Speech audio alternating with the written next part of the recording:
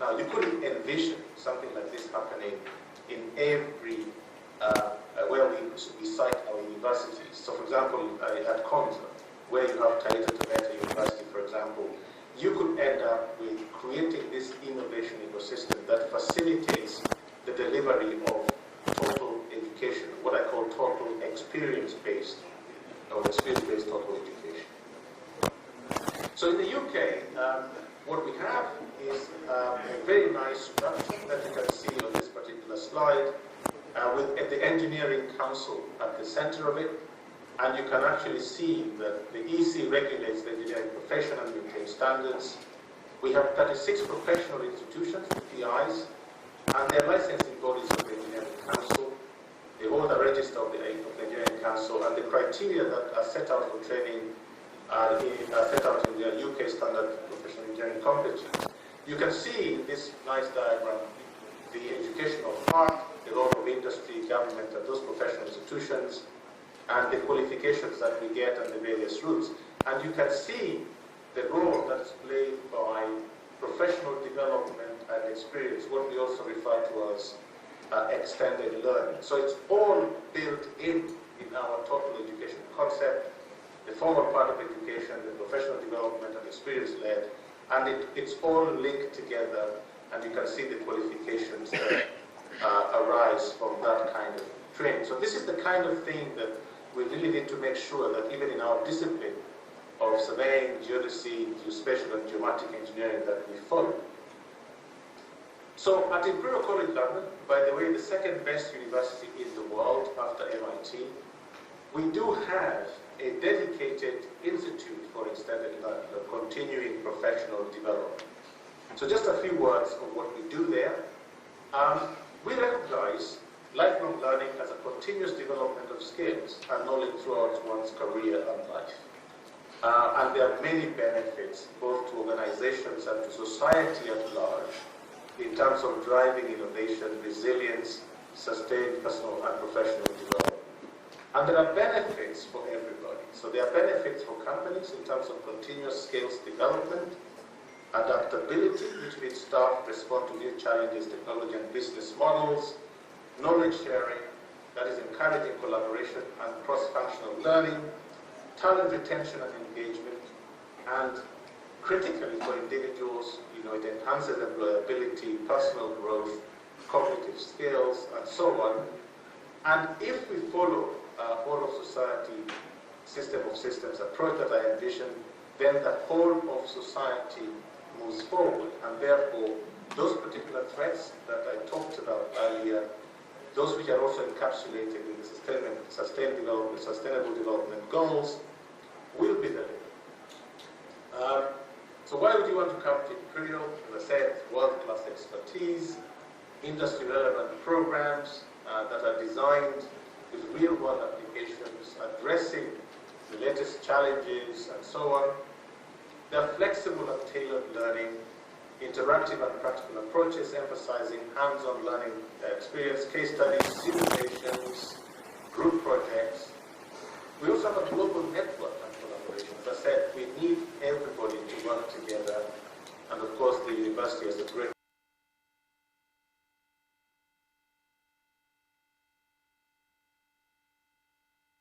this is a key takeaway. I hope that you have my presentation, is that it's not just about our discipline. And you can apply everything that I've said today to our discipline in terms of lifelong learning and competency-based education and training and how important it is. But we need to be able to apply that within this whole of society system of systems approach, where we collaborate effectively to address those particular challenges I showed you in terms of my threats and the threat landscape, and of course the sustainable development goals. So thank you very much indeed, and I wish the whole conference the very best in the coming day or so. Thank you very much indeed. Thank you. So thank you. Thank you to Prof. I think as you've listened through that particular presentation, I believe it's very relevant, especially to those of us who are in the universities and involved in training and then development, to be able to see how they're doing it at Imperial College London, which he has told you is the second best university in the whole world after MIT. Let me now invite Dr. Cherise Griffith-Charles, the president of CASLE.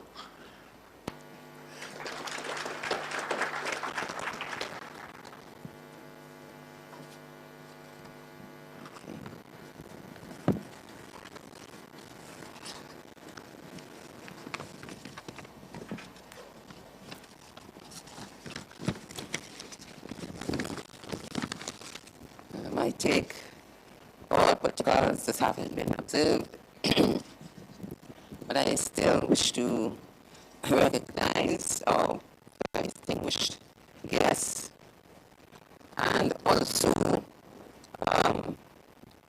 His Excellency and His Excellencies and the President and the Deputy President of the Institution of Surveyors of Kenya, fellow professionals, members of the Institute, guests and invitees, all good morning. So as I was introduced, I am Cherise Griffith-Charles, President of the Commonwealth Association of Surveying and Land Economy, CASLE, and I'm extremely honored to be here to represent CASLE as an invited guest of the ISK, which is a member association of CASLE. It's my second time in Kenya and first time in Mombasa. And despite the rainy weather we've been having, I feel quite at home. We also have a rainy season in Trinidad and Tobago, where I'm from right now. And as you may have seen, we have hurricane season as well, just in Jamaica, close to where Trinidad and Tobago is in the Caribbean, had a very bad, extremely difficult hurricane in Melissa. But I'll say a little more about CASLE towards the end of my address. First, let me launch into the address. Is this the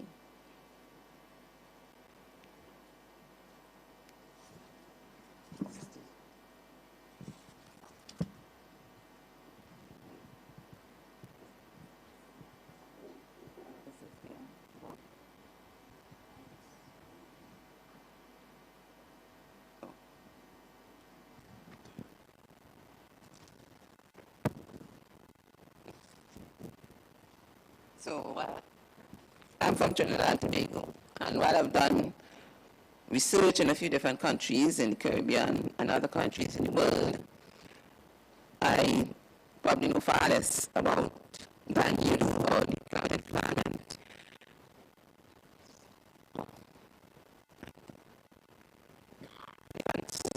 Environment that you find yourselves in.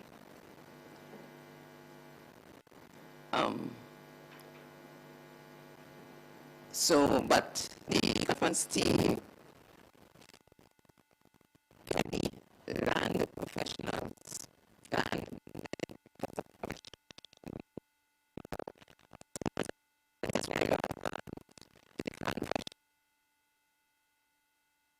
and so rapidly that we need to be on the ball and prepared for every eventuality. We need to modify our practices, anticipate changes, and regulate our adoption and adaptations to meet the needs and desires of the changing society. Our first mandate is not to be as precise and as educated as possible. Our first mandate is to better the society, or to work on behalf of the entire society. So I therefore added in a rapidly changing present, to focus on the current intensity of aspects of our environment where we need to respond excellently and with resilience. So I've done research. I know that in Kenya, there are issues of moving general boundaries, for example, to more precise boundaries, issues of unregistered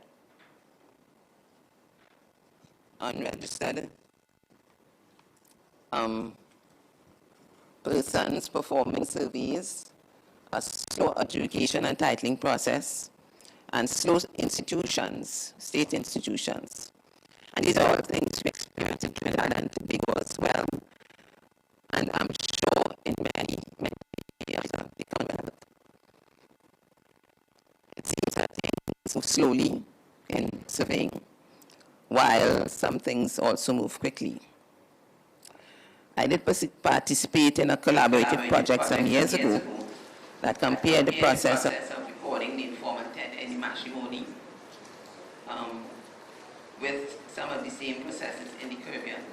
So I've been to matrimony and I've worked with Kenyan surveyors on that type of thing. Some of you may know of the project itself. I will, however, speak a little more generally about global conditions and their impacts on our professions and our professionalism and what we need to do about them. So how do we get to that future readiness? How do we get to be future ready?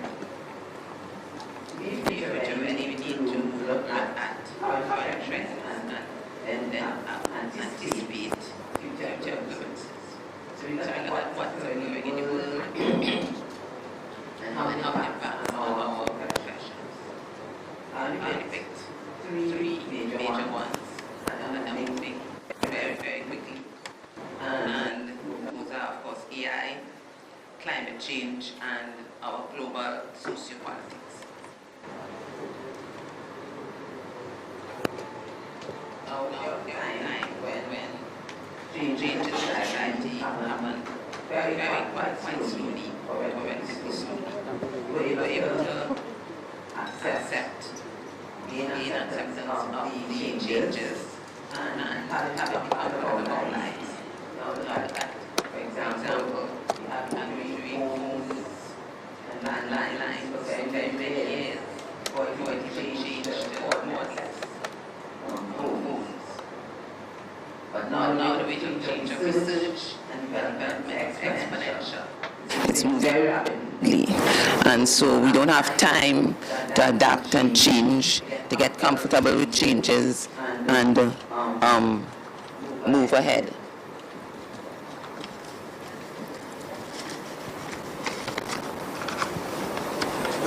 Obsolescence takes place. So we're looking at a few changes, but of course you may have other ideas about things that are changing in your environment that are also impacting on our professionalism. But we don't have the time to move into all of them. So I'll look at just these three. Everyone should be quite tired of hearing about AI by this point. It seems that it is pervasive and ubiquitous, and also changing and evolving rapidly as we speak. We've got to the point where we can look at any picture, any video on the net and say, well, that's AI. We no longer believe in anything that we see. But AI is really such a broad-based technology that each person may be speaking about it from a different perspective. And they perceive that they're referencing the same concept. But I have a couple of definitions here. So AI, if you have an accent on the intelligence, and human beings in their arrogance think that anything that mimics the human being is intelligent. So anything that performs like a human being with thinking, being rational, or even emotional and artistic and creative, we think of it as being intelligent. So how does that impact on our professions? Well, we have certain things in our professions where we use subjectivity, we use our experience or knowledge or intuition to be able to perform. And some examples could be estimating values in the evaluation profession. Sometimes you, from your experience, you can determine or estimate a value, and from your knowledge. But there's something that's a little subjective about it. You can't be very extremely precise. We always say that valuation is part science and part artistry. Or even in surveying, redefining boundaries. You may go into an area, and I'm a cadastral surveyor myself, and you find some boundaries and you don't find some. And therefore, you use your creativity to determine, sort of like Sherlock Holmes, to determine where you should replace boundaries.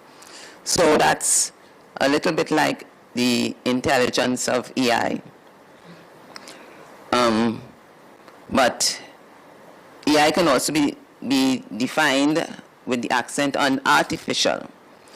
So that's where the system can perform actions that would be tedious to perform manually, such as subdividing land into equal parts. You can plug those in once you know the factors that you want for your output.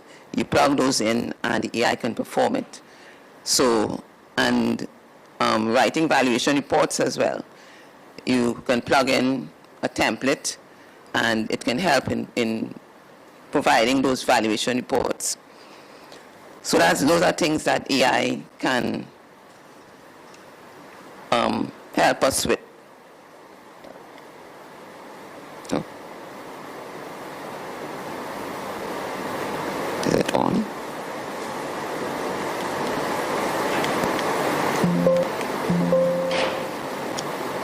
It's high technology. But there are positive aspects of the AI and its rapid inclusion into our professions.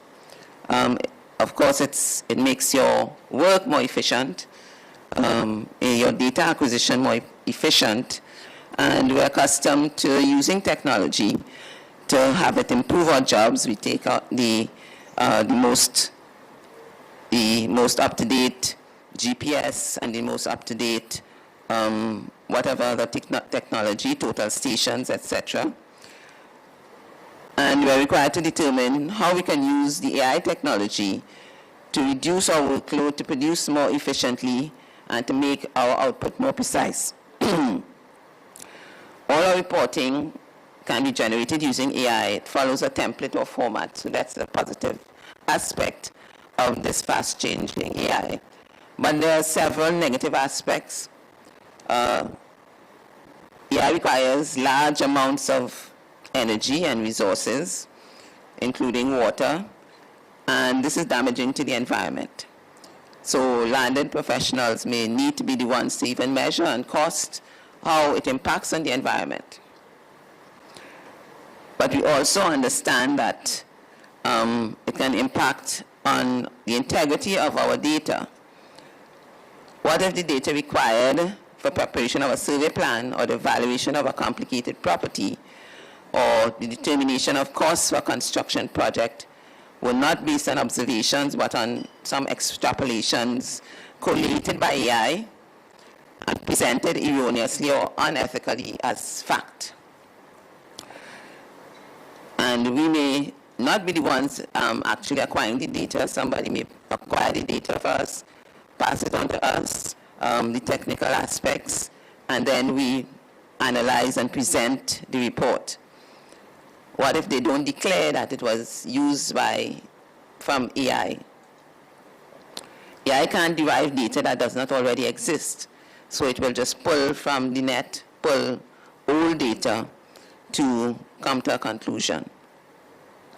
So as landed professionals, we need to take responsibility.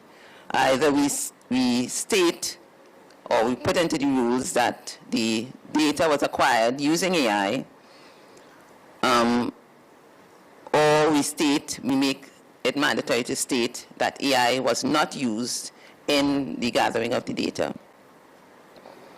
And I've had this situation already where people would ask, if I'm writing an article, for example, where they will ask you to declare whether AI was used, or if I'm reviewing a paper as well, they ask you to declare whether AI was used. Sometimes it's not about just stating AI will not be used, or if you want to put that into the rules, you decide as landed professionals, or you decide that it must state when AI has to be used. If you go back. Also, there's a bias in training data that is used for building AI. AI systems are built on training models. So if the training models do not reflect your environment, then you get errors or gaps from using AI to develop your analyses. So some AI systems, and I know it's still rapidly developing, so by tomorrow or the next day it may evolve to become even better. But some AI they will hallucinate or make up answers or grab from pretend or simulated data. It's not, if it doesn't know where the data comes from, it just grabs data from online data sets. And smaller or developing countries can be victim to this. So sometimes, well, when I lecture, I would ask the students to prepare reports. And if you tell them not to use AI, it becomes like a challenge. Let me use the AI and see if they can detect it. So, well, knowing well that a lot of reports and documentation from small areas like the Caribbean, small regions, would not be published, would not be available on the net, I would then check to see what the students do. And sometimes when it hallucinates data, I would know that these are documents that don't exist, or these are data that do not exist. So I can tell then that the student has used AI. But what we need to do as landed professionals is to assist in building training models that reflect our regions so that AI can be used to perform analyses.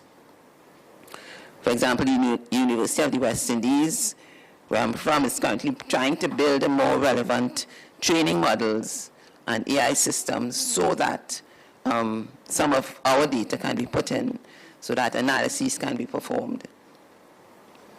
But until then, we need to be very careful about the AI you're using. And sometimes in it, you get learning and development loss. AI systems generate new processes, models, and products from existing data. And some researchers predict that the human input is still necessary to develop innovations and true creativity. If landed professionals use AI as a crutch, innovative designs may no longer arise. If it's so easy to just ask the AI to perform certain things, how are we developing? How are we growing? Some students may not be able to practice and grow their own independent abilities to manipulate data, to analyze, if they're using AI. So again, we would need to build our own rules and regulations into how the use of AI can be done.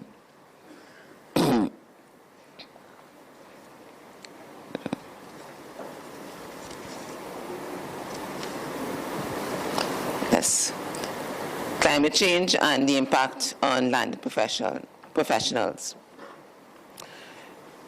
So we're all hearing about climate change, and we're hearing about how intense it is becoming, those changes. So again, that's one of the things that is rapidly evolving and impacting on us. And it's one of those multidisciplinary areas where everyone must be aware of it. So that's its own learning curve. We may have to, again, mandate that everyone becomes au courant with the status of climate change for our professions to be resilient and excellent. There are positive aspects to it. Landed professionals would be the ones required to acquire the data and map the data to support climate change assessments. Landed professionals are also the ones best placed to perform the analyses and make the technical statements and suggest solutions. Your voices will be heard. Sorry. Okay, let me get a move on. But we have negativity in that some persons will continue to disbelieve the concept of climate change. And then the last area is the sociopolitics. Now, there's always politics involved in land governance. There's always been, including allocation and distribution of land, permitting development, and positioning of boundaries. But global discussions have, for a long time, been supportive of inclusion of vulnerable and marginalized members of the society in the allocation of land. And as I said, we as landed professionals need to be aware of our impact on the society. We need to be functioning for the betterment of society. And that kind of ideas of human rights, equity, diversity have been underscored and funded by global groups such as the UN, GLTN, FAO, and many others. But recently there have been changes and reactions and pushbacks to this level of thinking, this type of thinking, where governance systems have sort of pushed or removed this type of idea from their policies. What is positive is that there's still a continuous need for land data to support legitimate access to land, and we need to be the ones to speak out for the vulnerable. We have to continue that idea to include, just because of our ethics, our professional ethics, to include diversity, equity, and inclusion, gender equity, and understanding of vulnerability. And that makes us excellent and resilient. But we have to be aware of the difference in the sociopolitics going on. And so that may mean that we may have loss of funding for land programs, and also professionals may fear voicing these types of ideas, if, especially where persons in governance may be discrediting this type of position. But professionals must continue to support human rights. So, all in all, next slide. Right. And to collate, we need to continue to review trends and analyze for impacts and put it into our rules and regulations to guide use of AI, as I mentioned, and then as well as guiding incorporation of climate change and human rights by professionals, and continue to speak out on professional issues. There are strength in numbers. I can't guarantee that you won't be negatively impacted by stating these positions, but there's strength in numbers, and hopefully if the ISK or the associations speak out, that it will be heard. Next slide, please.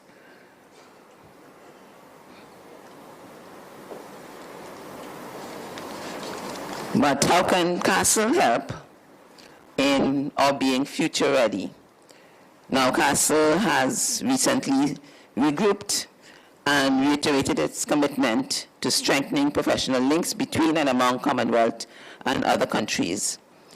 And as you're aware, CASLE is a professional body dedicated to promoting excellence. And we do this through the collaboration, through capacity building, through advocacy. And it was support its members in advancing best practices, innovation, and sustainable land governance. So some of those human rights ideas are inbuilt into the CASLE mandates. So you will be supported in promoting these ideas. We can visit the CASLE, but we have the Deputy President of ISK is on the committee, current committee, so you can put forward your ideas of how CASLE can help, and that they will be supported. So I look forward to hearing real experiences. I'm sure you all look forward to, and I'm sure that the real world experiences and ideas presented during the conference will ensure that you come to the conclusions that will help you to be future ready and to go forward with excellence and resilience. I thank you. Thank you very much, Dr. Sharis. Yeah, thank you. No worries. Let me invite now Ben Waweru, who is representing the PS ICT, to make some brief remarks. Then we move on to Deputy Governor. Thank you very much, President.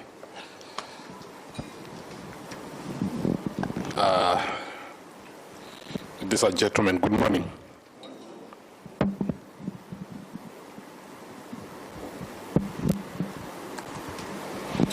So my name is Ben Waweru, Director for ICT, in charge of data center and cloud services infrastructure.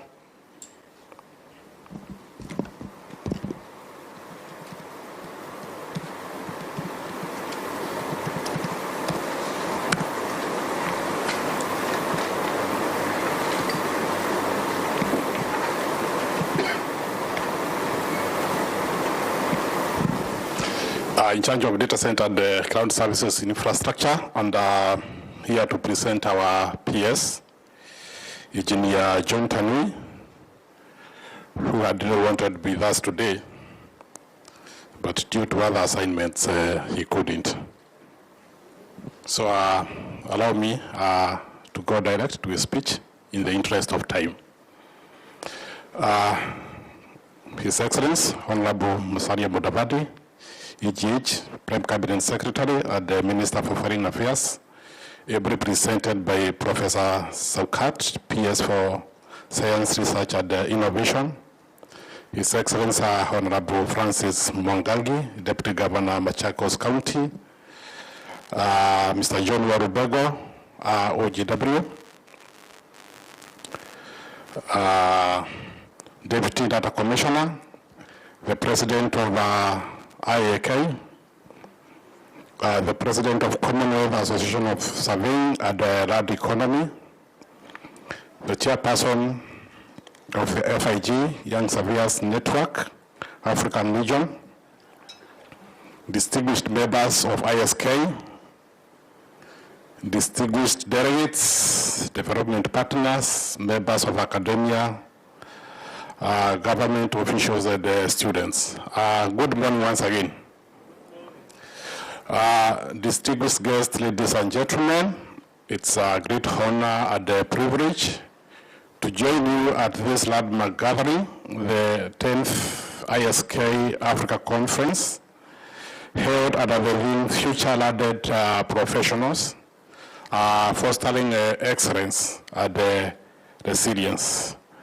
Allow me, right from the onset, to commend the leadership of the ISK and its partners, the Commonwealth Association of Surveying and Land Economy, International Federation of Surveyors, Young Surveyors Network, and the Survey Institute of Zimbabwe for convening this important conversation on the future of the surveying, focusing on creativity, critical thinking, and complex problem solving.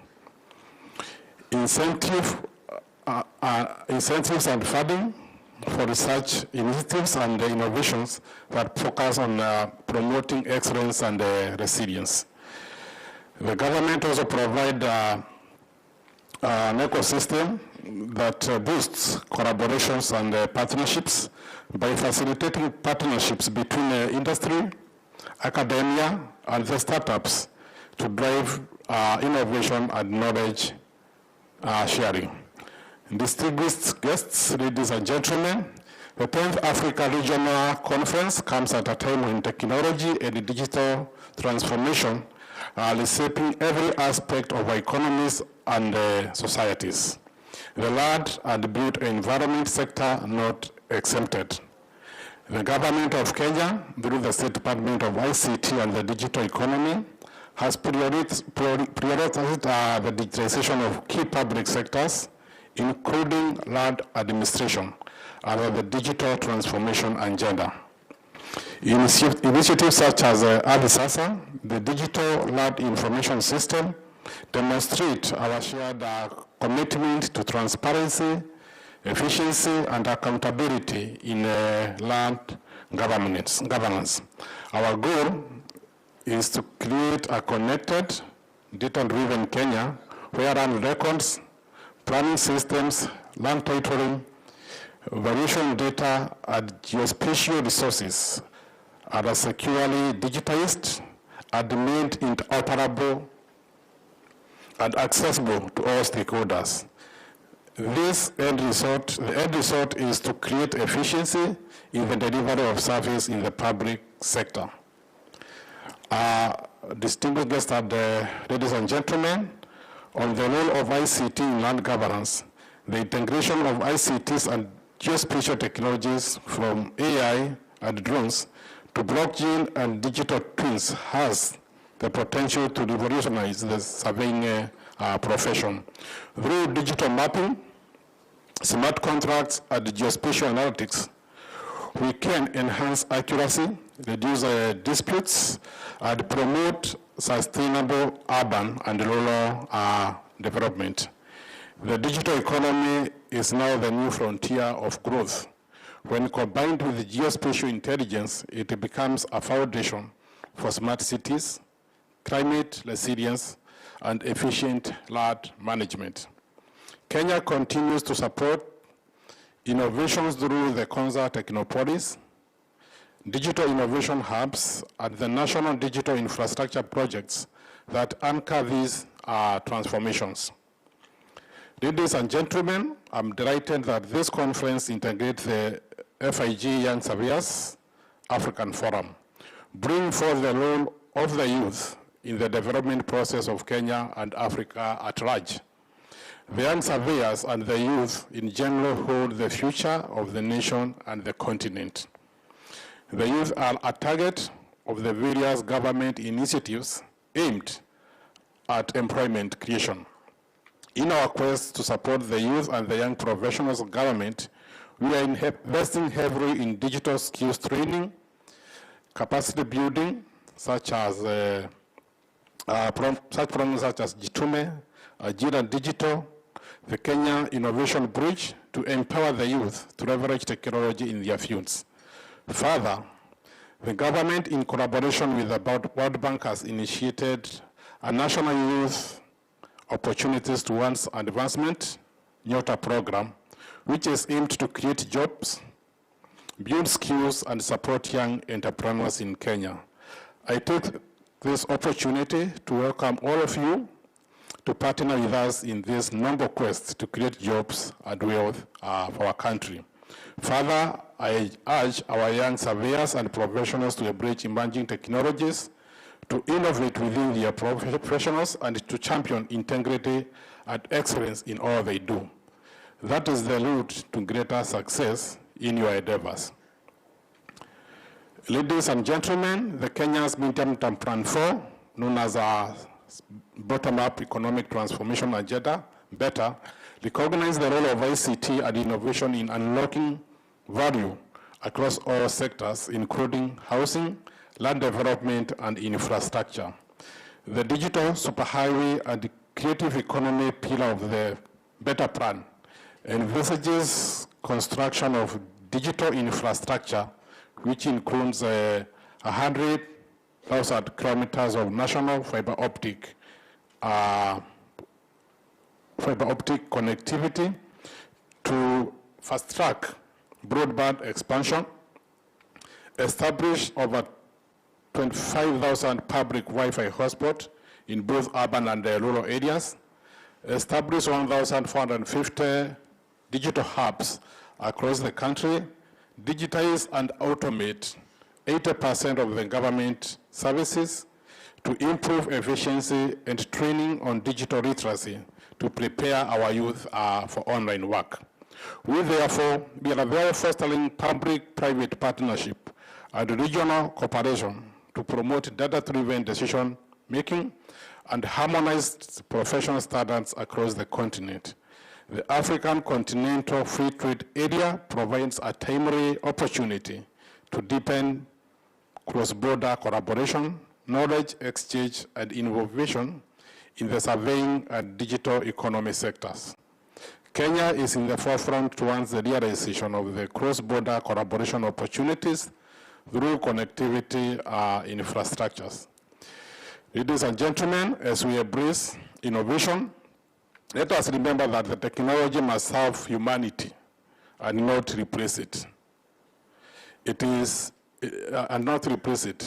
Ethical use of data, respect for privacy, and inclusive design must remain central in our digital transformation journey. Technology must enhance transparency, equity, and environmental stewardship in alert management and infrastructure development. The State Department for ICT and Digital Economy is committed to working with all of you to promote digital ethics, data protection, and the responsible use of emerging technologies such as AI in professional practice. As you engage in discussion over the next 2 days, I encourage you to think boldly and act collaboratively. Let us harness the power of digital innovation, professional integrity, and continental partnerships to reimagine Africa's led and built economy.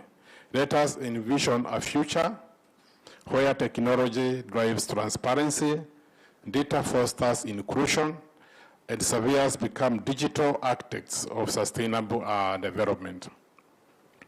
Ladies and gentlemen, on behalf of the Government of Kenya and the Ministry of Communication and the Digital Economy, I affirm our commitment to supporting initiatives that advance professional excellence and digital transformation across all sectors. I once again congratulate the ISK and its partners for organizing this important conference that is a hub for knowledge and information exchange. I wish you fruitful deliberations, and I thank you all. God bless you, God bless Kenya, God bless Africa. Thank you very much. Thank you very much, Ben Waweru. Please convey our gratitude, deep gratitude to the peers. Asante. Let me now invite the Deputy Governor, Machakos, to come on stage and make some remarks.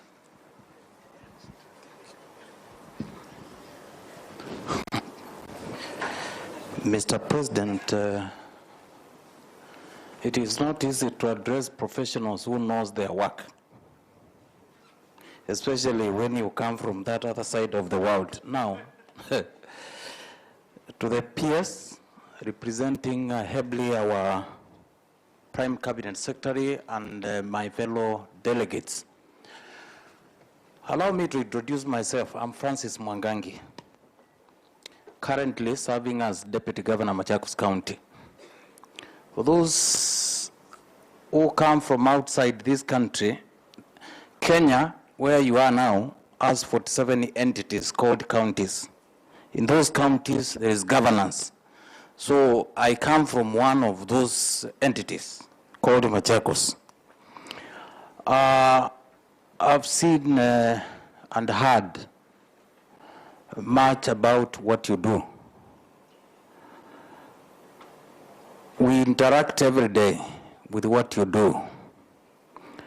The country currently is talking about And actually it's not even Kenya, it's most of the African countries and the developing world for that matter. We are talking about transforming our countries and making them become developed from developing.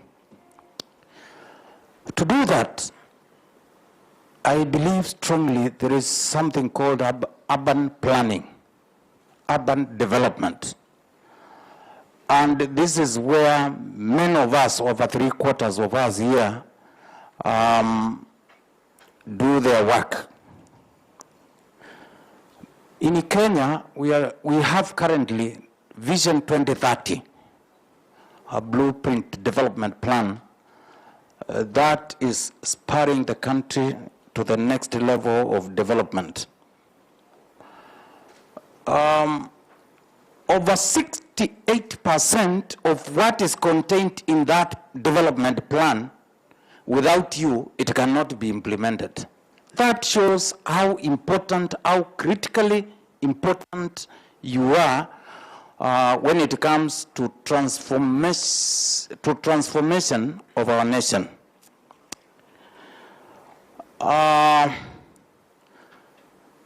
One time, President of US, J.F. Kennedy, in his inauguration speech, he once told America,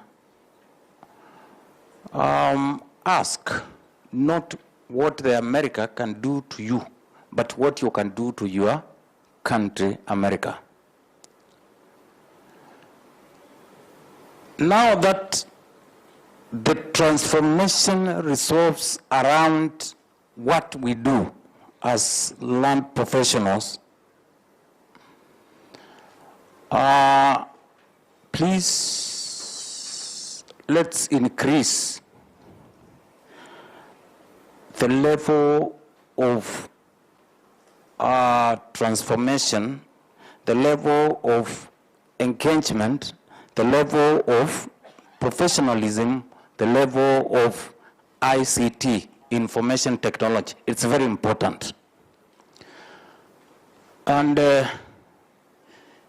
because of where I come from, I've had Weldon Maritime. These people cheered you so much. I also wish you well. Next time when you appear here, you appear higher than where you are. Because I think this country needs people like you. Okay? I wish you well. In terms of land, you remain very important. And this country will not reach where our head of state wants us to be if you are left behind as a sector and as a profession.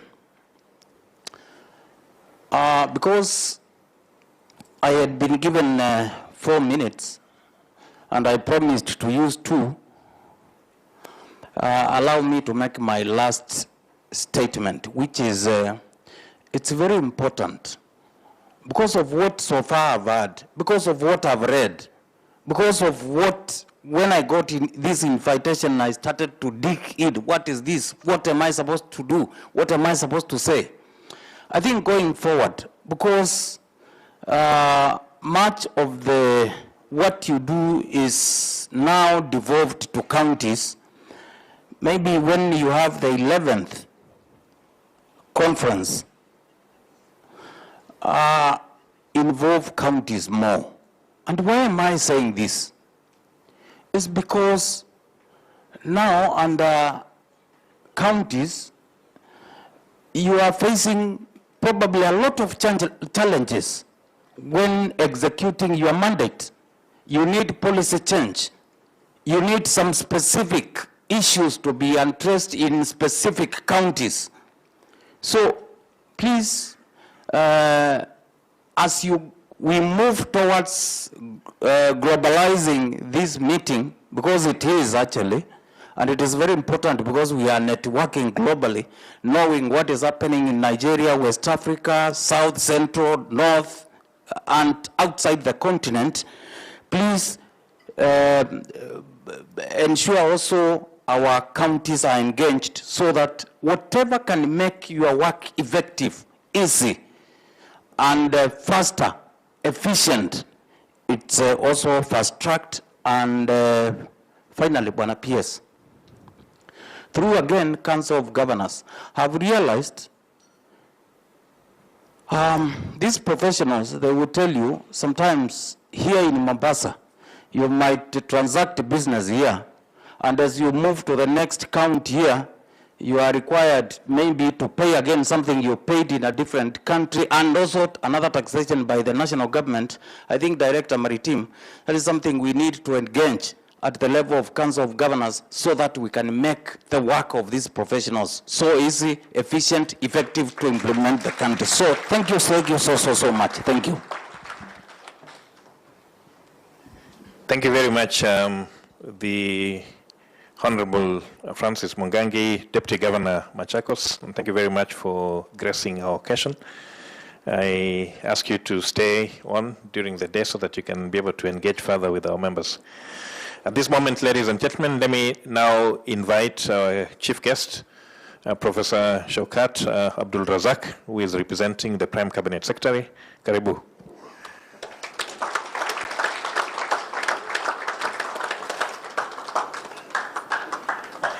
Thank you very much, Mr. President. Thank you very much, the President. Let me greet all of you. It's still morning. Good morning.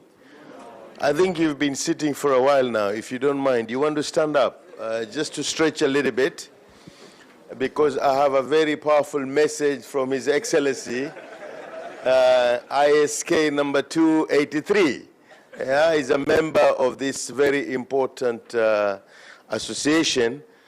Please get seated. And he requested me if I could be able to convey his message. Please accept his apologies due to unavoidable circumstances.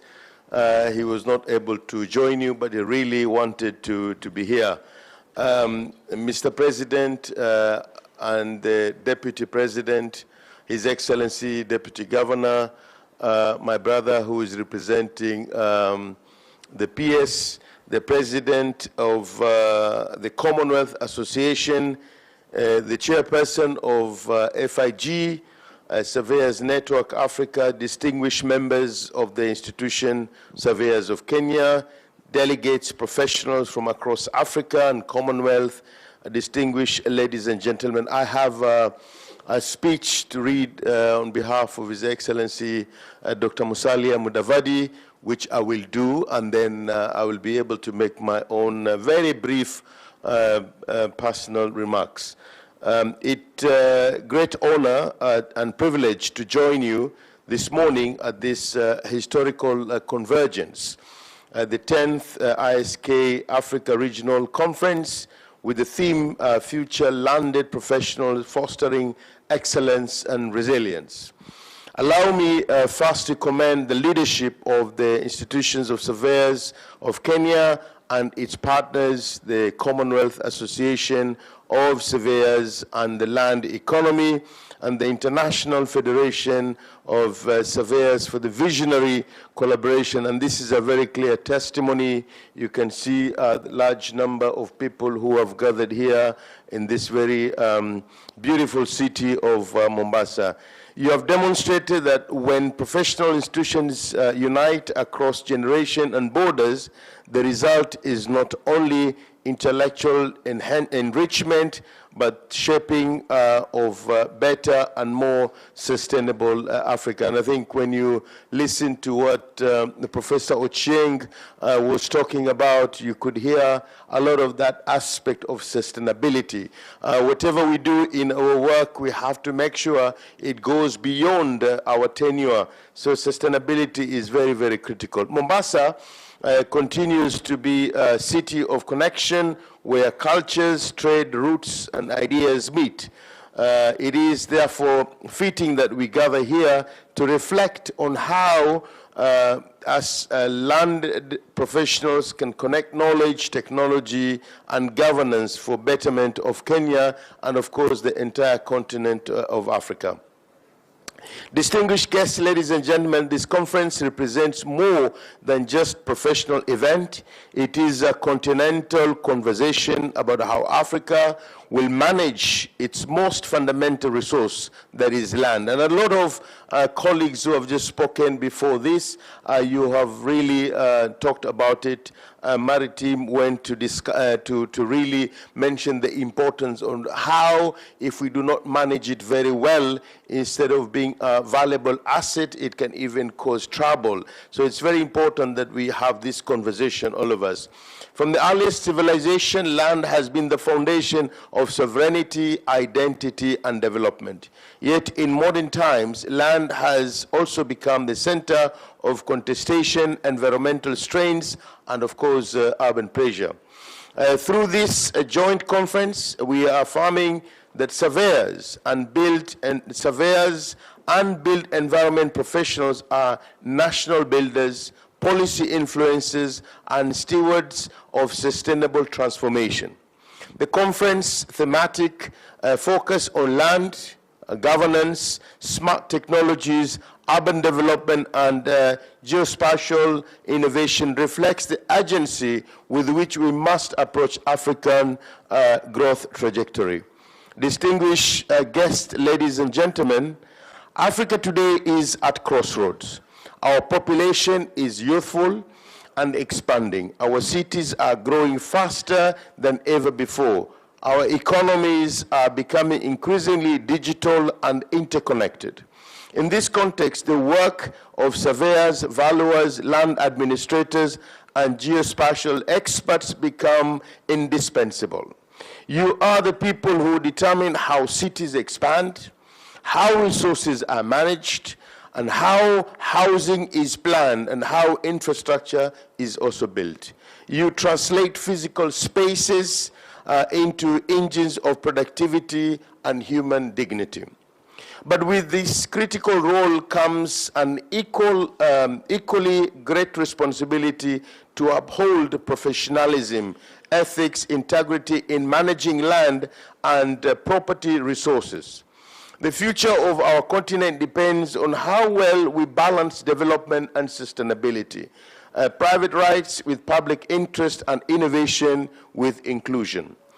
Distinguished ladies and gentlemen, the government of Kenya remains committed to creating a transparent, efficient, sustainable land administration system under the Ministry of Lands and Public Works, Housing and Urban Development. We have embarked on a comprehensive land digital agenda, including the Ardhi Sasa platform, to improve service delivery, enhance accountability, and hence enhance also transparency.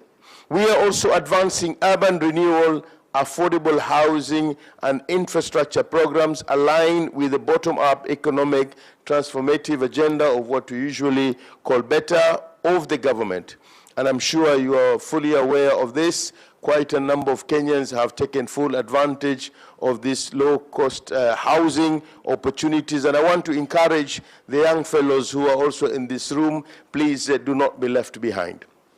These initiatives recognize that land and property are both economic assets and social goods essential for inclusive growth.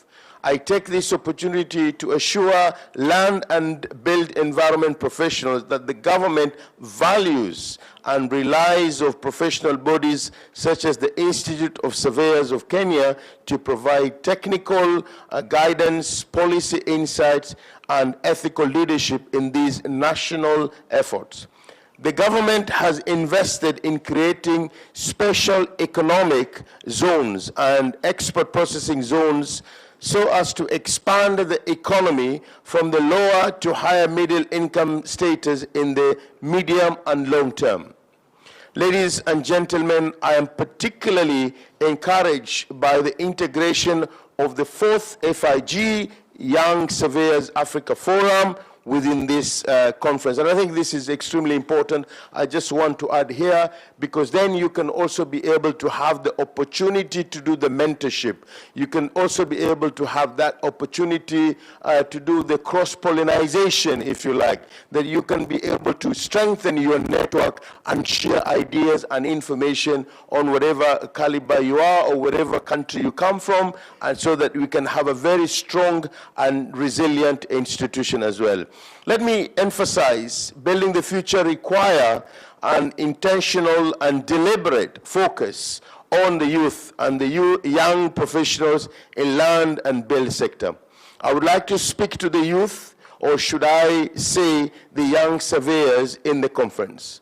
Africa has a demographic advantage, a youth population that holds immense potential. And we keep on talking about this. Very important that we know even in our country, 60% plus are in that category. And if you look at the median age in Africa, it's actually around 19 or so. So this is a very relatively young continent. The future is very bright, but we must be able to do heavy investment in our young intellectuals so that they can continue being co-pilots in the developmental agenda. I do not believe that youth are the future leaders, but they're the leaders today, and we have to run together with you.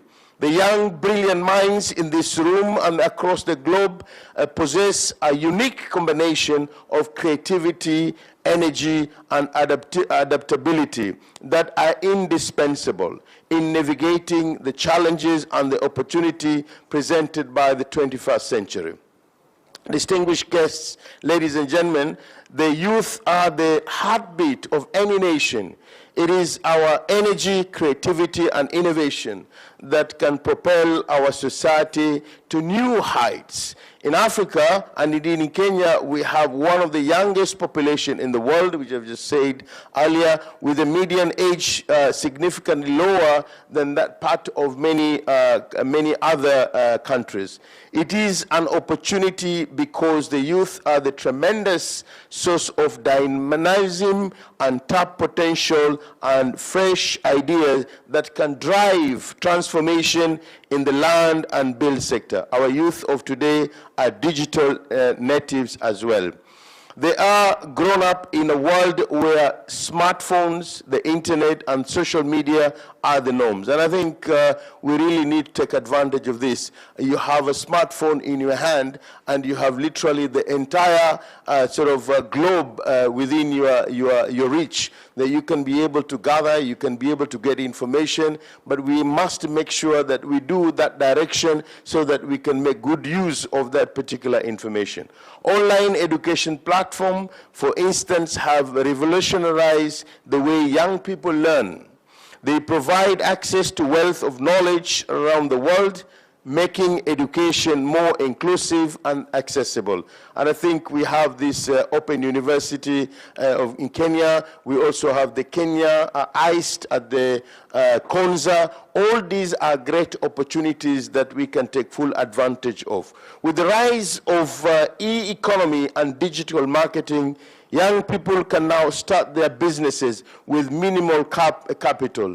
And you know that recently His Excellency has launched, and our PSs are all over the place, really talking about the Nyota. I know it doesn't fit here because most of you, if not all, are at least that level of graduate, but also we have other opportunities within the government setup like Nyota project, where we are looking at the age of 18 and 29 years old, and to be able to help these guys who do not have any formal qualification to be able to start their own businesses.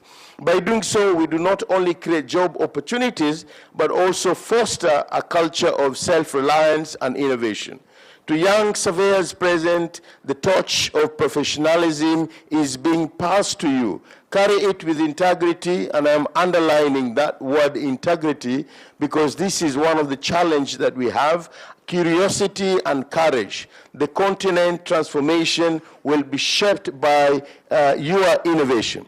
Distinguished guests, ladies and gentlemen, as Africa continues to integrate into African continental free trade area, there is a pressing need to harmonize professional standards and promote a cross-border collaboration. And I think this is already over many years you have been doing this, and I want to encourage continuation of that. The issue of building synergies, collaboration and cooperation, and break the silos, because this is one of the major challenges we see not only in this profession but in many other professionals. So I encourage you to use this platform not only to discuss ideas but to build actionable partnership that influence policy at the national, regional and global level. And I think you've had what Professor Ochieng was talking about, looking at the KPAs, looking at the KPIs as well, so that we can be able to measure. For me, I trust and believe whatever we do,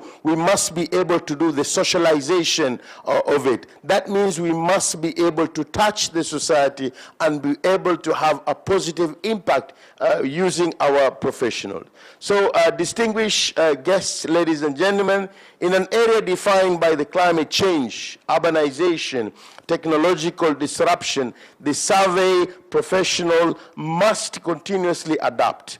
The integration of geospatial intelligence, smart mapping, artificial intelligence, and digital twin technologies can revolutionize how we plan cities, manage natural resources, and respond to disasters. But technology must serve humanity and not just replace it, as my brother said it from the ICT. We must ensure that innovation in land management contributes to climate resilience, gender inclusivity, and the social equity. And I think Madam President of the Commonwealth did actually go very deep on this, looking at the issues of the climate change, looking at the issue of the gender, nobody should be left behind, and most importantly, the social equity of whatever we do. So as we open this conference,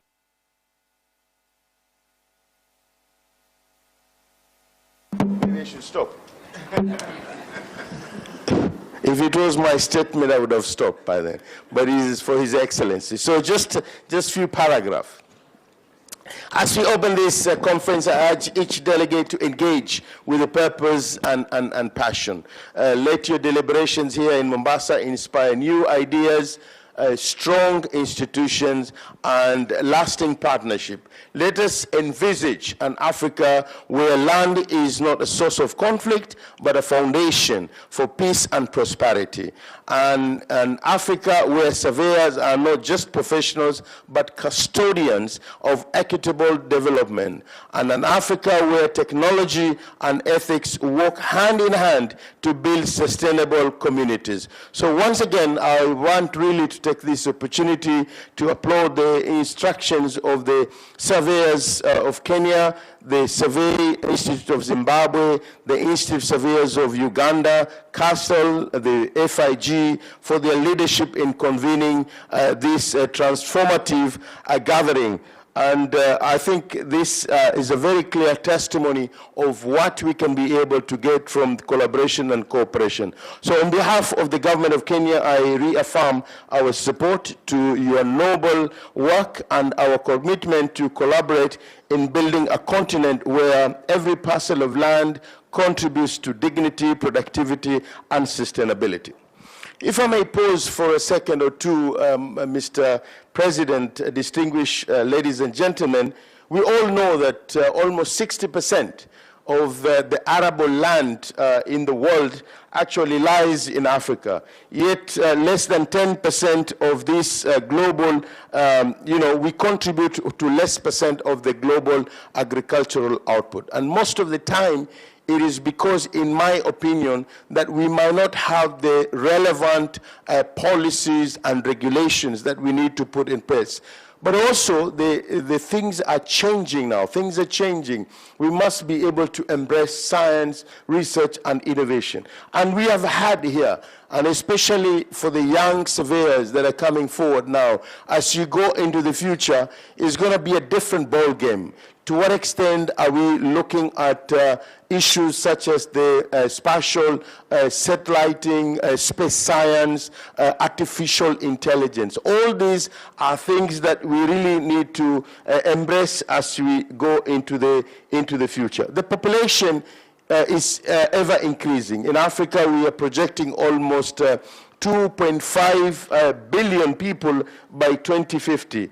And again, as I've said, a relatively very young population. Hence, we have to look at ways and means of how we do urban planning. I mean, I just came, I was in Vienna for 10 years at the United Nations. And you can see that leadership. You could see that projection people had 100 years ago. Proper urban planning. And I think this is something that His Excellency Deputy Governor was talking about. We must be able to plan. We need to think. And I think His Excellency President Dr. William Samoei Ruto has already moved in that trajectory. We've been talking about better bottom-up economic transformative agenda. We are also talking about the Vision 2030, which is just around the corner. We've heard about the SDGs. We know about the Africa Agenda 2063.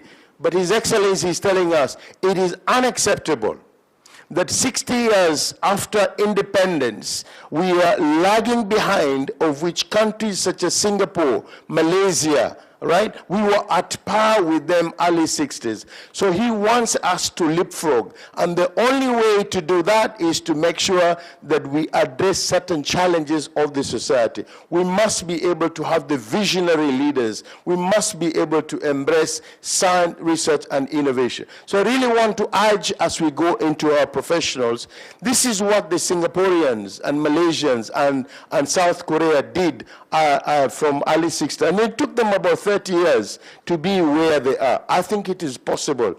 It is through partnership, it is through collaboration, it is through mentorship, it is through having appropriate education system. It is through having an appropriate pedagogy, the way we communicate, the way we teach. So really, I want to encourage you as you continue with this conference, take note of what you have achieved in the past.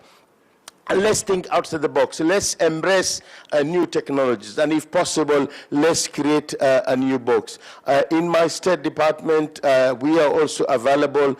Our really work is to do advisory, to do the promotion, to do the regulation on all matters to do with science, technology, and innovation. And we work very closely with other State Departments to see how Kenya can leapfrog from where it is to the first world country. And I think it is possible. Friends, colleagues, distinguished ladies and gentlemen, it is now my distinct honor and pleasure to officially declare the 10th ISK African Regional Conference officially open. God bless you, God bless Kenya, and God bless Africa. Thank you so much.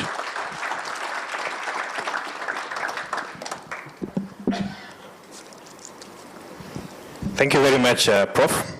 And please convey our deep gratitude to the Honorable Dr. Musalia Mudavadi when you see him. Indeed, we would be happy to meet with him at some point. I know he really wanted to be here, but due to commitments, he has been unable. So thank you very much for that. We are coming to an end of this first plenary session. Ayub, can we proceed? Thank you, President. We want to gift our guests, and I'll invite the DP and the President to come and gift our guests, starting with the Chief Guest, Chief Prime Minister. This is a gift. I appreciate our Chief Guests. Next.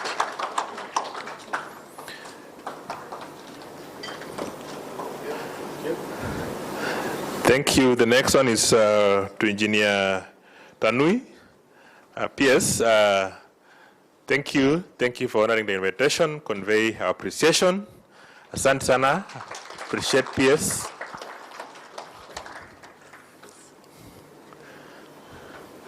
Thank you, President CASLE. Thank you. Thank you very much for honoring our invitation and the insightful comments. Appreciate her, the good lady, Daktari.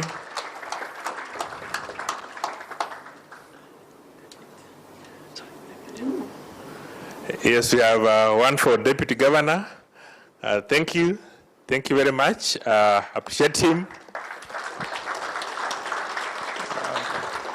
And he has told us that next conference we should involve COG. We'll do that happily. Okay. Thank you. I know for the rest we are still around, and I know in the course of the program we'll be gifted.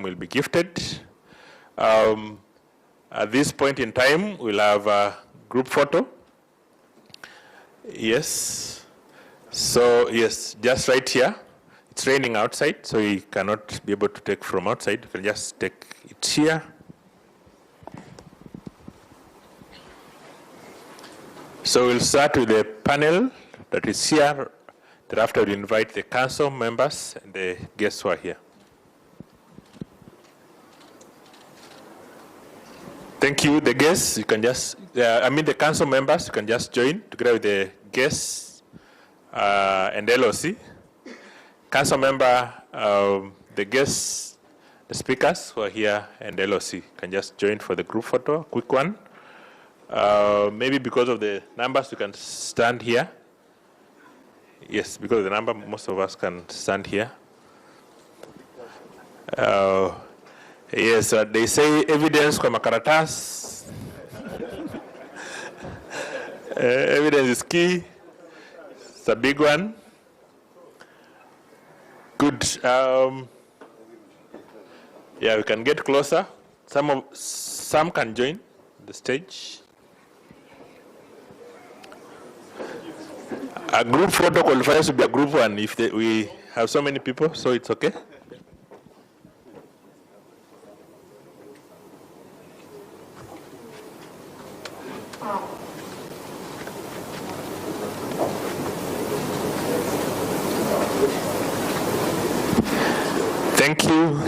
Thank you. I appreciate the guests, the council members, and the speakers. So at this point in time, we thank God for a smooth program. Yeah, so right away, while you are seated, we will allow the chief guest and the guests in our midst to be escorted by the president as they take a walk through the exhibitions. I appreciate our guests, the chief guests, Deputy Governor, President CASLE, Asante Sana, thank you. ICT Manager, thank you, keep appreciating them, kindly join them. The council members and the speakers can also join as they take a walk through the exhibition booths. Council members, kindly join. Asante Sana. I know our time is well spent. We will take a quick health break. As we take a bite, we can do how many minutes? 20 minutes? Yes, we can do 20 minutes. Then we come back at around 12:30, 12:35 for the plenary session. So enjoy your tea. And the tea is hereby declared blessed. Enjoy. Thank you.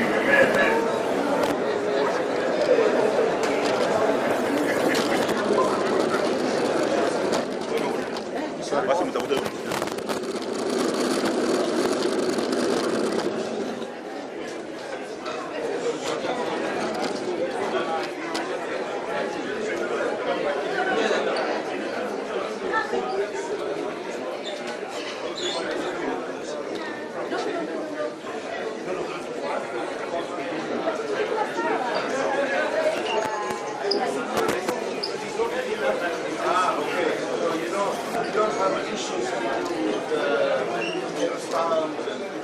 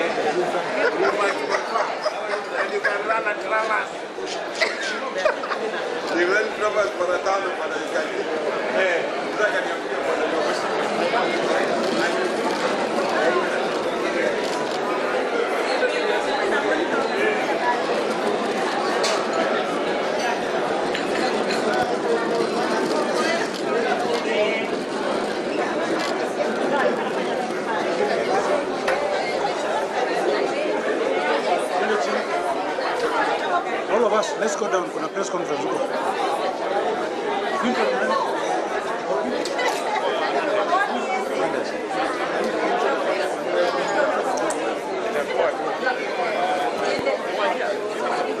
go down there. We have no time. We have no time. Let's go down.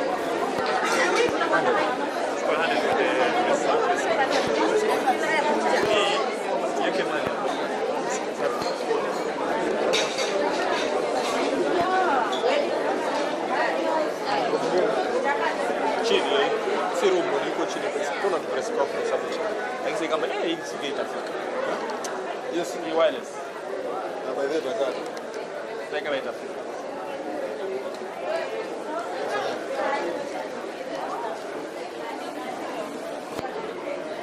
Mpaka kila kitu.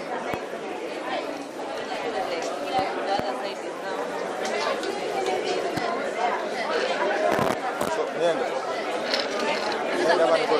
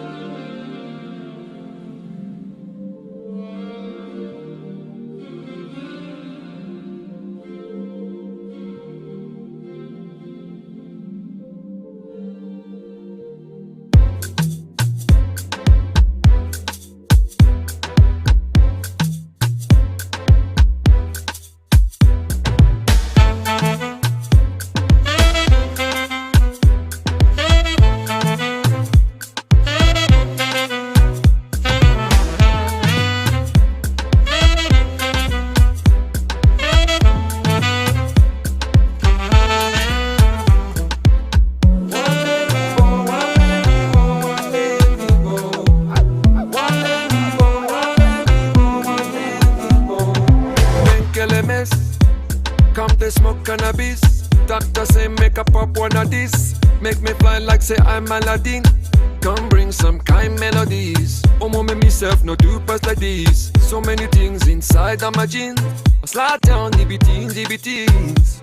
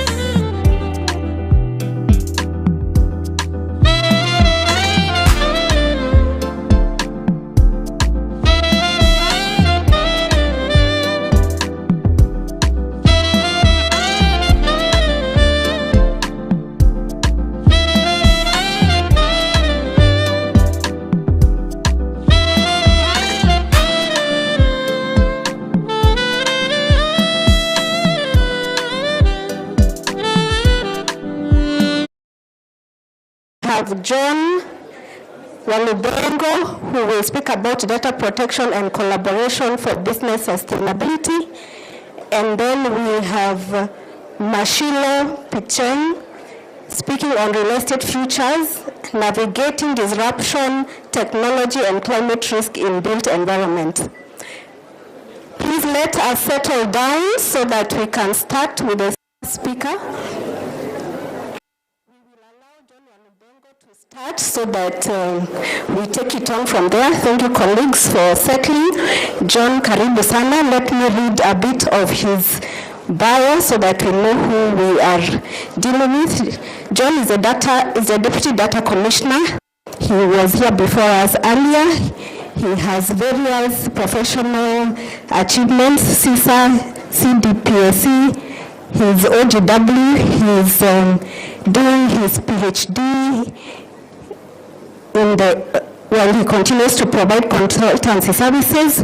He has worked in the ICT sector for a long time, and he chairs a subgroup that is looking at emerging technologies, including AI, blockchain, 5G, among others.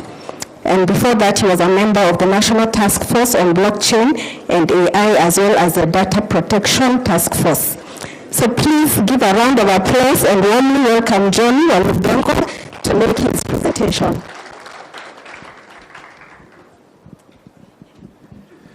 Thank you, MC. I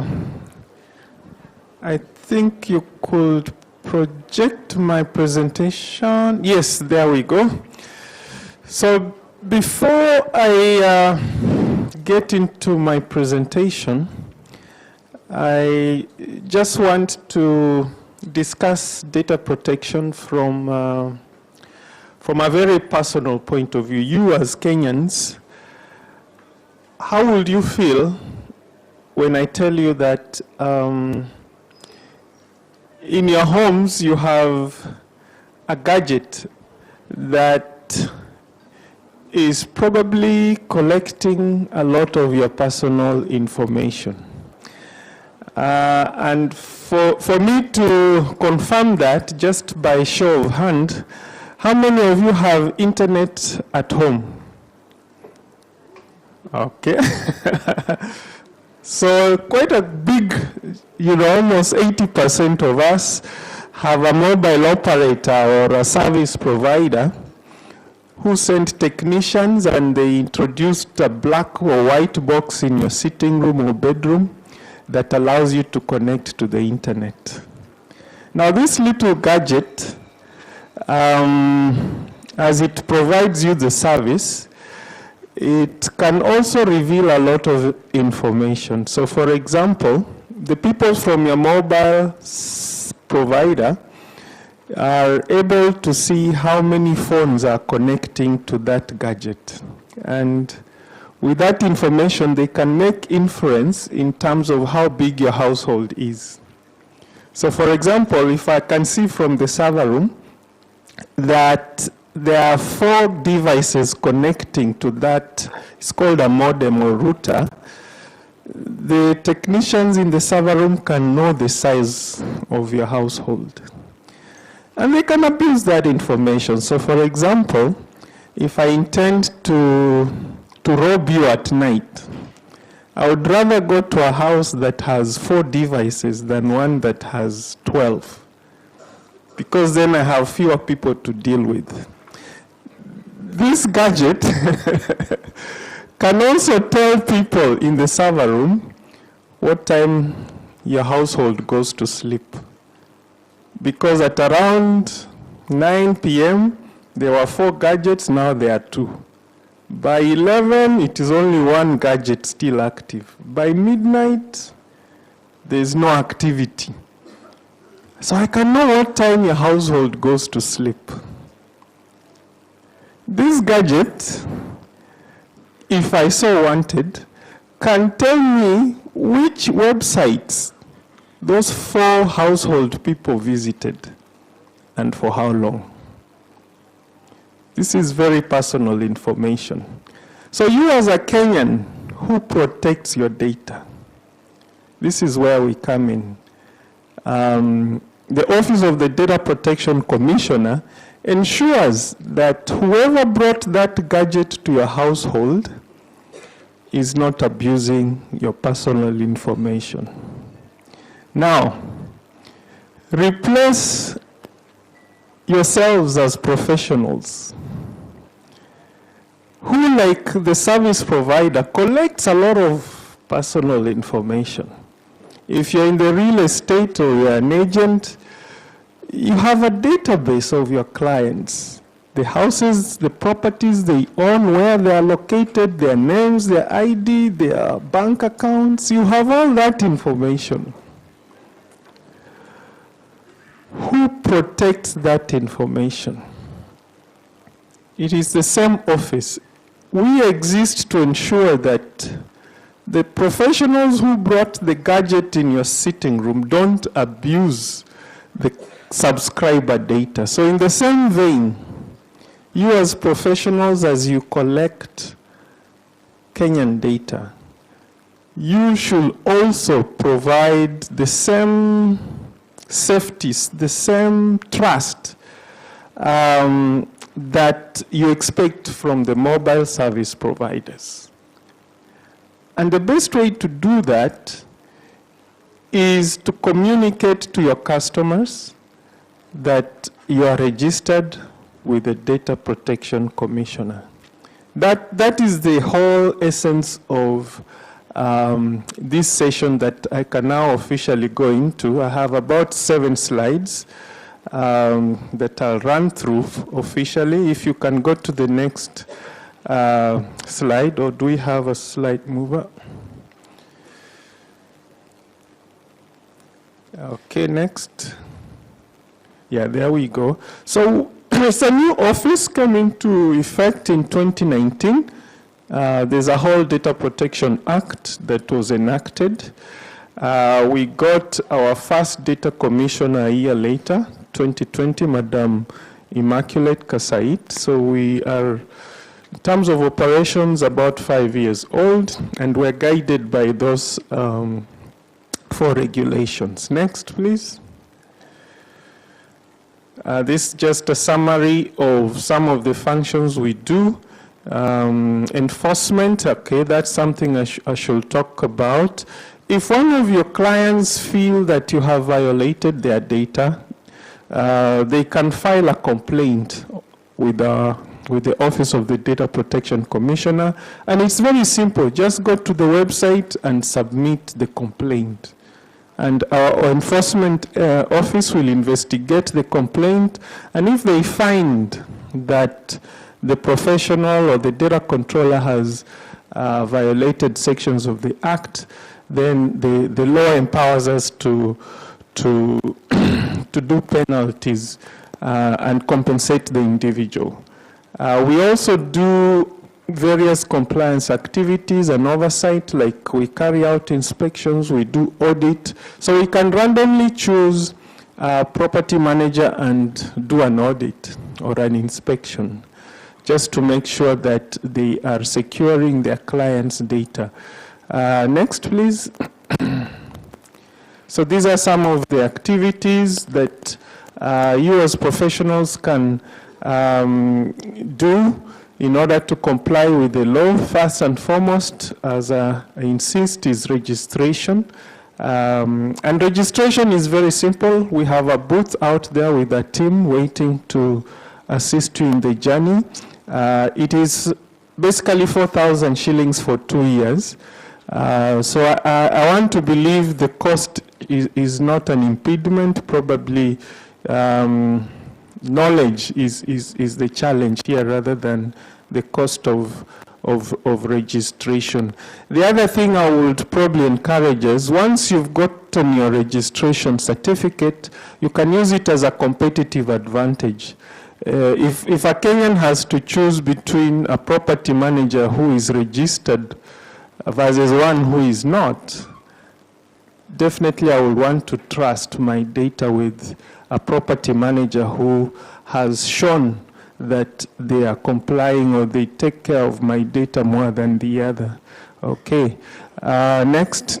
So we propose what we call data compliance 360 model. Next, just to elaborate on that. Compliance is not a one office affair. It's actually has an ecosystem. So if you are a property manager, you probably have suppliers. You also want to deal with suppliers who are compliant. I'm informed that some banks will not deal with property managers who are not demonstrating compliance. So you can imagine you're losing a client's business because you're unable to complete transactions just because of some paperwork.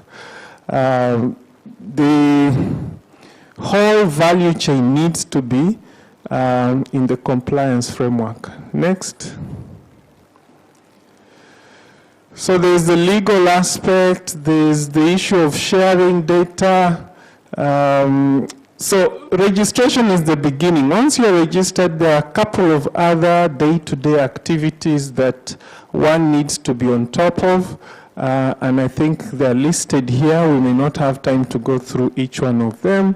But I could probably speak about data sharing. Sometimes you could get other agencies needing the data in your custody. There are procedures in which you can facilitate that, all in a manner such that you don't expose your customer data to the wrong people. Next, please. These are some of the activities you do internally. You're supposed even to train your employees, because sometimes you could have the knowledge, but your operatives don't know.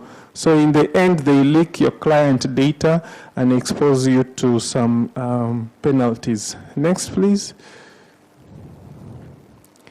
So as I said, compliance begins with registration. But once you have registered, there's a couple of other things that one must begin to do, outlining what are the personal data you have in your custody, how secure is that, who are you sharing that data with, etc. It's about 20 minutes, as I mentioned. My team is out there, Boniface and Carol. They'll be able to help you register. Next, please. Part of our regulations has identified, as you can see in yellow there, number 7, as categories of people who are handling personal data that need to register. Obviously, at the top of the list will be health, providers. You have people in the telco industry, banking, financial. But as you can see, number 7, property management, including selling of land.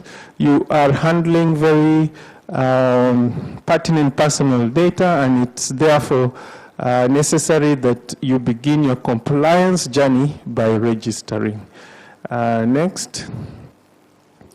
So these members of ISK will fall under that group that requires registration and compliance.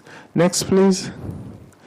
We're in touch with ISK, and we were proposing that you try and comply or try and apply to be a data controller within 3 months. So by next year, 31st of January is our proposed date. I'm sure the ISK leadership will be able to communicate a date that will work for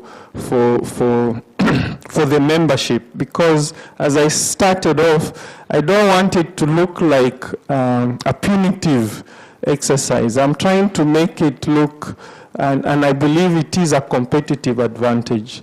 If you are able to stand out from your peers that your operations are complying with the law, I want to believe that that will give you more customers, more trust than if you're not registered. I think with those few remarks, I conclude my presentation. Thank you. Thank you, John, for that reminder first of the internet and a very relatable example of the use of our data, and for projecting that we should comply as professionals in the next 3 months. We propose to have the 3 presentations back to back in the interest of time, and then we shall have the questions at the end. So just hold on to those questions so that we shall take all of them at the end of the presentations. Our next presenters are architect Anna Musimi and Lucas John Omolo. Anne is a distinguished leader in the architectural and construction fields. Her bio is on page 16 of the program. She brings a wealth of experience in both local and international settings, having worked in Kenya and Botswana. And notably, she's the accountable manager for establishing the first national drone corridor, which was designated as a controlled airspace for beyond visual line of sight, testing, research, and innovation, and is intended to support Kenya's growing unmanned aircraft systems ecosystem. So this lady here, who is like my height, has done very important things. Allow me to also introduce Lucas John Omolo, who describes himself as a visionary and results-oriented ICT and smart city leader. He has over 12 years experience in the tech industry with particular expertise in software development, cloud computing, smart cities, applying the emerging tech and cybersecurity. He has various professional qualifications, including IoT, cloud computing, data center facilities, application development, and strategic management, among others. So this afternoon, Anna and John are going to make a presentation on the future of AI in real estate with smart infrastructure perspectives. Welcome. Please give them a round of applause and encourage them to come.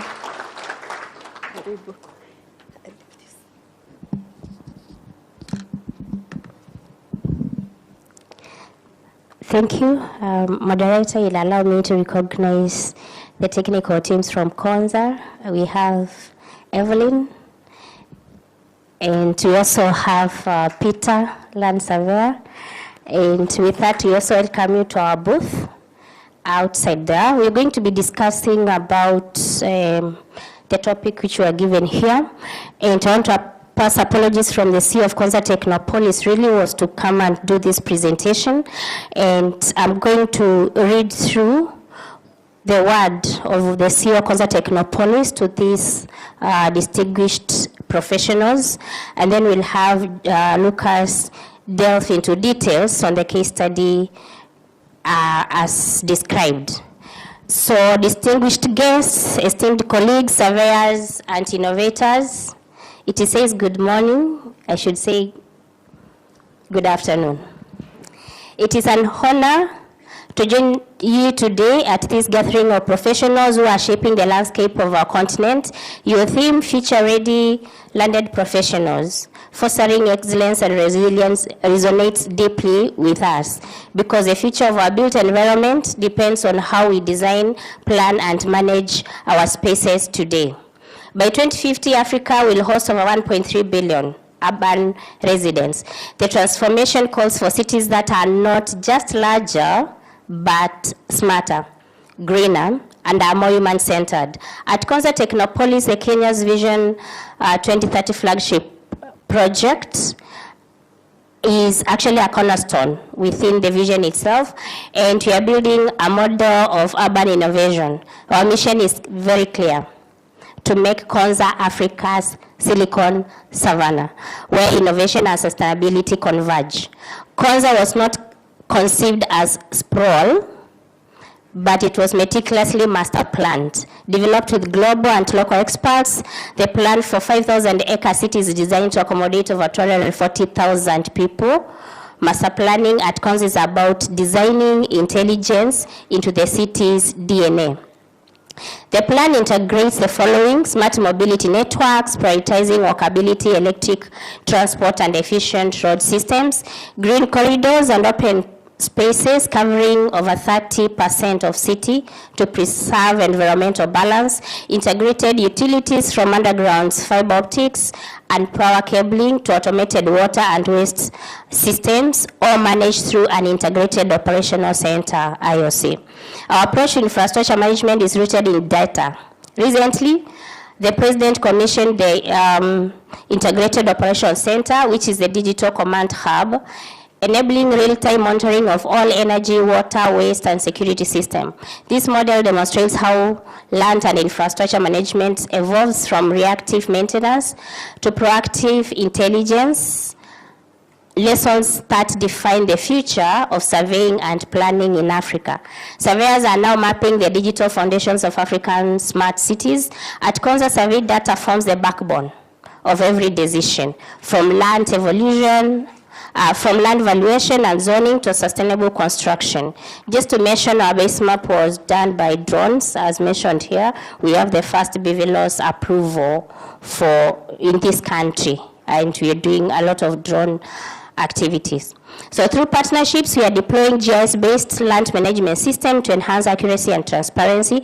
These digital platforms enable planners to access real-time spatial data, drastically cutting project approval timelines. It took us 6 days to come up with data, which prior surveyors would take almost a month to 3 months when not using the digital systems and the drones. So truly smart city sustains itself. CASLE integrates renewable energy solutions, including solar and smart grid technology, and is powered by a water reclamation and solid waste management system designed for sustainability. We are building resilience against climate challenges, ensuring economic growth coexists with environmental stewardship. I invite the Institution of Surveyors of Kenya and its members to collaborate with CASLE in research, training, and knowledge exchange. Let us make CASLE a continental learning laboratory for sustainable smart urban development. As we master plan our cities, let us remember, we are not just shaping skylines. We are shaping the prosperity, equity, and resilience of the generations to come. At CASLE Technopolis, we are ready to collaborate and lead this transformation. So let us learn, innovate, and transform together. Thank you. And I invite John to come and take us through detailed presentation.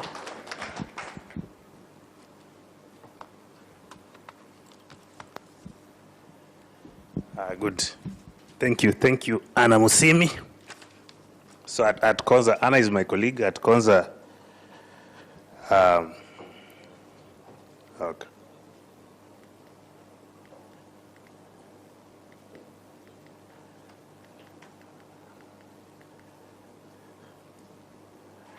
So you'll set up the slide. So I was saying at CASLE, we believe that what a woman can do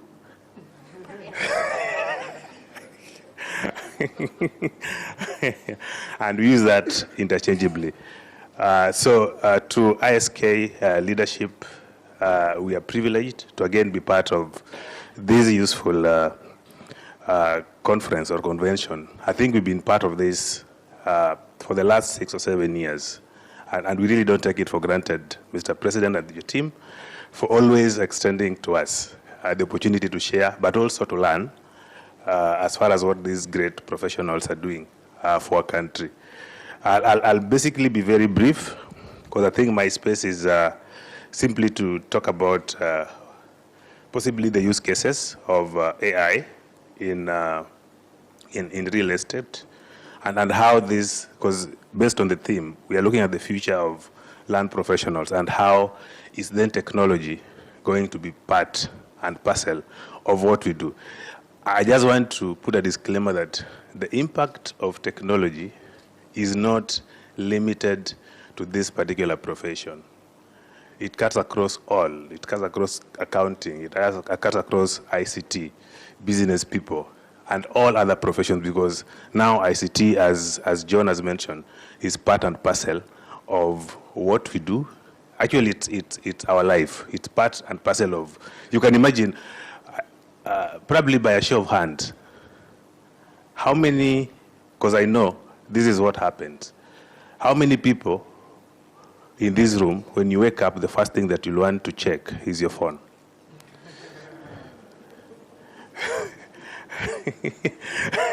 Yeah, so it tells you, then it tells you how important tech is, because you can't do without it.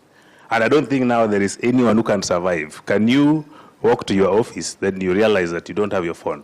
I think you'll make a U-turn to go get it. So that tells you how important then your tech is to your landscape. So in summary, what is CASLE? So CASLE is basically a key flagship project of Vision 2030 that is meant to ensure that we get to that middle income status and become industrious. We build a hub of technology innovation and basically create as many opportunities as possible to our young people, because it is a city of the future, but also contribute to Kenya's knowledge-based economy as well as GDP. And of course, we've done that. It is a master plan city, as Anne has mentioned, on 5,000 acres. We've done infrastructure for phase 1.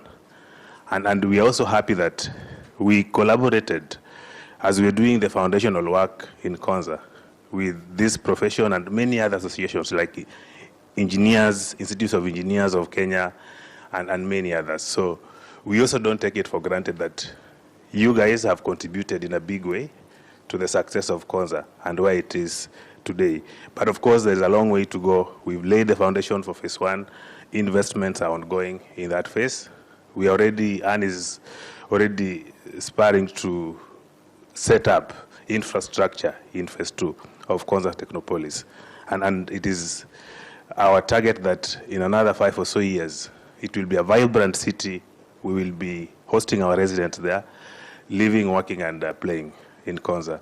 So we are guided by 3 clusters, ICT and ICT-enabled services.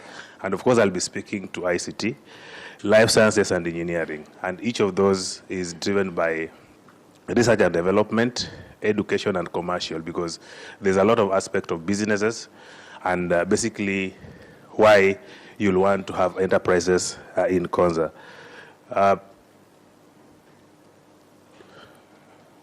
Sorry. I'll briefly, before I go to role of AI, talk about what Konza is like, because there was something on smart infrastructure. And I'm glad that the earlier prof had given a good illustration on smart cities, so I'll not dwell so much on it. But this reflects what you'll see at full build-out of Konza. This is our master plan, and this is how technology then will infuse the physical space, the 5,000 acres, in Konza Technopolis. So quite a number of opportunities that we have for everyone, because as a self-sustaining city, opportunities cast across technology, residential tech, academia, light manufacturing, logistics, and many others. And all these are basically meant to create a vibrant area where businesses can thrive, tech is infused in what you do, and of course, we look at successes where people lifelong learning for our residents in Konza Technopolis. There is quite a lot, I'll not dwell on this, that we've done as far as delivering smart infrastructure. I'm glad that our brother, Maritime, and by the way, I forgot, I was to ride on 2 things. I was to ride on the earlier laid protocol, but then I was also to ride on what Maritime had wished, or his prayer. His prayer was, the next time he's on this stage, he'll be on a higher calling. So I'm also riding on that one. Yeah, so he was very passionate about sustainability, climate change, and why we have to really conserve the 30% of land space. We've done elements of smart infrastructure at Konza that clearly demonstrate how you can make sustainable use of our infrastructure, but achieve the same goal, not impacting the society. So from water treatment plant, for example, in Konza, we are recycling water, 98% to WHO standards, so you can drink it. So basically, anything that we consume, we are looking at recycling.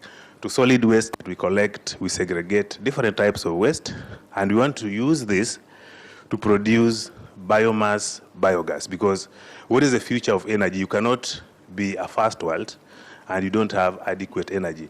But the question will be, which type of energy are we using? So we are saying, if we can recycle solid waste, create biomass, we can then fuel different types of our facilities, our systems that power our homes, power our cities.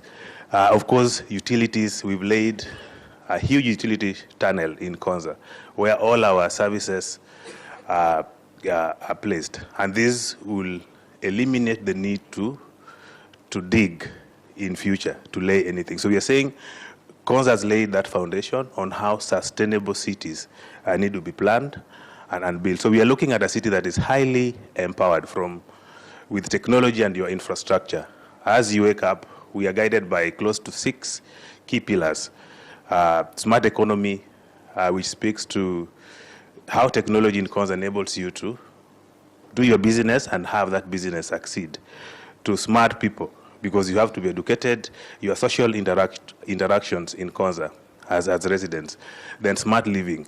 Again, we've ensured that there are different types of solutions that are placed to make it easy for you to access data, make decisions from traffic-related, waste management-related, security-related, so that you're able to have access to data on a timely manner for optimal decision-making. But we're also very passionate about smart governance, because cities have been accused in the past for not engaging residents. So we want feedback, and it is an important pillar that we have, that we'll want, for example, through our community portal, to continuously engage our residents for improvement.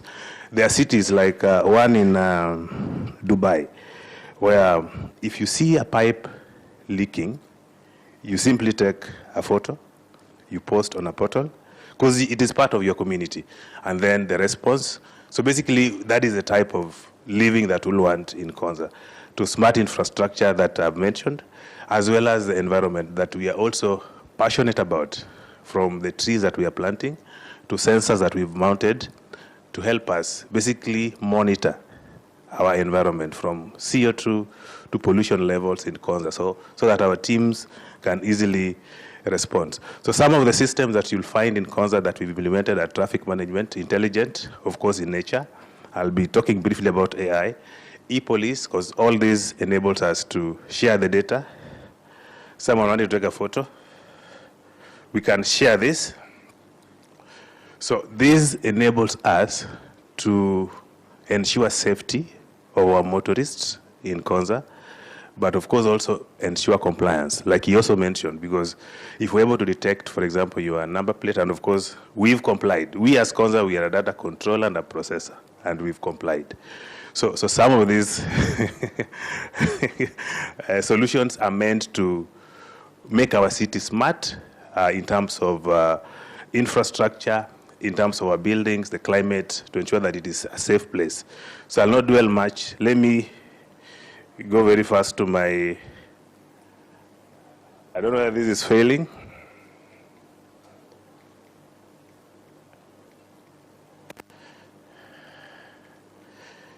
Yes, another infrastructure that we've set up is what we call a data center, which is cloud in nature. And when you hear people talk about AI, big data, and the rest, there is the underlying infrastructure, digital infrastructure, that supports all those. So we have one such in Konza, which is a tier 3. And this is not limited to Konza. We've extended our support with this infrastructure not only to government, but also private sector and institutions like yourself. So anyone, any member, you're looking at hosting services, digital solutions, then you can comfortably have that addressed with Konza. The beauty is it eliminates a lot of pain points for you, because initially we're coming from cases where you'll have your own system, you host them, but then you encounter so many challenges with that particular facility, from cooling, reliable connectivity, which now we've addressed with this. So our services are accessed through the internet, hence a cloud data center. Okay, she's saying I have 6 months left, so, or 6 minutes. So this is the place. Sorry. So this is the place. I have a few slides, then I'm done. What then is the impact of tech to our space in lands and real estate, ladies and gentlemen?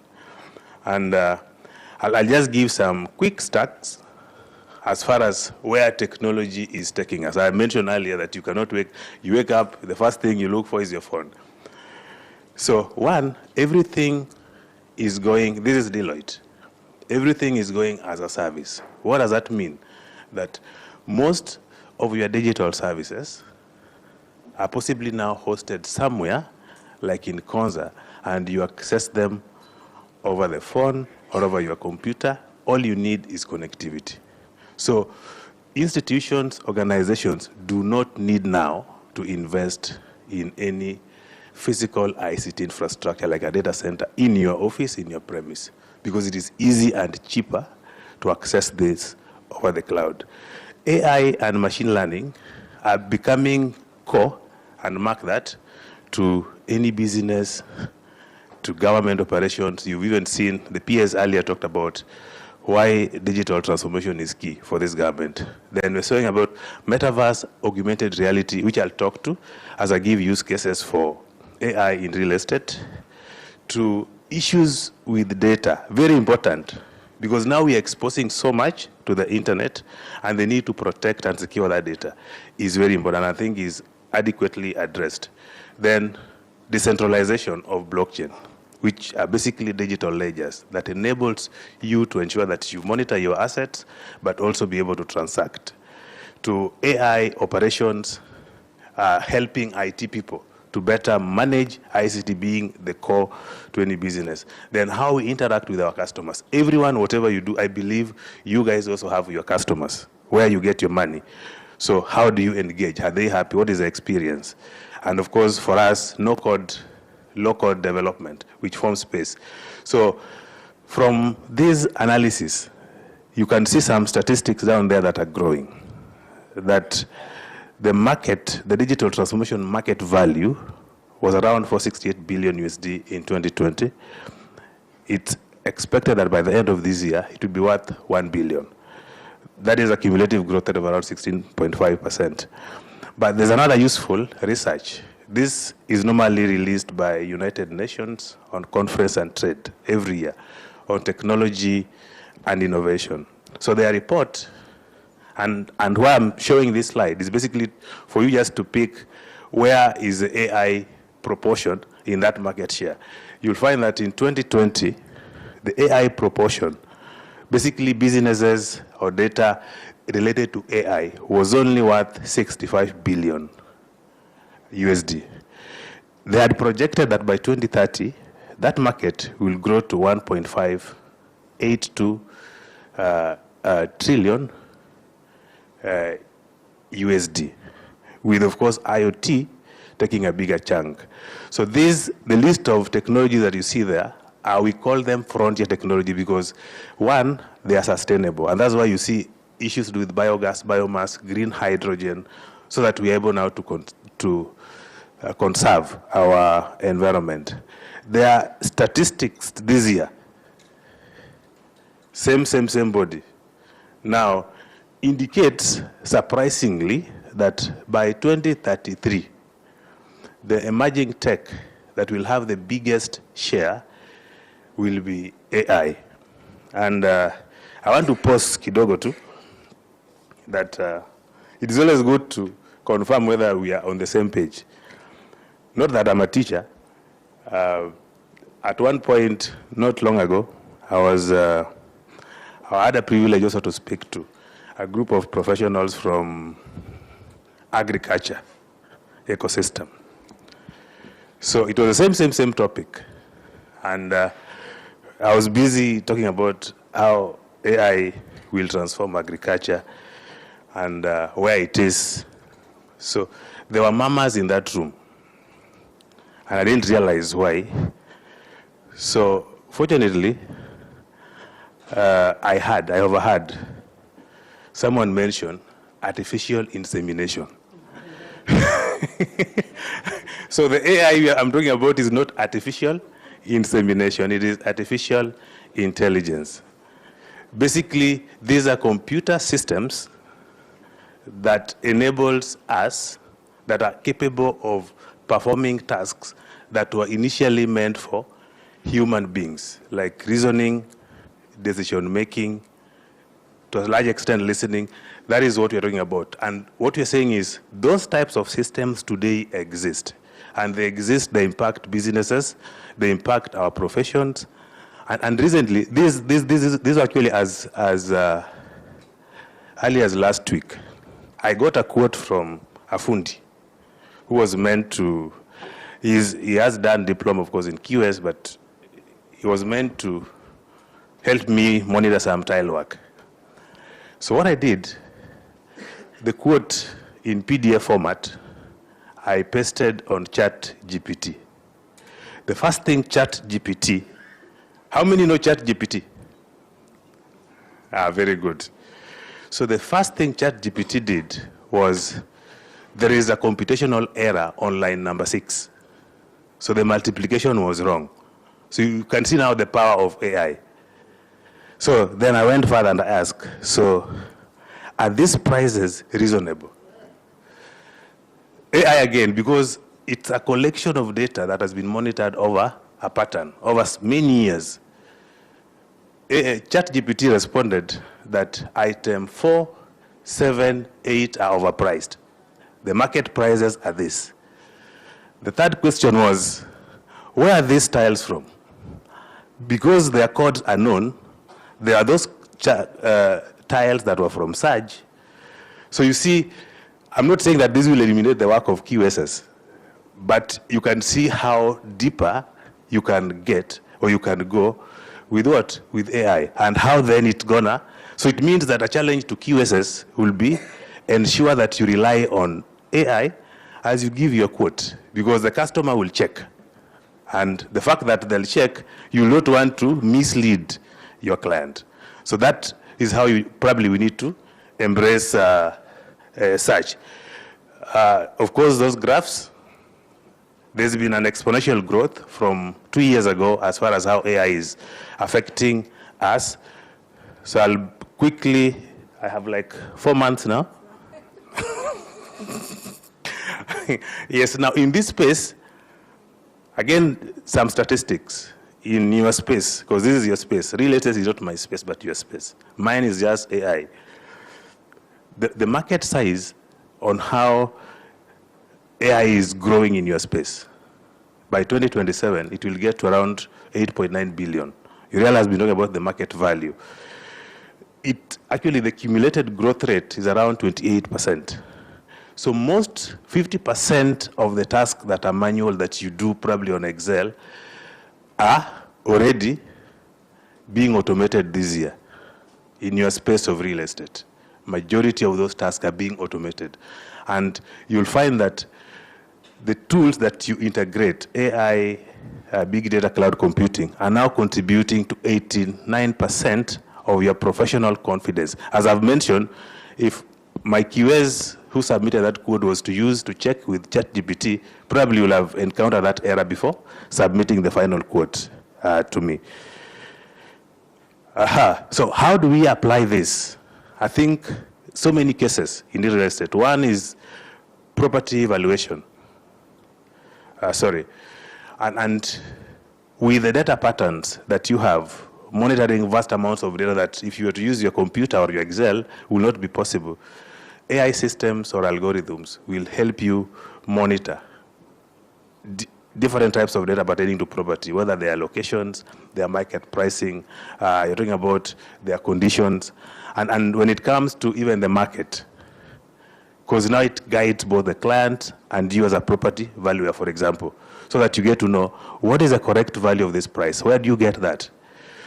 You'll realize that AI, with the continuous growth in data, different locations, different regions, they accumulate huge vast that can help in more conscious decision making. It has impacted the aspect of valuation. We're saying improving accuracy of 12 to 15%. And also time efficiency issues when you apply AI systems as you value your property. The other aspect, of course, is property management that has a number of functions. Again, there are now smart systems that are used to monitor buildings, from IoT that has sensors that are used to monitor systems in a building. So again, with those, with AI applicability in such areas, you realize you're able now to predict, for example, when you need to maintain because they monitor health checks and so forth. I don't know who is moving my slides.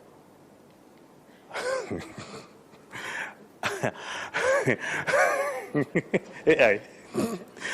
There is the aspect of predictive maintenance that I was talking about, that we are also able to use this to get to know the health checks of our systems. Because if your generator that is a backup to your building or your apartment, if there's a way it was performing when it was new, and that data is kept somewhere, 2 years, 3 years down the line, when the performance diminishes, then AI will automatically give you an alert that there is an issue with performance. Probably you need to do a thorough check or a thorough service. So that is an example on how you can apply it in maintenance.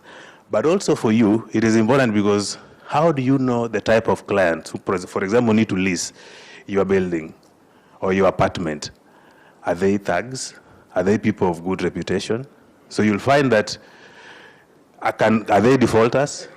Because banks, for example, rely on CRB before they give you a loan.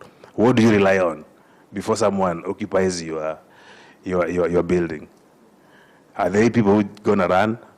So you see, AI will help you to know, Lucas, the last 10 years has been a consistent type of this person. And therefore you can trust Lucas.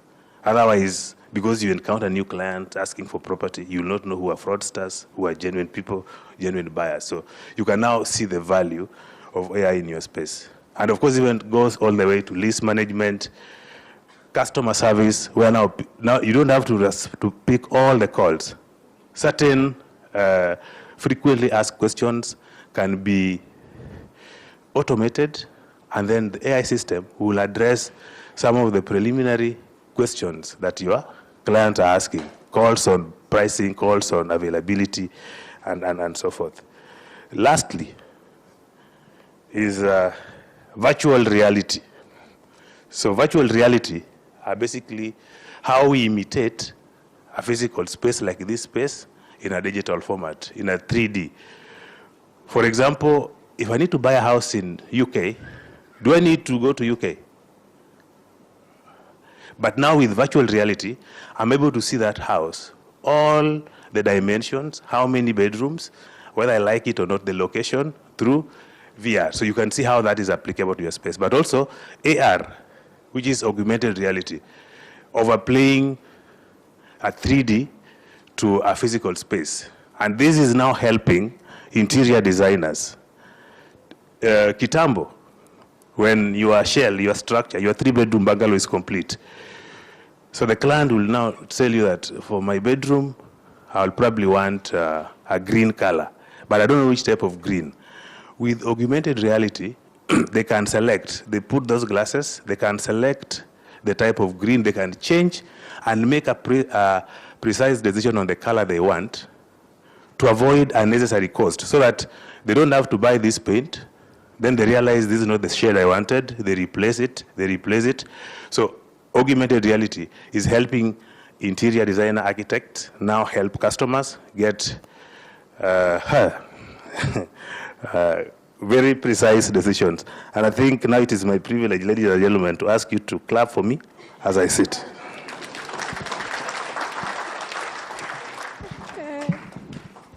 Thank you, John, for that interesting presentation and bringing AI live to us in the context of real estate.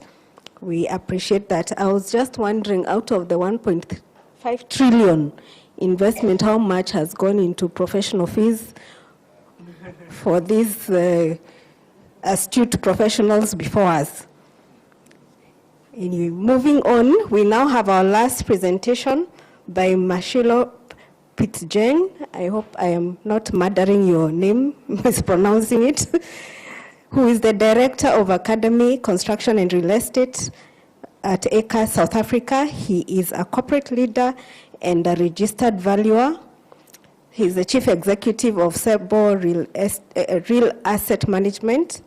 He also serves as a non-executive director at Pareto Limited and is an independent director and member of the Property Sector Charter Council. He is also a council member of the South African Council of Property Valuers Profession and chairs the Policy and Advocacy Committee. So please welcome Mashilo to make his presentation on real estate futures, navigating disruption, technology, and climate risk in the built environment. Karibu sana.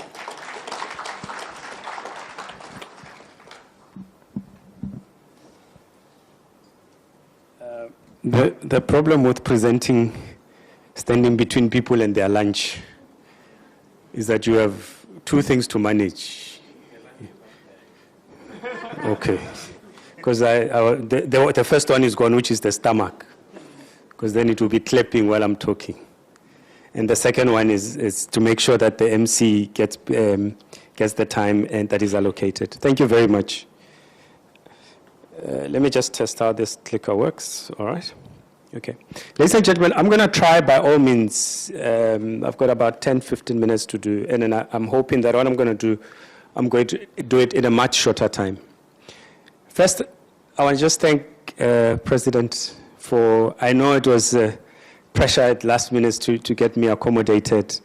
But your team and ISK did manage to get me accommodated in terms of being here and South Africa being represented. And it is an honor as well to, I don't know, in these things, it's the centenary, not centenary, decade in terms of the age of this particular conference. And also it's an honor because normally what happens is that when we cooperate, particularly on the continent, we tend to cooperate by geography as opposed to knowledge. And in some ways, as I'm speaking, you'll note the difference. Why it's becoming important to cooperate by knowledge as opposed to geography. And this conference, you can see, it was intentional that it's created in the theme that you cooperate by knowledge as opposed to geography. And the organizations that have come through, and all protocols observed, as it was mentioned in the morning, and all the organizations and the sponsors that are here. Thank you very much, or else I wouldn't find myself here. And to my MC and moderator. If you don't mind, ladies and gentlemen, I prefer to present standing in the middle. And my presentation's got lots of colors, so for those that are like me, I apologize in advance if you have to visit an optometrist after this presentation. Okay. What I'm going to try and do is not to crystal ball or palm read, but to help you understand, at least to an extent, that we'll stop that journey at 2030. I'm a valuer by profession, and I'm an asset manager in practice, a registered professional valuer. But I'm also a futurist practitioner with the University of Stellenbosch. Postgraduate in future studies. It's a real studies, by the way, you must check it out. It's real, it's a master's and all of that. So what I'm going to try and share with you is to look over the horizon, to say what are the things over the horizon that we're looking at, what creates those things. But you look at them today, and you look at them based on what history tells us, because the future is dictated by what history tells us. All right. And it's a discussion more than a presentation. Because I'm hoping that at the end of the presentation, we'll have as many questions as possible, both for the colleagues that are here and for myself. That's me. I still have my hair. Looks like it's the people recognize me if I walk at the airport. We know you, we've seen you before. I don't know the day I shave my head, what's going to happen. You're going to be anonymous. So as you see, the 10 things that I'm going to deal with. The first one is, we're on the cusp of the next upturn. Now, some people name this thing the post-COVID delirium. What is a post-COVID delirium? COVID taught us quite a number of things, and one of the things that COVID butchered was it butchered economies. Most economies didn't survive COVID. They're still not surviving COVID. But the indicators are such that at least since 2021 up until 2030, some people estimate up to 2035, we will still feeling the impact of COVID. But we are recovering from that. How do we know we are recovering? It's because as of last year, majority of the economies were beginning to see property values recovering. We are seeing interest rates falling, but they're still stuck. They haven't reached the levels that they might have reached prior. So they are stagnant, but they're falling at a very slow pace. And purely it's because it depends who's your person who determines. In South Africa is the governor of the Reserve Bank. In the US is the Federal Reserve Bank. And the UK and everywhere else. And that person depends how bullish or how less bullish they are, the degree to which that it moves. But it's moving. And what that does is that it began to influence this little thing we call inflation, and when inflation starts falling, it means it impacts on property prices and the construction cost. Because what has happened with COVID is that construction costs of such a nature that it removed participation in the market, because property sector is related directly to the construction cost. The second thing that is emerging, that you are seeing, because I'm telling you about things that are on the horizon, is that we're in a healing process, both at a personal level and at a national level. Most countries, particularly in Africa and in the south of the Americas and some of the Asian countries, are highly, highly indebted. So the capital market in terms of debt, particularly as it flows into transactions, is one that is able to assist infrastructure development. It's able to assist the real estate, because real estate and infrastructure are debt related or are debt linked. So when you see on the first slide we said interest rates are falling, is because we are looking at what level do countries begin to afford debt for infrastructure. Because we would have seen post-COVID or just before COVID, many of the countries that couldn't afford, Zambia was one of them, where the debt holders are beginning to repossess invested corners, the assets that they would have lent money on. There's debate here in this country around the standard gauge railway in terms of the financiers that are becoming very skittish around the money that they would have paid or whether they need to invest more money. But it's not about money. It's about what that money produces. And because that is very important about what that money produces, I think that slide moved around, is that you would see that Kenya, South Africa, Ghana, Nigeria accounts for the majority of the private sector investment as a proportion of FDIs. These four countries consume more than 80% of all FDIs. And you would see in the projects that are being implemented that the majority of the projects are impacted by the changing economies, logistics, connectivity, inter-regional linkages, and those becomes important. So after this presentation, I have to be in Rwanda because I'm presenting on the future of valuations and some of the stories that they were telling. And I'm willing, President, I can share the presentation with the ISK, so I've done it before at another conference. Now, the importance of that is that for me to book a flight from here to something less than 2 kilometers away, it cost me more than for me to book a flight from here to go to Amsterdam, because I flew from Amsterdam to come here. It cost me 3 times more. And there's this funny line that we look at, it's called airport taxes. So my ticket to Kigali, the airport taxes are more than the actual price of the ticket.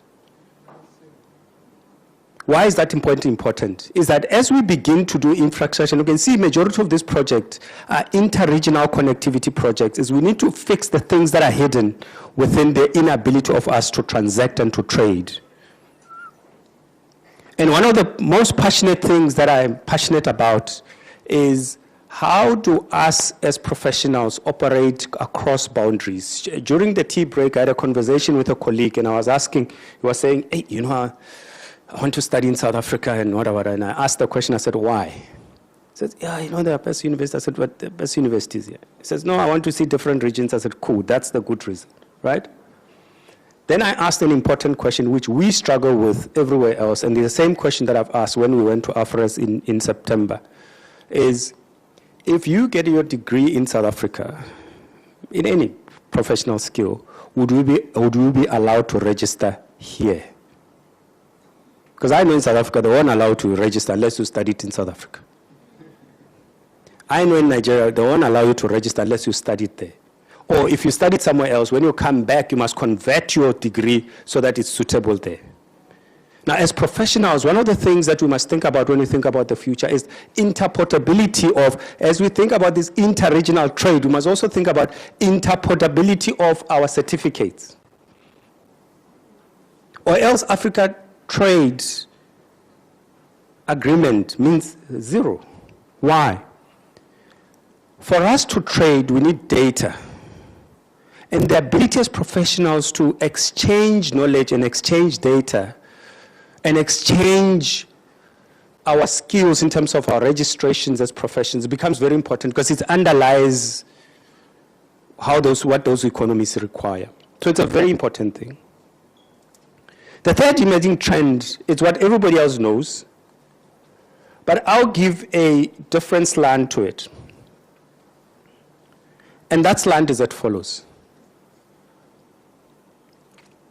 For me to be here, I landed in the airport, Mombasa, took my mobile phone, ordered a cab, and I ended up at the lodge where I'm staying. In the morning, for me to arrive at this venue, did exactly the same. I'm going to do the same to go to the airport. Unfortunately, if I arrive in Botswana, I can't do the same. I either have a number in Botswana where I know somebody or there's a cab at the airport that I can ride. Sounds weird. Why is that? Is that if you look at the competitiveness index that was released 2 weeks ago, the top 5 countries that are considered highly competitive on the continent, number 1 on that list is Kenya. Number 2 is Botswana. Right? Number 3 is Ghana. Number 4 is my country. Number 5 is Nigeria. They've added number 6, Namibia, and the reason why they've added Namibia.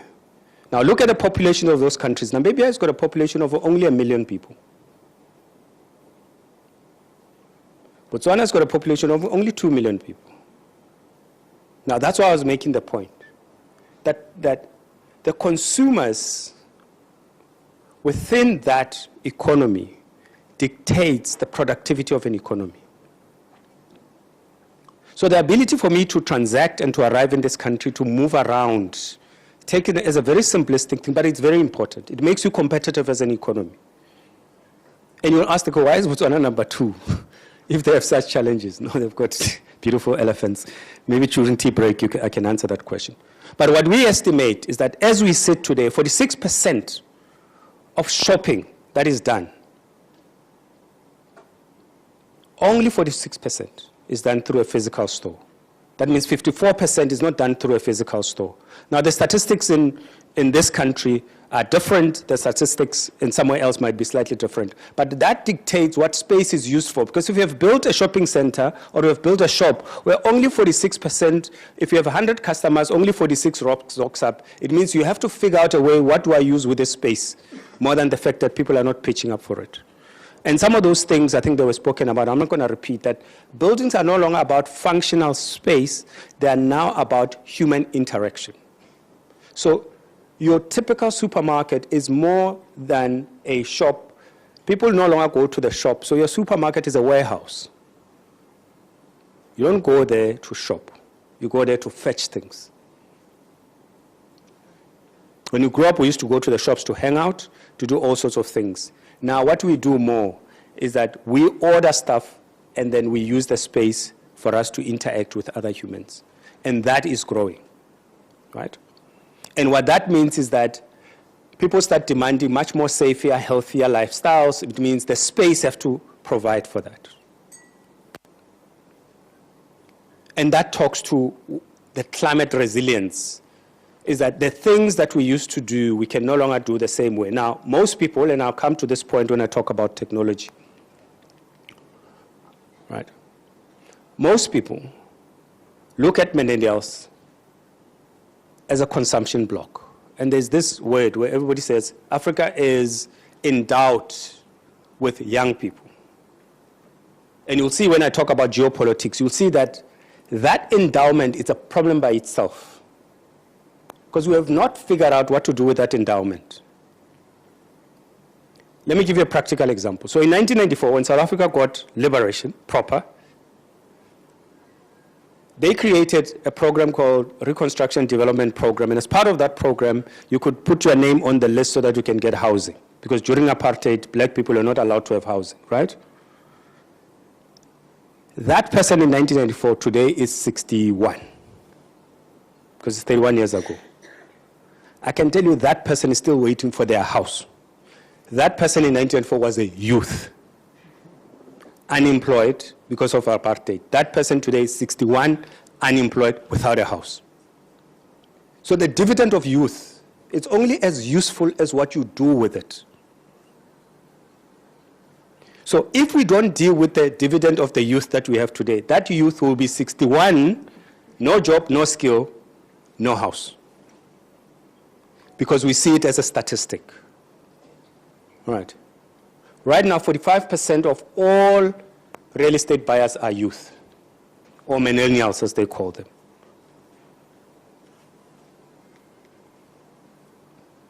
50% of home ownership is women. And this is the world statistics. We've tested in South Africa, it's sitting at 57%. I didn't have the time to do the statistics here. But I suspect the number is the same. Why do I suspect? It's because on my flight here from Nairobi to Mombasa, 80% of the passengers on that flight were women.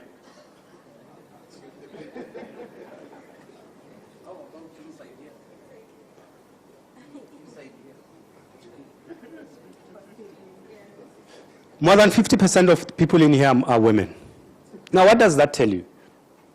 It tells you that not only your social patterns have changed, but your consumption patterns have also changed. But the way that we structure ourselves as if we're in the 1980s.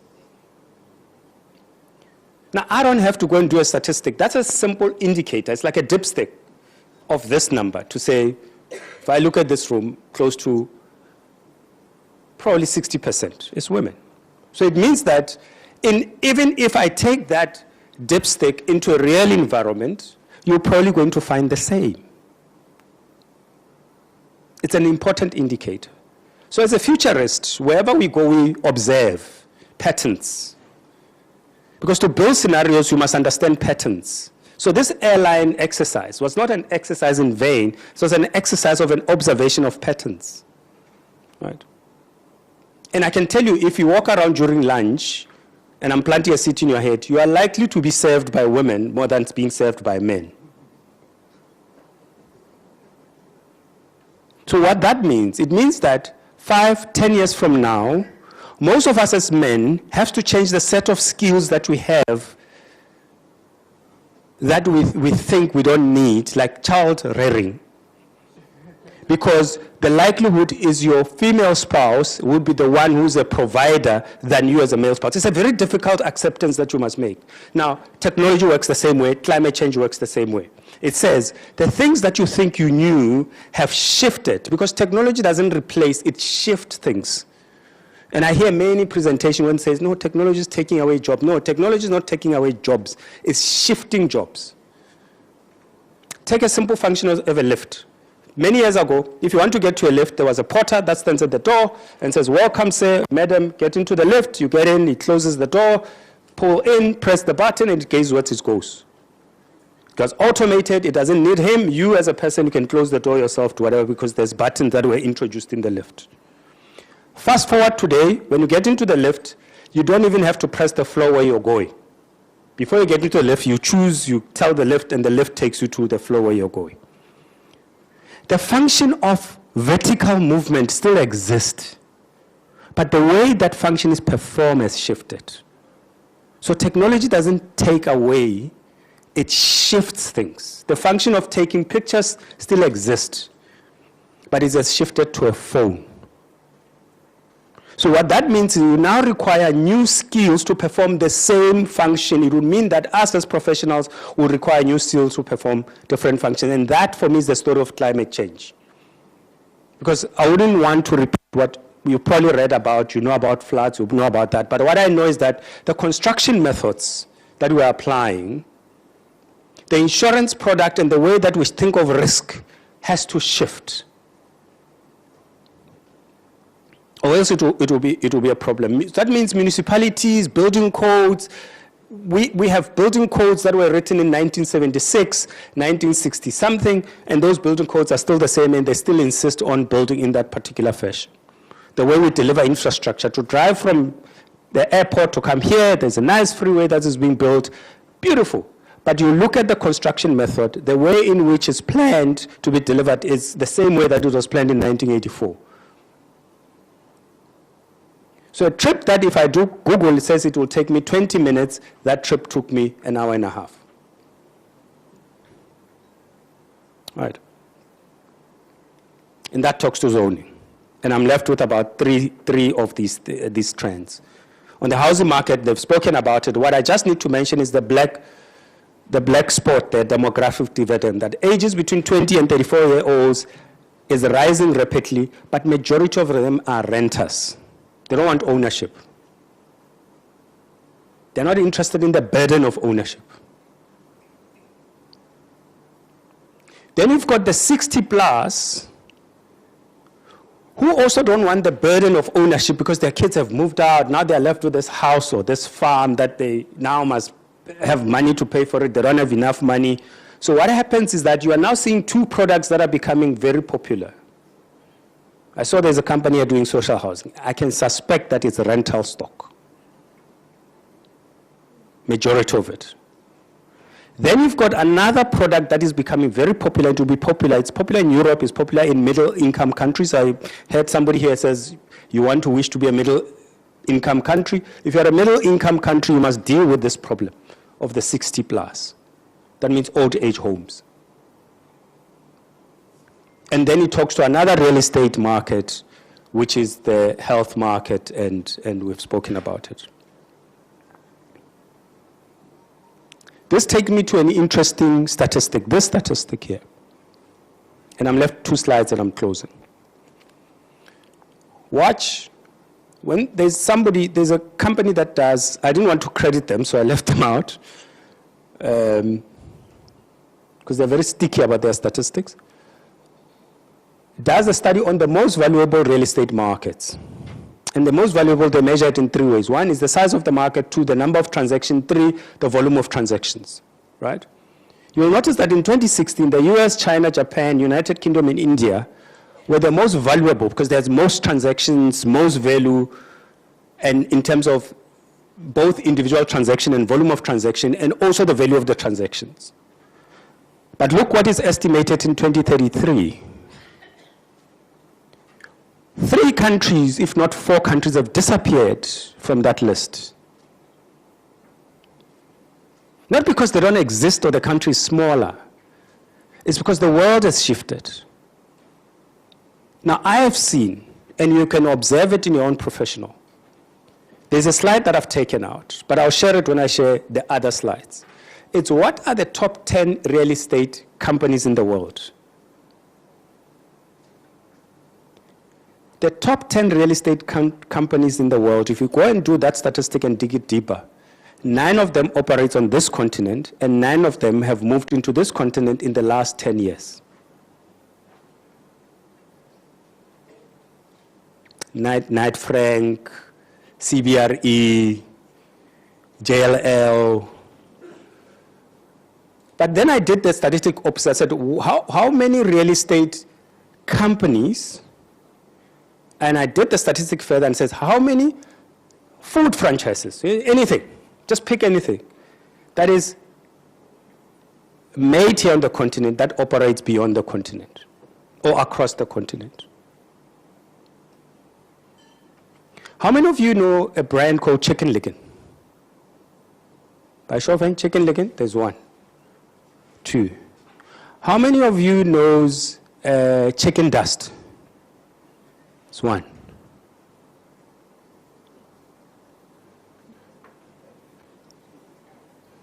Those are 2 African brands that compete toe-to-toe with KFC. Toe-to-toe. African. But I come to Mombasa, the first thing that I see is KFC. No, it's not a criticism. Is that somebody made a comment, and it's a businessman who says, Americans, Europeans, and Chinese build locally for the world. And I'll let that sink in. They build locally, but they build for the world. That means when they solve a problem, they solve a local problem, but they solve it knowing first day when they solve it, that this problem must solve that similar problem anywhere else it can exist in the world. That's why the products are everywhere. And I'm going to close out with tech, and we're done. And the statement I want to make around tech is differentiate between fact and facts. What do I mean by that? Is that we are living in AI. AI is not coming. Take the example of a lift. Take the example of escalators. The simplest AI is these escalators that are standing still. Immediately I get close to them, they know already they must think, oh, there's a person, I must move. Nobody tells it to move. It's got enough information to know that it must move. That's AI, it's artificial intelligence. What we are living in, that was automated AI. We're living in generative AI, which is ChatGPT, that it can now communicate. The previous AI was just doing things. Now the AI communicates. The next AI, which is machine learning, is I can respond to you. The current one just communicates, doesn't respond. Looks like it's responding, but it's just fetching information. The next one is going to respond. It's going to say, I know Mashilo, every day on Tuesday, he stands on one leg, and if I don't stand on one leg, he's going to ask me, why are you not standing on one leg today? It doesn't wait for me to tell it, which is generative AI waits for me to tell it, right? That is why we believe that in the next 5 years, you already have a self-driving car. The only reason why you don't see it on your street is because regulators have not caught up. Because all of the elements of a self-driving car are there. What is a self-driving car? Self-driving car is any forward propulsion machine that can move forward without causing an accident. That's it. So any person who's solving a self-driving car is solving one problem. How can this thing move without causing an accident? It's not about technology. It's about how can this machine move forward without causing an accident. That has been solved, and we have seen it all over. It's the regulators that allows us to happen. Right. And then I think this point has been made. What I just want to make is that 77%, so there was a survey done of investors who plan to maintain or increase their investment in prop tech in the next 12 years, in the next 12 months. And these are the areas where they said they're going to spend their money. Right. 5 years ago, when you leave the Johannesburg International Airport or Tambo International Airport, there was a felt. Right now, when you leave the airport, there's probably close to 20 data houses. Huge. Right? And I always say to people in Botswana, they'll never get data houses. Not because I'm jealous of them, it's because it's just too hot. You know, those things need very cold, unpredictable weather and all of these funny things. And they consume lots of water because of air cons and lots of electricity. So that's part of the thing. We've moved from omni-channel to meta-channel. What is omni-channel? Omni-channel is I can use the app to order my cab. Multi-channel is I can use the same app to order a cab, order food while I'm in the cab, and talk to my friends from the same app and do everything else. That's meta-channel. And we have moved to meta-channel. So your Uber app right now can do almost, including ordering groceries, even if it takes you home. The same way that all of a sudden Instagram is no longer about taking pictures, you can now phone people, WhatsApp does the same. It's no longer just a single channel where you send messages, you can call, you can video call, that's meta-channel. Right. Finally, governance. And then I'll finish. I spoke about the connection, not capacity. The new measurements of buildings and assets is no longer about revenue. It's about sentiments. So if your measurement of the performance of your building is how the building gives you revenue, but every time I'm in your building I get sick because the aircon doesn't work, it means the human environment with that building, irrespective of whether the rent is cheap, is not good enough. If I can't interact with people in your building, the building is not good enough. That is why you see new buildings, when they build them, they start incorporating human relation things in the building. Because the measurements of buildings is no longer about the functional space, it's about the human space.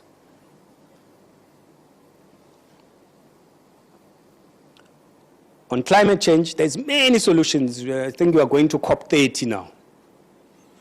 And from COP16, we've been fighting about who pays who, what, how much, where. And next week in Durban, there'll be floods. And I'll just leave it there.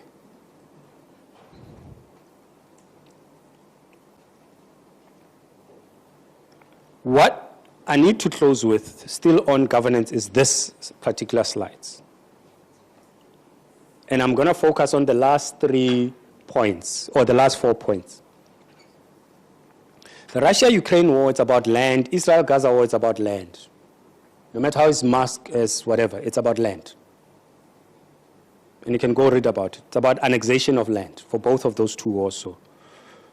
The same applies with the troubles that we have on West Africa, where the coups don't want to stop, and majority of Africa have moved on. I know there are some favorite politicians or political leaders or that people like, so I don't want to have that debate. They say 2 debates you must never have is about religion and politics, so I'll leave it there on West Africa. But at some point, West Africa must just come on board. In terms of governance, in terms of all of that, Africa has moved on. Right. I've said the same when I was in Nigeria. What is the point about coffee's business? 2 countries on this continent, 3 countries, one was added in my slide 2 days ago, did something that we're all afraid to do. 2023, 3 countries, which accounts for 75% of coffee, decided they're not going to sell coffee to anybody unless otherwise they get recognized that their coffee comes from them and they're recognized in terms of the rate that they're being paid for the coffee. You know them. Guess what happens? All of a sudden, when I go to a restaurant to buy coffee, my coffee is named in terms of origin.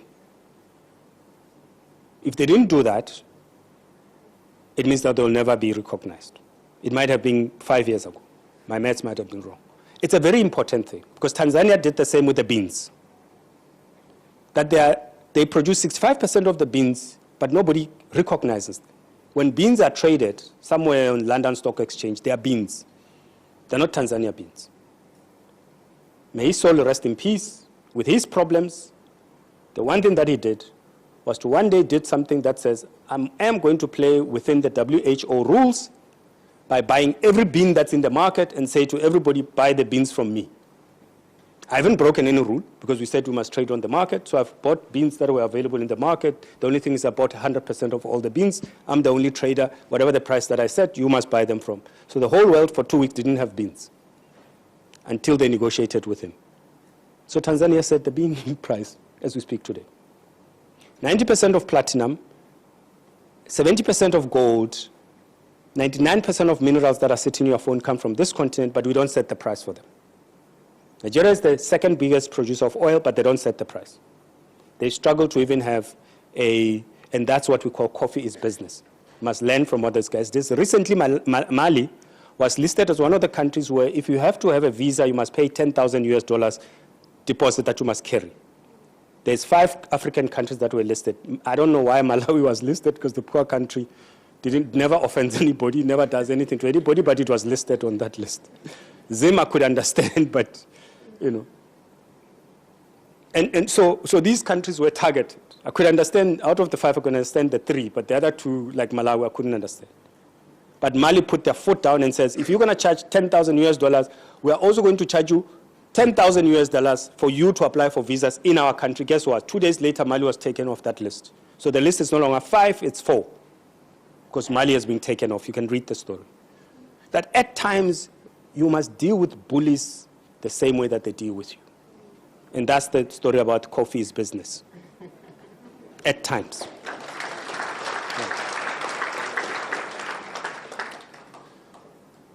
The end of liberation godfathers, and thanks to this country, and thanks to the Arab Spring, that's the point I wanted to make about the youth dividend. It recently happened in Nepal. I was supposed to go to Nepal, but I couldn't go 2 months ago because the same thing happened. They call it the Gen Z. It's not the Gen Z. is because people are tired of what we call liberation godfathers. It happened in Madagascar recently. You might not like the format in which it happens, because young people are young people, but it will keep happening if we don't fix the things that we don't want to fix. Hence my point around West Africa. That it will happen, and it will keep happening. So we either shift about the last 2 points, or else that third from the bottom will keep happening. Because that third bullet before the bottom is influenced by what happens with those two at the bottom, most of the time. All right. And we expect that that third bullet from the bottom is the one that is changing. It changed, the Arab Spring changed how Arab looks today.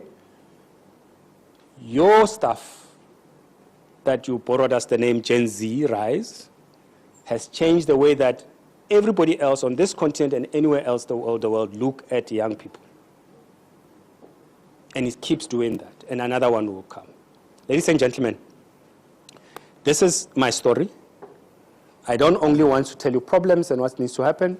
I'm also saying there's opportunities. What we have learned about from this country, that is why you are number one on the competitive list, is that I was in Europe recently, and for the first time in the Netherlands, I've been going there for years. There's some board meeting I must attend there. For the first time, I went to a shop, and they said, "Sir, do you want to pay with money transfer?"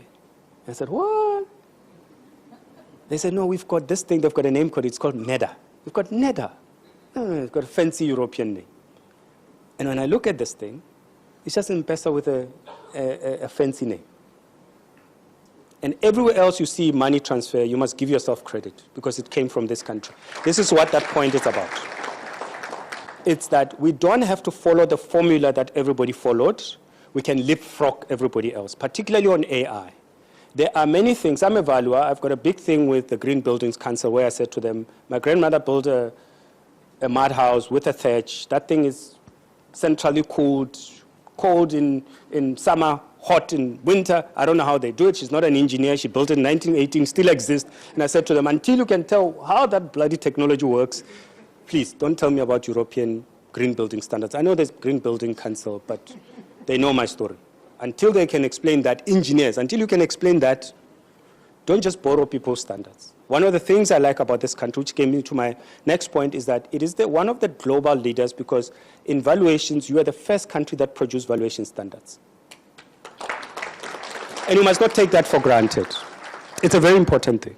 It's a very, very important thing. Because what it meant, and one of the things, the chapters in that standard is about land administration. And my fight with IVS is to say to them, yes, you are writing standards, but there's one thing that one standard that I know you'll never write, but they will write it because somebody is going to write it and is going to give it to us, right? Is a chapter on, whether you call it, the standards of numbers, 500, whatever. Let's call it chapter number 800 or number 1,000 on land.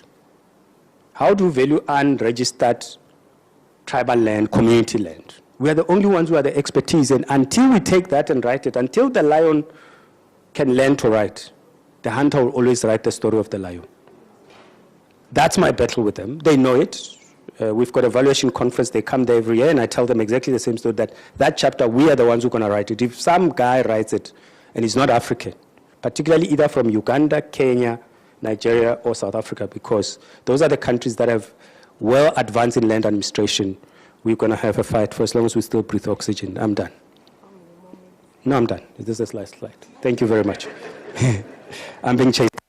So I needed to make those 2 points. The rest have been made. To say we can quantum leap and we need to be able to be the leader in the things where we've got expertise and not wait for people to tell us what we need to do. And that's what imaging and we can see and we can learn from you. Ladies and gentlemen, thank you very much. Sorry. No problem. That was spellbinding, thought-provoking. I was wondering whether I should come and ask you or I will interfere with the inspiration. So thank you very much for that. And for that reason, we only have time for 3 questions. The president is saying we don't have time for questions. But is there any burning one? We can just take the one. Malembeka, please go ahead. My question is to the data man. Recently, I've been getting prompts for M-Pesa. I don't know if you've heard. And I checked, I had to Google, say, bongo, what is it? It's about casinos. How did they get my data? And it's very dangerous because you could be in the process of entering some payment, then this prompt comes, you're thinking you're paying for the supermarket, and it comes to you.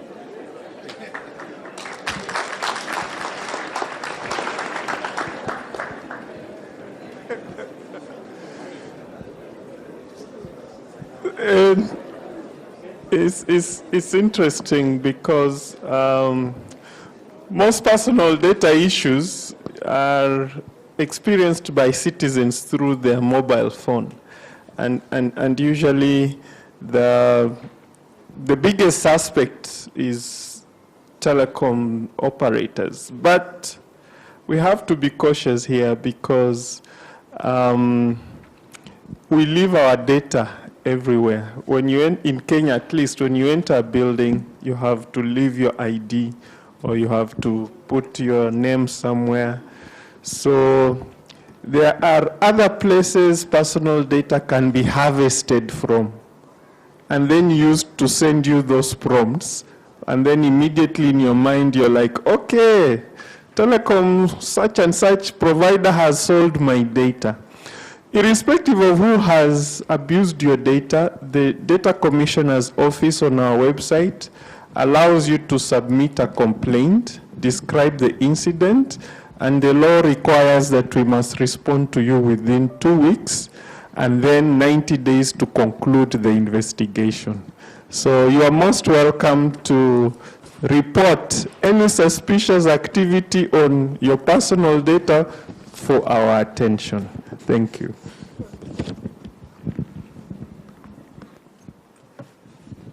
Thank you very much for that response. And we are now concluding it. We have to give an opportunity for our sponsors because without them we wouldn't be here. So we'll just give a brief one, very few minutes to Tatu City, Aga Khan Foundation, just 3 minutes each. And while they are making their way here, I wanted to request the people who have crossed international boundaries, probably use their passport, to come and help me issue these certificates. Dr. Shariz, please. Our colleague from Zimbabwe, the Wafula from ISU, the gentleman from Nigeria, if you could come and help me issue these certificates while Tatu City are making their way up to just say a few words to us for a few minutes. Give them a round of applause. After all that inspiration, continental inspiration, surely. We'll start with Anne, please, Architect Anne. Please give Anne her certificate. It's right here. So,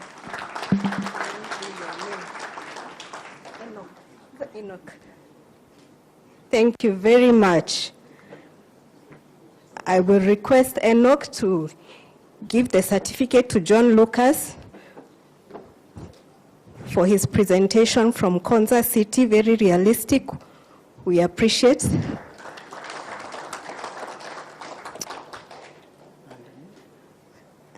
Wafula, our jirani, will give the certificate to John Walubengo. Wafula from ISU. What is your name? From Nigeria, Abel from Nigeria. Abel. And finally, Abel from Nigeria will give the certificate to Mashilo. Thank you very much for that presentation. We are properly and truly inspired as Africans. Thank you very much. And now I welcome Tatu City to speak to us. 3 minutes, please. Thank you so much. Good afternoon, everyone. Well, I'll take 3 minutes. I'll try and maintain to that. So my name is Sam Jeroge. I'm the Deputy Head of Sales in Tatu City, representing this amazing project that we have in Nairobi on the side of Ruiru. So I don't know whether you can get that PPT.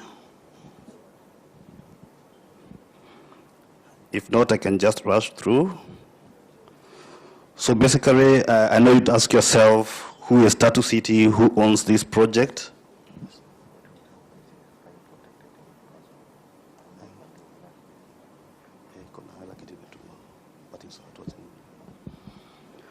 So I'll not be able to project, but I'll take you through what we have.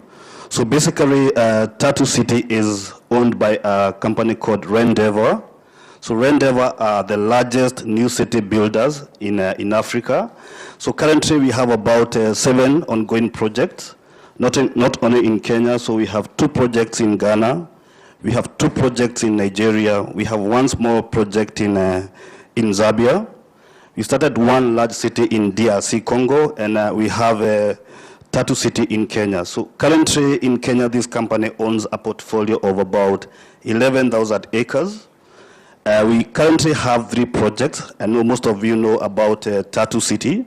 So we have another project 1 kilometer north of the city called Oaklads, seated on approximately 1,400 acres. We have a new one in Juja called Zori Springs, but I'll talk much more about Tatu City. So Tatu City is the newest city that we have in Kenya. So this project is seated on approximately 5,000 acres, and as you all know, what we can what you can get in a city, of course, we have different zones. So these are mixed-use development. So mixed-use development means that we have different uses, different zones within the project. So majorly, some of the zones that we have is we have a commercial district, what is normally known as a CBD. We have an industrial park seated on approximately 1,000 acres. And we have residential areas, we have schools, we have recreational areas. So ours is an ecosystem that we could call, or we simply call, live, work, play environment. So you can get everything in one space. So I'll briefly touch on what we have. And the main reason why I'm here is I need to tell you what are the opportunities that you can be able to explore within this project. So some of the opportunities we have is on the residential side, where you can actually come in as an investor. So basically how we've done our residential areas is divided into 3. We have areas zoned for what we call high density residential. We have areas which is zoned for medium density, and we have low density areas. So within that space, as an investor, you can come in within the high density residential and buy an apartment unit that can give you a passive income. If you're looking to also live within Tatu City, you could also live there. We also have areas that you can do your own homes, and we have our own very affluent estate called Kijani Ridge. We also have areas for executives.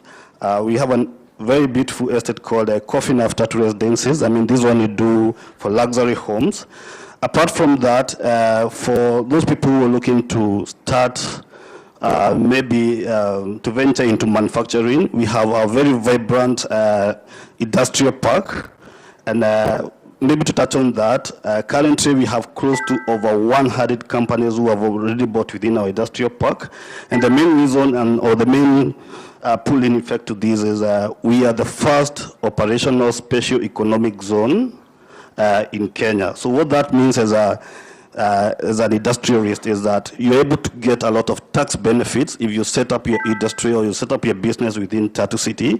And some of the benefits that you're able to get from this SEZ status is things like corporate tax. If you set up an industry outside Tatu City, you normally pay 30% for corporate tax. If you set up within Tatu City, you're able to pay a reduced corporate tax of 10%. That is down from 30%. The other good thing about it is that even manufacturing, any raw materials that you bring in within our industrial park, that is VAT 0 rated, right? VAT is zero rated, and also for materials, import duty is also exempted. Another good thing is that if you're also buying land, I know we're talking to surveyors here, you can also advise your clients. If you're buying land within a Tatu city as an industrialist, stamp duty is zero rated. So outside there, they pay 4%. Basically, that's more about the industrial park. The other thing I would want to touch on is on the other affiliate projects. So basically, as I mentioned, in Kenya, we have 3 projects. We have Tatu City, we have Oaklands, and we have Zuri Springs. So this poses numerous investment opportunities for everyone here, depending with your income levels. So we have the entry points, in case you'd like to own a property within these amazing projects, coming to you at a low of 2.8 million Kenya shillings for a plot. That is for a residential home. Depending with again with your income levels, we have homes going up to around 20, 30 millions. So this is going to be a vibrant community where we are able to accommodate almost everyone in this room. So I think I was given 3 minutes. I've gone past that. Without further ado, I think the best thing I can do is to request you to pass by our booth. We have an exhibition booth here, and we're going to do a deep dive on what we have, explore all the opportunities that we have, and see where your pocket can really fit in. But one thing I can say is that make sure you are not left behind. This is one of a kind of an investment, and a very futuristic, and we want to have everyone on board. So make sure you pass through our booth. I'll be able to give you more details about this, and also we can schedule for a tour of our amazing project. Thank you so much. Thank you very much for that information. We've come to the end of this session. I want to thank you for being such an attentive audience. We could see all of you up and concentrating. I have been your moderator, Jocelyn McKenna, and this session is our rapporteur has been Moses Wanjoy. If you could just wave. I will now welcome the CEO.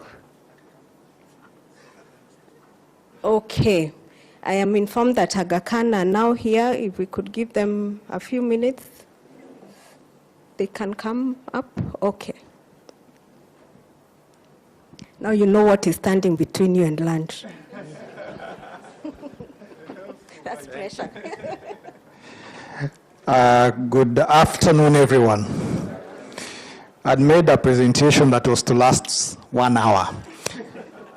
But I can see we have important things to attend to, so we'll shorten it with a practice exercise. We know that exercise enables us to enjoy better health. We'll urge you to attend to our booth so that you can actually get some of your readings done, blood pressure, get to know what your sugars are, have a discussion with us.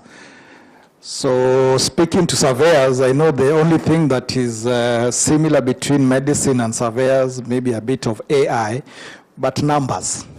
So I'll try to make this health discussion about numbers, and I want you to jot down these numbers.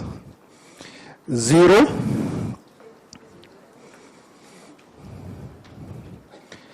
5, 10, 30, and 150. So those who are good in mathematics, what is unique? This guy has talked a lot about us. So what's unique about those numbers, sir, from South Africa? One measures, I think, blood pressure. The other one measures heart rate and all of that. Very good. So it's thought ahead like a good AI guru. But I like to make it a little bit simple. They're all multiples of 5, isn't it? And some of those numbers are biblical. Are they biblical somewhere? In the Bible, there was a 5 somewhere. So our good Lord made 5 loaves of bread, isn't it? So you can see those numbers are very biblical. What you are missing there is 7 and 12. But let me stick to those numbers. So 0, if you want to enjoy good health, it means you should not smoke. So 0 is no smoking. 0 is also for zero grazing. So those who are married, and we know we are in Mombasa Raha, so please stick to your grazing area, because then that stops you from getting sexually transmitted infections, which unfortunately are making a comeback and becoming a big concern for health. 0 can also be included for those who take those straw-colored drinks, the ones that change your mood. So no alcohol means good health. Moderate intake of alcohol means safe health. Then excessive alcohol intake means bad health. So would you rather be safe or healthy? So what is moderate is, if you are a man, you can be allowed to take a maximum of 2 drinks per 24.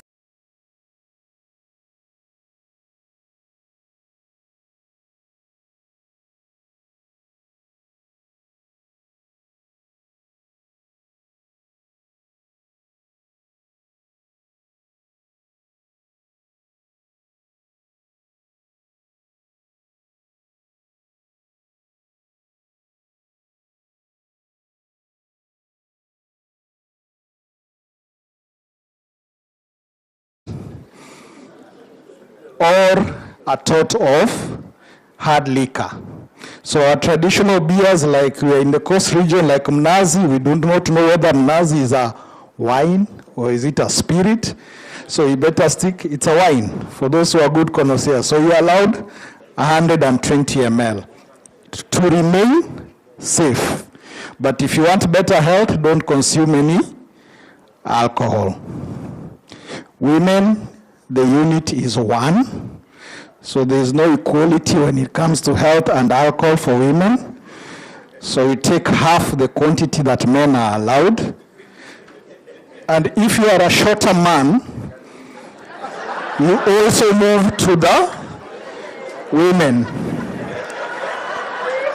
So the cutoff for short men is 5 feet or 150 centimeter. Ukijua uko 150 centimeter and below, you move to the side of women.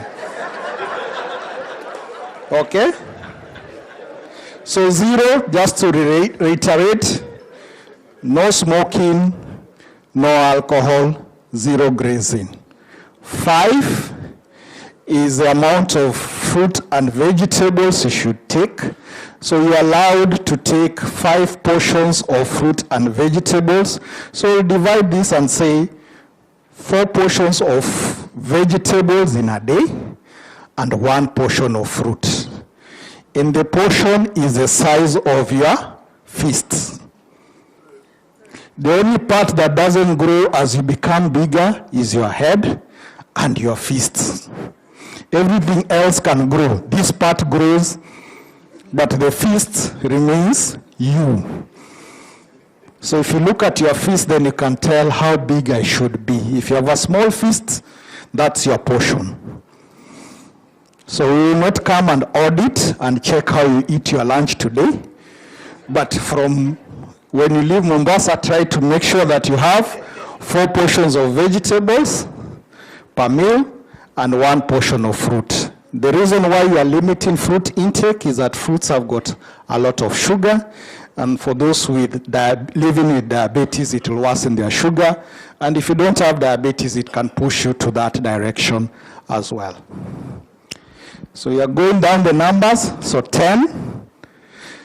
10 stands for 10 minutes of quiet reflection and meditation per day.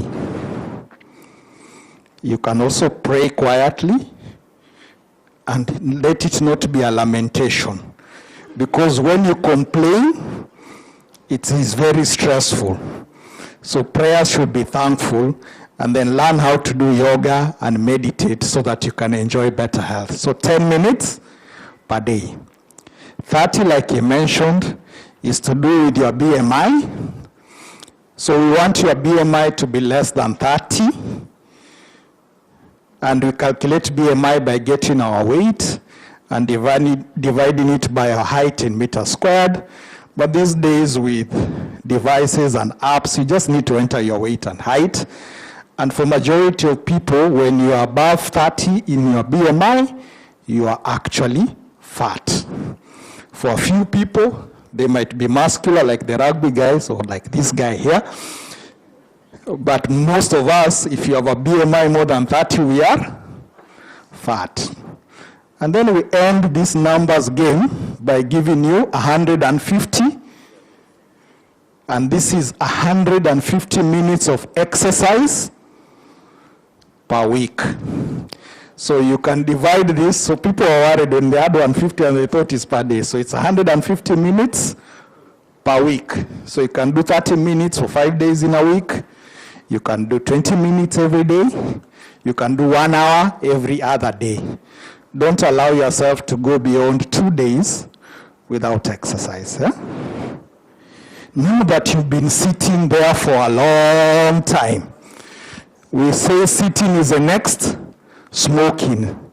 Because you've sat so long, it's like all of you have puffed like 5 sticks of cigarette in the last 30 minutes.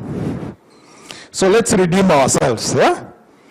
So we'll do a short exercise before you earn your lunch, yeah? Can we all stand up? And all these numbers, we'll try and draw them with our body.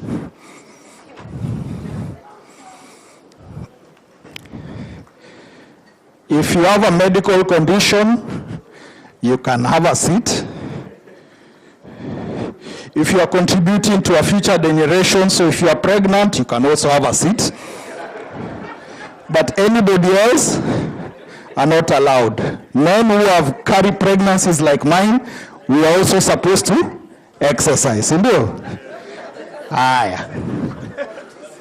Not sit, to exercise. So we are going to do 0. So I'll demonstrate and then you try to follow. So how do we draw 0 with our body? So we start like this. So 0.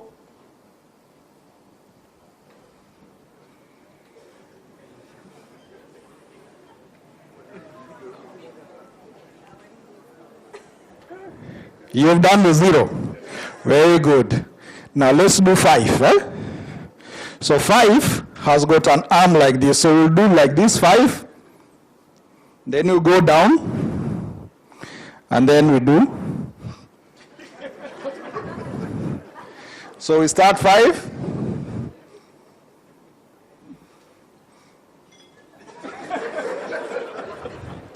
Very good. Now we are going to do 10. 10 has got a 1 and a 0. So for 1, you will jump like the Maasais as high as you can. 1. And then 0.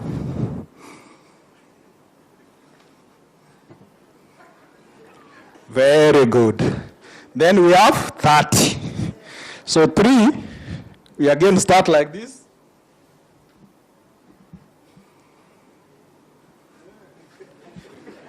Again.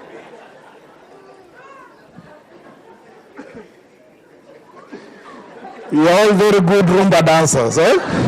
So you can do a good job in this evening. And finally, we end by 150. So that has 1, 5, and 0. So let's go so that we finish.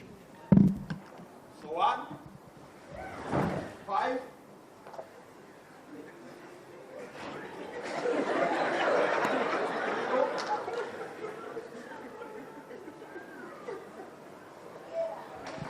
Very much. Now you can indulge in your lunch, but please visit the booth so that you know your blood pressure reading. Thank you. Thank you, Dr. Shabani. We would have been at a loss if we missed all of that. Karibu CEO to guide us to the next session. Thank you very much. With that Aga Khan presentation, now you know. So we are going to have lunch between 3 and 4. And then at 4, we have our breakout sessions. I just wanted to guide you briefly on the breakout sessions. Breakout session 1 is this side. So we are going to divide this hall into 2, breakout session 1. Then breakout session 2 is a hall called Dodori downstairs there. And then this other side will be breakout session 3. So you're welcome for those breakout sessions. I think now you have earned your lunch. Thank you very much. We can break for lunch. You can clap for yourselves. Thank you. Thank you. Be blessed.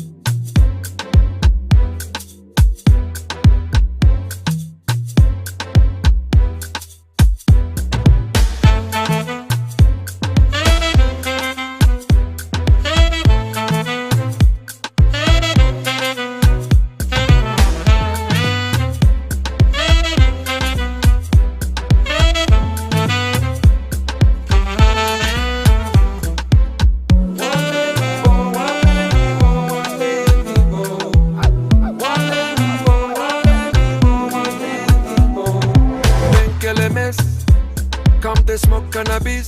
Doctor say make a pop one of this. Make me fly like say I'm Aladdin. Come bring some kind melodies. Oh, mama, myself no do pass like this. So many things inside of my jeans. I slide down the beatings, the beatings.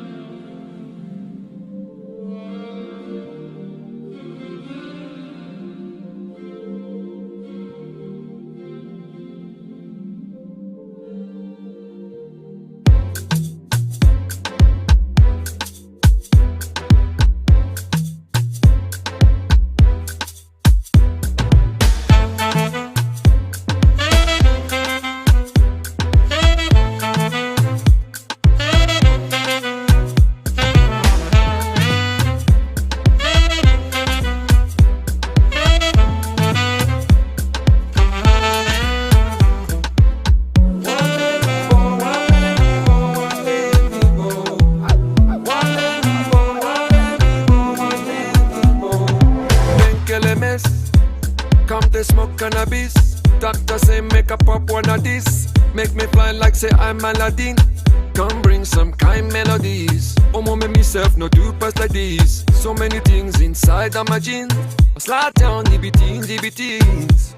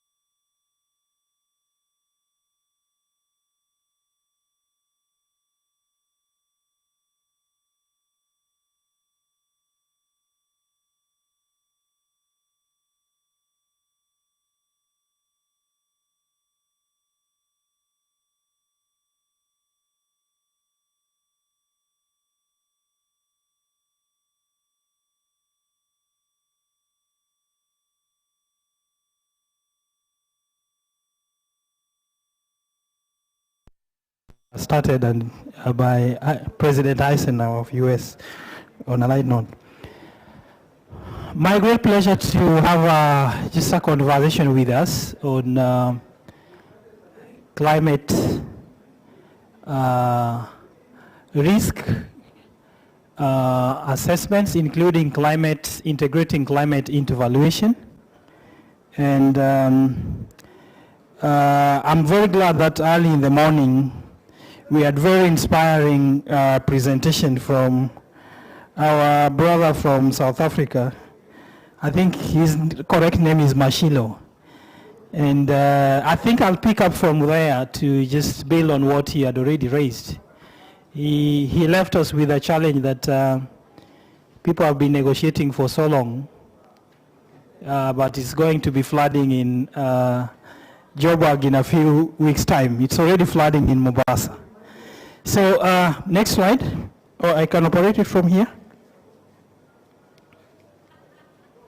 My discussion will revolve around, as I mentioned, just figuring out how can we, as practitioners, landed professionals, integrate climate into valuation of properties and ensure that we are key part and parcel of delivering climate resilient infrastructure that are able to withstand the changing climate.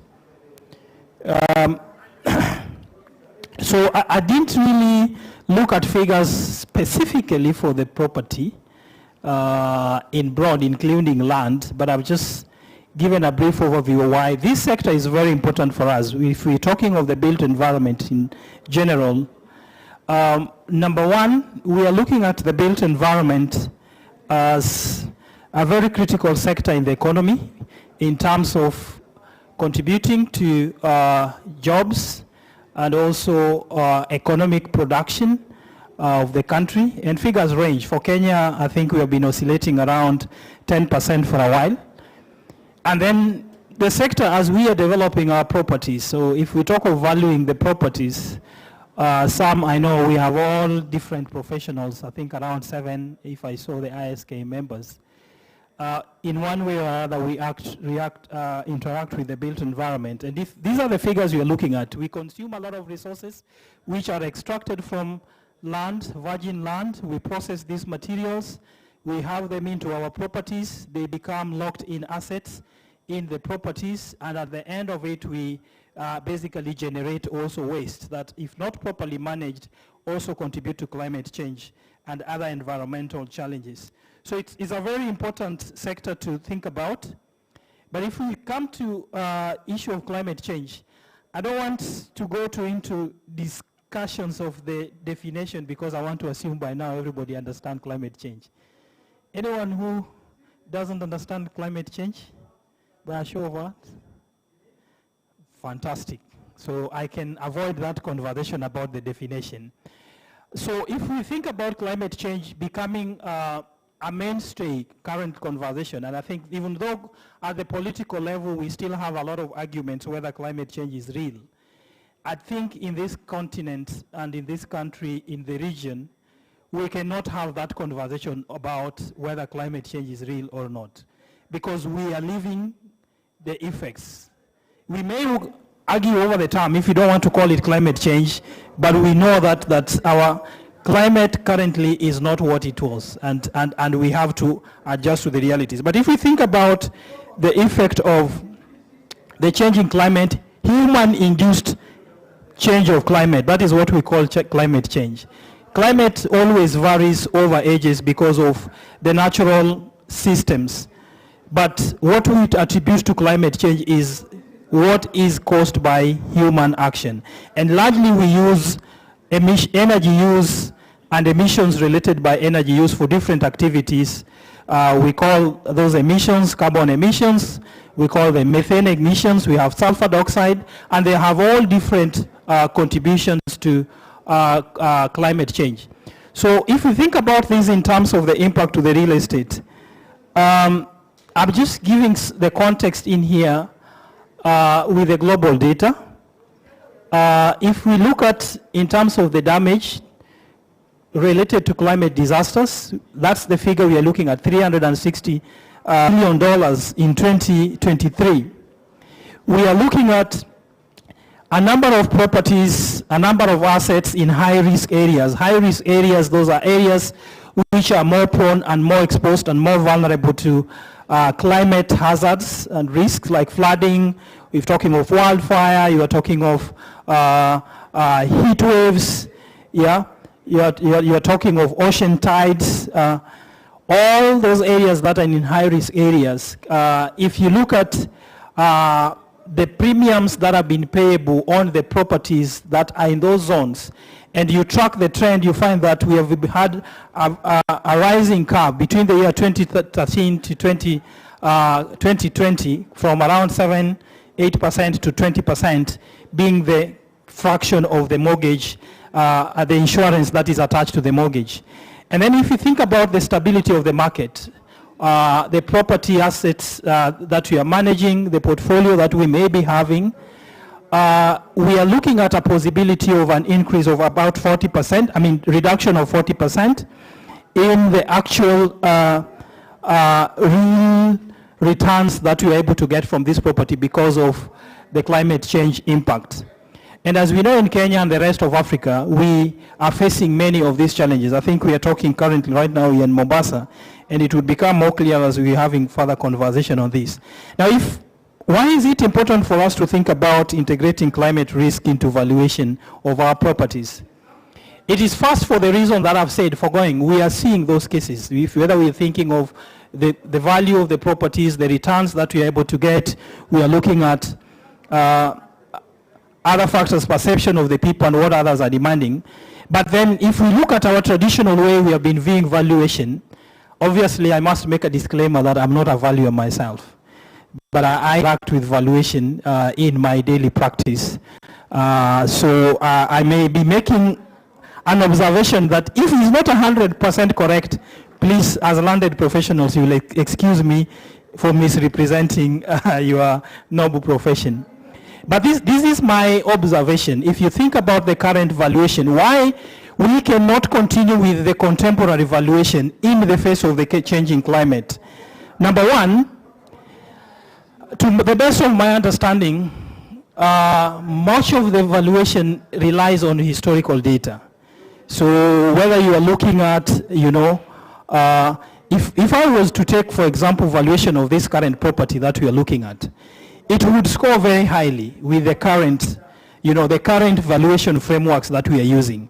But if you begin to think about this, not only from historical data, but they begin to overlay the risks, climate-related risk, you may want to begin questioning whether this property, would it be able to score as high as you have been valuing it over the past years if you rely on historical data. So if we think about climate data, how do we factor in future risks? Because climate change is fairly predictable. Some elements, weather pattern are already predictable, but a lot more of the risks are not 100% predictable. We cannot 100% be able to say that the ocean level will be higher by 0.2 meters next to the Pride Hotel. So how do you factor in those uncertainties? Yes, we know likely that then there may be a rise.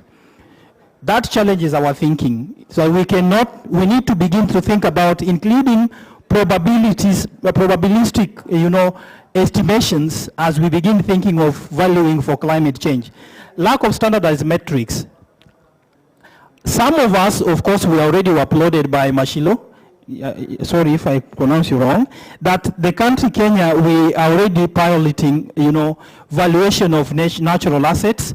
We are pushing for payment of ecosystem services where if you are polluting, you are paying. So we already have to a certain extent, applicant of climate risk assessment in valuation. But then the methods are very varied. They are not yet standardized. Then we have thinking about short-term investment horizons. And if you're thinking of climate change, some of the modelings we are looking at the impacts in the next 30 years, in the next 50 years. do we have our valuation methodologies actually thinking about the value, the return that we'll get from the assets that we are assessing in the year 2050, in the year 2060, in the year 2080? Or are we looking at, you know, the period that the financing is going to be active and when we are getting our return on investment? So then we need to begin thinking about short, medium, and long term in terms of our projections, beyond 30 years horizon as well. Then limited disclosure. A lot of information now is being demanded by investors because of their ESG commitments. ESG is environment, social.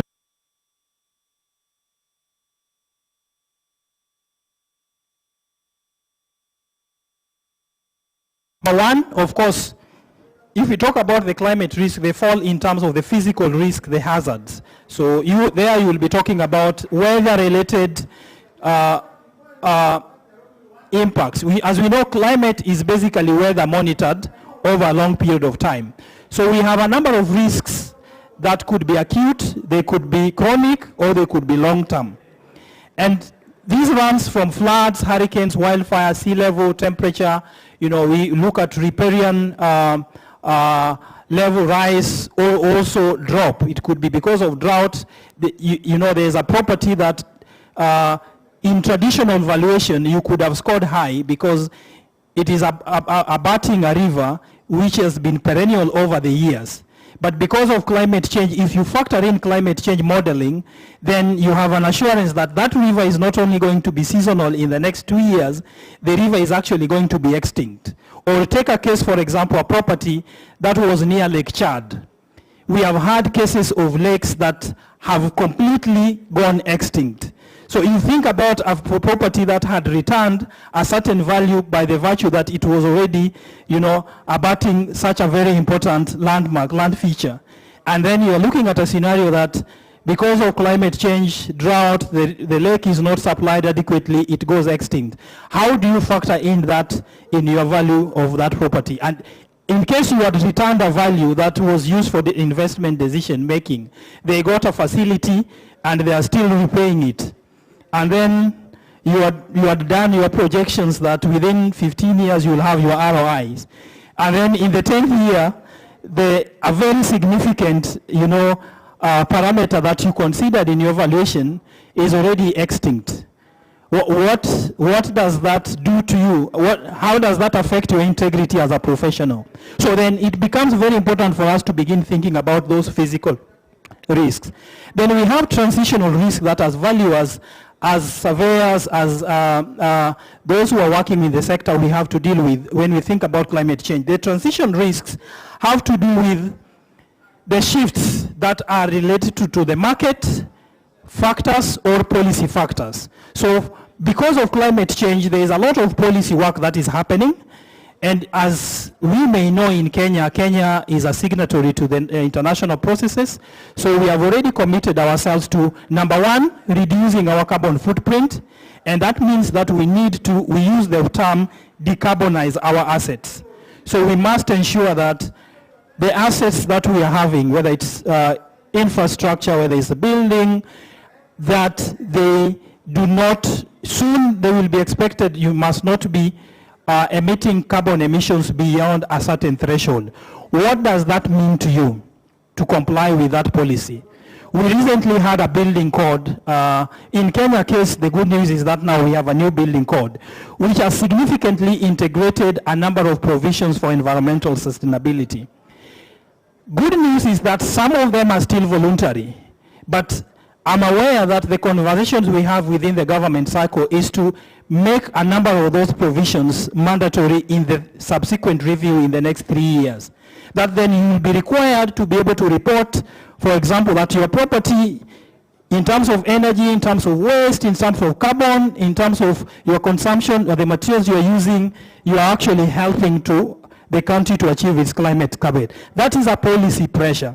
What does it mean?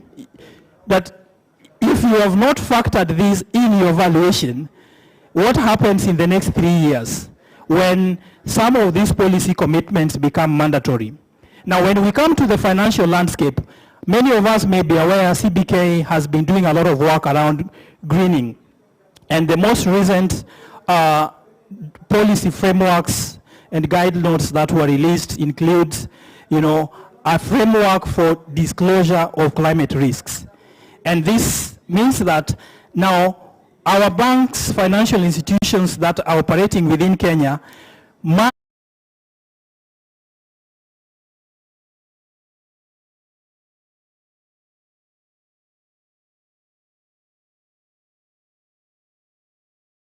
institutions then demanding from us who are coming for facilities from them to be able to actually demonstrate, only bring projects that are climate friendly, because then we are able to help them comply with their requirements. They have also released green financing taxonomy, which basically categorizes different activities that can qualify for what you would call green finance or climate related finance, and that allows you to attract subsidy and other incentives. So on one hand, the policy shift is able to shape valuation and how we look at our properties in two sides. On one side, you have a carrot, and the other side, you have a stick. But on this side, it is mandatory for you to demonstrate how you are, integrating the risk, how you are making the infrastructure, the portfolio you are handling resilient to climate hazards, and also reducing the emissions. And that may mean extra investment, but on the other side, there is also a carrot that if you are going to be building more greener, more climate resilient buildings, then there are incentives that you're able to qualify for, like tax, subsidies or waivers, then that allows you to be able to develop more. So then it means that it is important for us to be able to think how then we position ourselves as practitioners within this changing landscape of climate. So it cannot be a conversation that we are saying, leave it to Akina Nixon who are doing high-level consultancies, advising the government, or those who are negotiating in COPs forever, because the reality is that that translation is already with us, that next time when your client or your side portfolio you are going to the bank, you will want to demonstrate how actually you are helping address climate change already in Kenya because of a policy shift. Number two, there are of course, also issues of consumer awareness, and I would just build on without belaboring so much. If we're thinking of many corporates, you go to a number of our private sector actors which are listed in the Nairobi Stock Exchange. They have only 1 year to be mandatorily reporting on their ESG, environment, social and governance commitments and performance. So it means that for them to also meet their ESG targets, they will need to have an entire supply chain of their business to be able to help them achieve that. So it means from the properties they're handling, the people, the suppliers that are providing for them, they must live or rent buildings, properties that are climate resilient. So that means then the consumer is very much aware. The consumer is also pushed. They are moving around and they know the incentives that are coming. What happens to occupancy challenges? If people are aware and we know that this building is not as healthy, then occupancy rates will be affected. What about operational issues? Certain provisions for making the portfolio resilient will require additional investment. How much more investment would be required as an additional investment?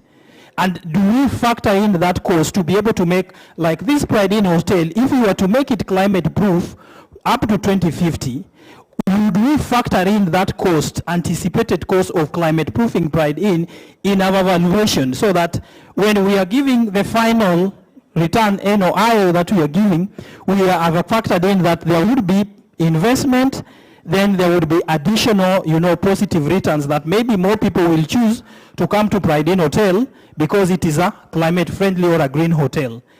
Or because for them to become a green hotel, probably they need to invest 50 million in a new technology or in retrofitting. Are we factoring in all those factors in our valuation? Then I'll just briefly, I think I have still some bit of time. Yeah. 5? Okay. You reduced it by 10. So in terms of procedure, if we were to go into valuation, how then do we go about integrating these climate risks into our property valuation work? I think in the interest of time, I can just summarize it in 4 steps. First, you need to map the hazards. Different portfolios, different assets in different setting, whether geographically, because of the type of also the asset may be exposed to different hazards. So first we need to know the land you are dealing with. Traditionally you are looking at the general ecosystem around the portfolio. You are looking at access to road. Is there a road? Is it a motorable road, right? But now we may need to begin looking at beyond. It's not just is it a motorable road, but is it a road that is going to be flooded in the next 3 years or so? So first we start with mapping the hazards. Then we go further to analyze how is the asset vulnerable to those hazards. So for example, we are in Mombasa. We can think about how many hazards. Possibility of what? 1, floods. Another one, floods may come from the stormwater, but another one, we are just by the coast. Sea level rise, right? We have issues, possibilities of things like time. Remember, some countries currently are really struggling with that. We may have issues with heat waves, right? Thankfully today we can wear our, I can wear a suit. But when we have rising temperatures. So once you have mapped those hazards, then you come to the property level and then you begin to lay those hazards, their potential of happening, their magnitude, and what that means to your infrastructure. Your infrastructure vulnerability, your asset vulnerability would be analyzed both at just the asset level. So if it is Pride Inn Hotel, we will do the analysis for the Pride Inn Hotel. So we will look at the building level vulnerability, but we'll also look at community level vulnerability. For example, all of us, we know as much as this property will need to bring its return to return the value you have assigned, it must be accessible. We already know that from our valuation. So we can not only look at the building only, we'll do what we still traditionally do, but extend the vulnerability analysis of the neighboring. Because if the neighboring, environs, for example, are flooded, this place will not be accessible. Then third, we go to model. So we bring in financial modeling to be able to project what does that vulnerability mean to the property.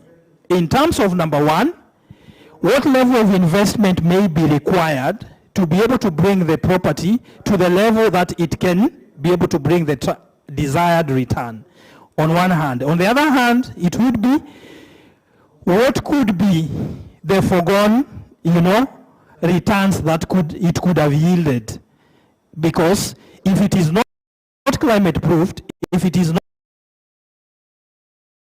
not made resilient, then the hazards happen, then it means the asset will have suffered damage. The cost of that damage, how will that cost affect the returns that it will bring? So you will do financial analysis. Then of course you also look at regulatory alignment, and this regulatory alignment obviously is number 1 at the asset at portfolio level, but also you think of how do you align you packaging that information with your standard reporting methodology. So including the IVS, and I think the colleague in the morning talked about that. There needs to be of the IVS.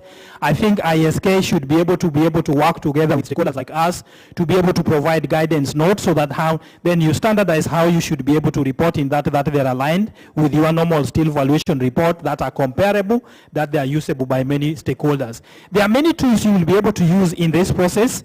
You can leverage on many of the tools that you're already using from the GIS, and there are surveyors in the room. You will be able to use this data to be able to do the projection, number 1 on side in terms of analyzing the climate data, how that climate data plays within spatial scale, and you bring that to the property level. You will be able to look at other tools and guidance notes that have been provided, and I think in the scope of time I will not go into them one by one, including TCFD and GFS, and GFS is the network of green financial systems. And there are many tools, including you go to World Bank I think when I share the detailed later presentation, I can be able to provide some of them for you to use for your reference. Then the data sources we are looking at. So I think climate valuation is an additionality to your valuation. So already there are normal standard data sets that you are sourcing as you refer to as you are preparing your normal property valuation reports, right? But we are saying now that you need to add all these other 5 layers of data. So for example, hazard layers. Like if you would, previously you would look at the building, as a valuer you might not be interested how deep is the foundation of the building, right? Traditionally, yes or wrong?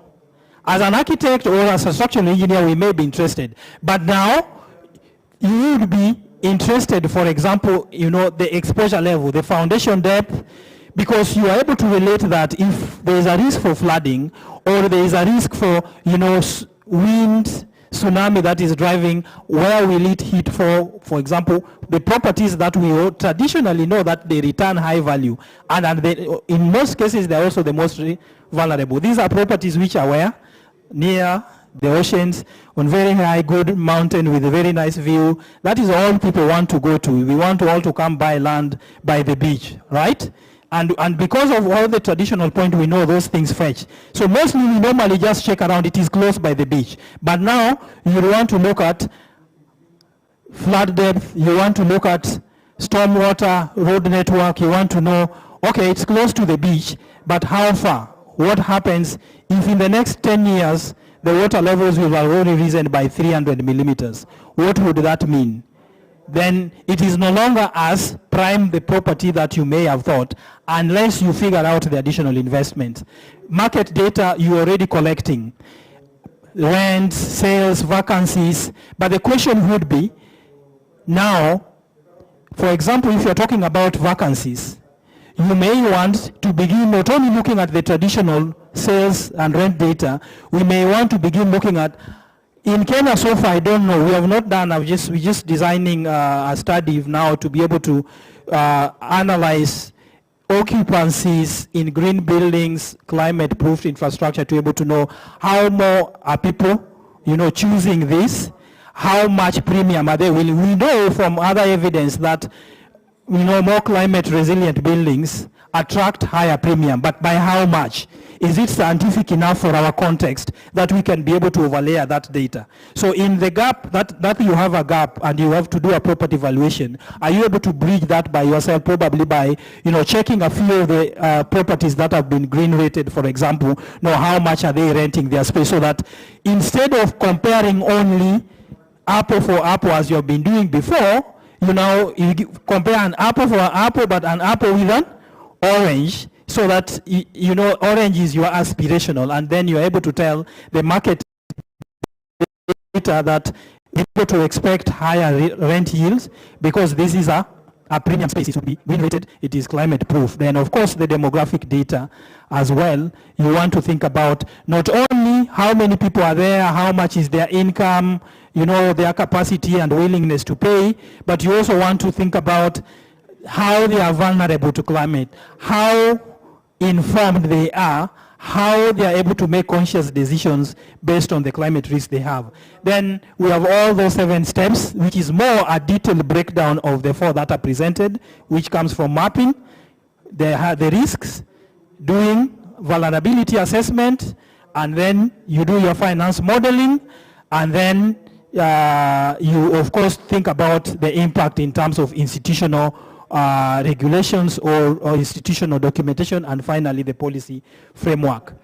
Then once you have done all that, yes, you have your report and you have returned a value. Are there things that we can be able to do to our existing portfolio and assets to make them more resilient, to be able to adjust to the risks that they are exposed to? Yes, there are a lot of things you can do. From one side, what we now call in the climate space, we call climate adaptation and climate mitigation. So you can be able to implement strategies from, green building designs. You can be able to integrate policies, even at the organizational level, like tenant awareness. For example, you are an FM, and you have a policy, you may not necessarily have to do retrofit, but you could start a behavior change campaign, for example, around just saving water, turning off lights, because you know you want to do reduction of the demand of energy. You want to see how people are responsive. You may begin trying things like restructuring your leases, that instead of you as the property owner, if one of the tenants who are aware on a part of your portfolio wants to go green, wants to be resilient, they can be able to make that meant. So you begin thinking of things we call green leases, so that somebody can be able to have the incentives and the contractual, leeway to be able to make adjustment on the portfolio without them having to move away because you are not as green as they expect. So you can use all those tools to be able to make sure that your properties are actually ready for climate. Then obviously many challenges still exist. I listed them as 3. Data gaps, still a lot. We have a lot of data in traditional valuation, but we don't have much data, as I mentioned, in climate valuation. Uncertainties I spoke about, and here we need to integrate both all the landed professional, leverage on all the skill sets and the tools that we have, including climate modeling, taking advantage of geospatial data, projections to be able to improve on the predictability of our modeling, and then also having standardized tools that we can be able to use across the industry. And I think here stakeholders, the ISK can play a key role in working with other BMOs and stakeholders to be able to make that ready. So there are a whole portfolio of actions that we can take, either as individual professionals like valuers ourselves, as those who are financing the properties, and also the developers themselves, and also government. And I hope that as we are going towards the closure of the conference tomorrow, Madam VP, I would strongly recommend that once, of course, also you are making those recommendations, that this conference also should be able to integrate those future, recommendations for climate proofing, climate valuation, as well as integrating the other future readiness scenarios that my colleague earlier presented in the morning. But I've left them there for details that you can be able to read. Now, I think I will stop there and allow you not to clap for me, but I will take questions. Makofi tena. It is good. Mmejua green building ni nini. Oh, you might find a value anafikiri green building nime imepakwa rangi ya green. I hope sasa mmeelewa, si ndio? Thank you very much, Dr. Nixon. Tieno, we are very glad that you have taken us through the session.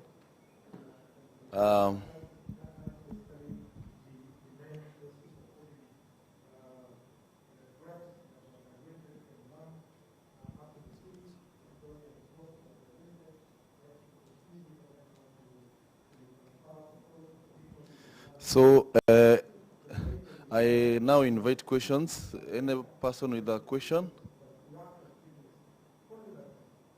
Right now you have the quick one architect. You're free. I know valuers. Yes. Nick, thank you very much for your presentation. It's always an honor to hear you discuss climate. Sababu uko green. I like your choice of name. Now, I just wanted to clarify or ask the data aspect, because we don't have data, and as we speak, we also have issues to do with the client demand shift that we talked about in the morning, where then the banks are asking for us to supply that information, or basically when you're doing evaluation for a green building, we don't have the parameters. First question is, do we have globally any data available that we can rely on? Number 2, locally, is there any? If there isn't, how can we partner with you to start developing this? Because I think it's important that we have, like a timeline because then it means World Bank or the banks or anyone else outside of ourselves is going ahead of us. And then that what happens is that now it becomes a crash because you're asking for information that we are not ready with. So I think just a practical part of it, future ready, value us. How do we go about this? Thank you.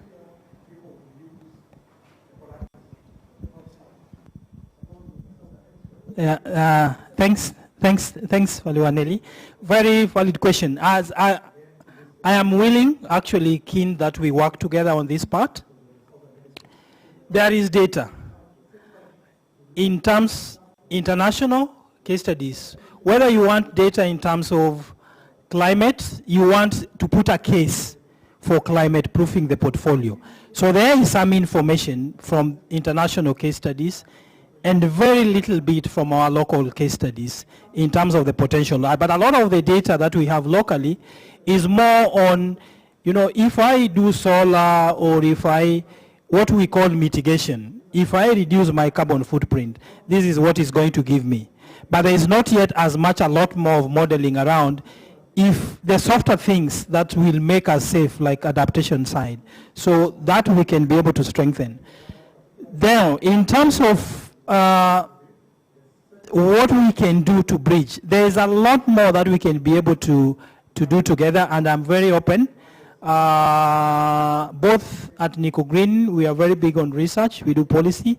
I didn't highlight that the work that I'm just finishing currently for this Ministry of Lands is I've actually looked at all the policies and looking at the commitment and doing recommendations. So I'm very much keen, Nico Green, together with ISK and other BMOs within our sector, that we work together to bridge the data gap. And that is not only our BMO's issue, but is also academia. And Nelly, I think we can be able to leverage some of the stakeholders in the room here in the academia. They are doing a lot of research, but they are not doing targeted research. So even their information doesn't come to us. Number two, with your membership and the portfolio that you have, we can be able to agree on a pathway that within 1 year, let's be able to model XY properties. This is the information we look. And some of the information is already based on the data set that you have. What is lacking is analysis of that data to give it climate meaning. So that is something that we can be able to do when we work collaboratively. And we'll be more than willing to take up that immediately as a follow-up and activity that we can collaborate on the data. Lastly, of course, there is the other information, which is climate data. It's available. Like today we know the Met had given us advisory for the week. We all know up to Sunday that it's going to rain. Cindy, we have that climate data all over, and we have other sets of data, development approval data. But what is lacking is making sense of that data for our property. So what does ISK do, for example, Mombasa branch, when you receive the meteorologist department's update? For now, we don't care much about it. So what we are going to do together is to be able to get meaning in terms of working in the analysis to make sense of that data. But if you need more information for particular building a specific business case for a property you are working on, our contacts are there. We'll be more than ready to be able to provide information as we work towards creating more case studies and greater guidance and collaborating also with the financial sector. They are going ahead, but they are going without us. So what they are saying, you hear them every day. The banks have a lot of climate money, but this money goes unused, that people have not. So if you look at CB, they got billions of green money to be able to give at very good, interest rates, like some of them 8% with longer repayment period, but they end up not disbursing this money because they are saying we don't have quality projects. So I think we can work on the data side. But Nelly, lastly, as I conclude, we need to move to capacity. What I've just done here is a very high level introduction. So the other thing I want to recommend, can we be able to have actually really training?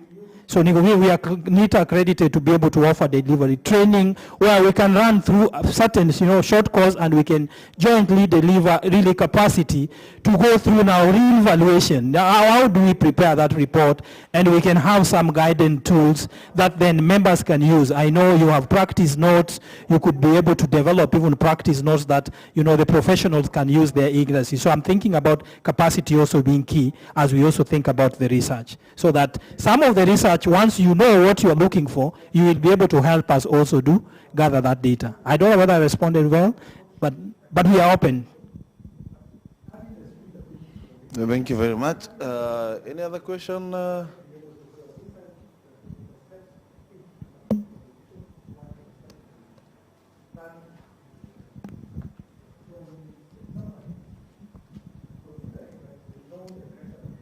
Just a quick question. One of the challenges with valuers is that, or two challenges with valuers. One is how do we generalize information or data? Because generally you find it in research, when you produce research, it must be generalized enough that it's applicable across the board. Although there's lots of data there, the weakness of most of us as valuers, we tend to make, comes the second question, we tend to make data very proprietary, and that makes us unwilling to share information.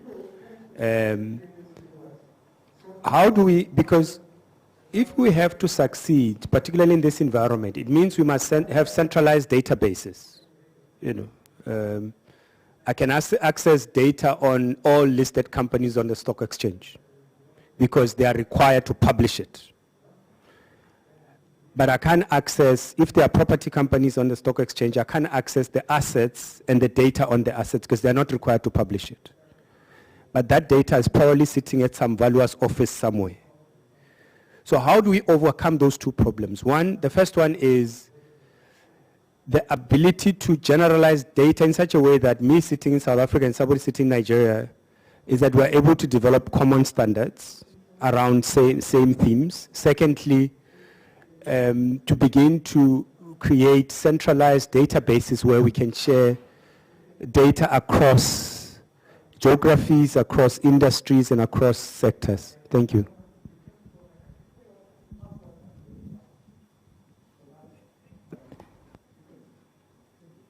Thank you very much. If I may attempt to respond to the first question, amongst many options, I think my response would be, key would be standardization. If we talk about generalization of the data to be able to make it applicable to many. What do I mean by standardization? In terms of the methodologies that we use, we know what data parameters are we collecting. And so far, I think industry has taught us that there are many modalities of creating norms in practice. Either some of them this is what we were trained in the curriculum, or some of them, we know each valuer's office may produce their unique report, right? But we have principles that we will be able to know that this is a valuer professional valuation report because it has certain key elements that is a must. So I think one of the work streams that we are going to work on together should be that standardization of the methodologies is very key. Then it makes it easier to generalize the data. Then secondly, in terms of data sharing, I think this is a question more of a cultural issue. And it may appear though that a lot of course we need to rely on a lot of information that we are harboring within ourselves. And that some fears are like you have your NDAs with your client and you feel like if you release the information that you think is proprietary, you may be, violating your agreements. But I think to overcome that is coming clearly with, the data collection tools and templates that are, output oriented. So the thing, for example, let's say information like energy performance of your building, whether your building is green or not, that is information that facility managers have. And within a context of a standard, if we are doing a study with ISK, I don't need to know this is Pride Inn Hotel. The way we just do the research, we should be able to say, we can be able to establish portfolio properties by typologies. We can say we have the data sets, even if we were to do a call to our members that we are looking for data sets for hotels within this class 1, 2, 3, and then they are able to share the information for their hotels within that class, and then we are able to code them. How the health professionals are doing, these guys do a lot of data, they share every day, but it has been easy because they observe, ethical considerations in their study. So I want to believe that our property assets also, we should be able to share the information as long as we, remove the information that is sensitive, property names, details. Even in terms of investment, some people are cagey. If you may ask, how much is the value of the property? Some people may not also give you the precise figure. But for purposes of our assessment, even as for valuation, do we really need the exact price? No. So some of the things we can be able to do when we are designing those tools and templates, we will work with ranges. So for example, you would be able to say this is investment between 10 million to 12 million. Somebody would be okay to say I fall within that range. But if you ask somebody to put precise figure that it is 11.5 million, they begin thinking like, okay, and we know certain issues for certain reasons. So I acknowledge that there are challenges, but I believe that there are opportunities for us working together to be able to address them.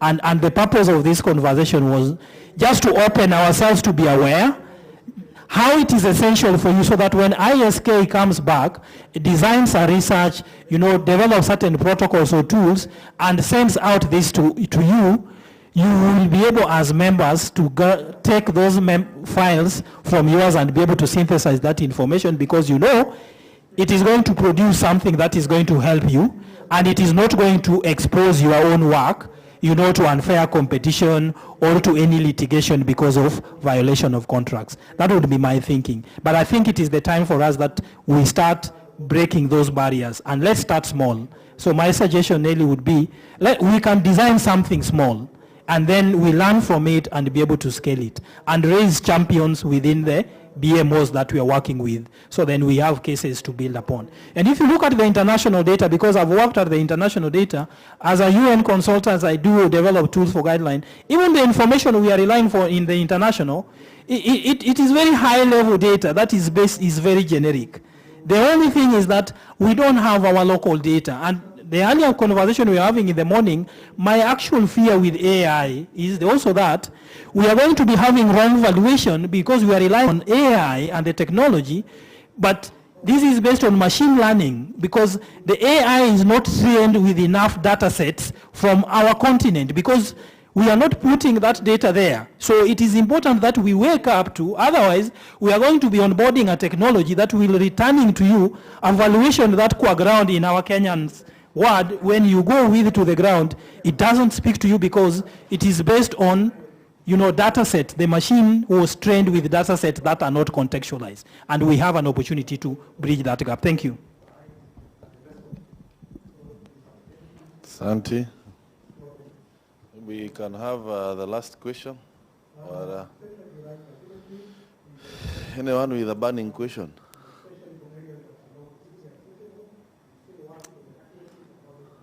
Thank you very much. At least you've talked about centralization of data. That is one of the major things that we are trying to work on. When we say it is very challenging that even as valuers, we have to now call each other to ask comparables. We don't have a central place where you can go click it and see this is the value that was given within Mombasa. This was the value. We have issues. Right now you can see how valuers have been taken to court. Because even you don't have the data. You will have even, in some areas even you will have to, if I use Kiswahili, kutegemea wazee wa kijiji to get the values. You have to look for the elders, ask them the values. Some of them lie because most Kenyans are liars.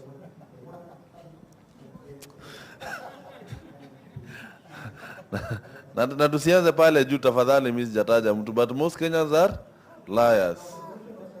So they lie to you. Tell you this value, I bought this property. Like I had a client today who has been bugging my head. Lying to me is buying a property at 12.5 million and I know it is 7 million. Then when I do the valuation, he's telling me, unajua, nilikuwa nachukua, I was buying it at 10 million. So I wondered, and now it has now gone down to 12.5, now it is 10. See, we don't have the central nini. So thank you very much. Nico Green, maybe he took that name from his name, Nixon. You might not know Nico. No. Nico ako Green. So I will invite the ERC chair. Nicholas might be leaving early, so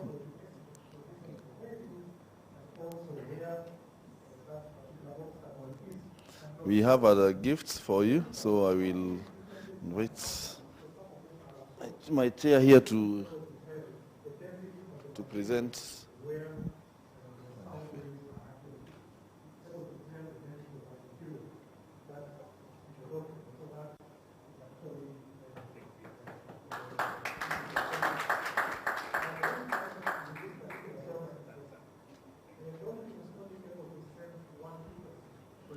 Thank you very much. ELC chair, note about the trainings for ESG. You know, we have a challenge about that, even with some banks, like KCB stuff.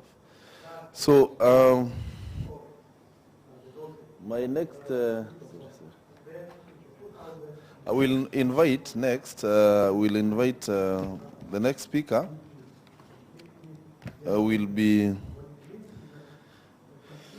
Strong Okwiri Nagila.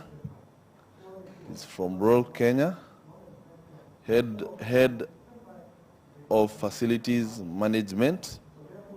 He'll be taking us through the next session. Tumkaribisha na makofi tafadhali. One of us. Karibu sana. Good afternoon.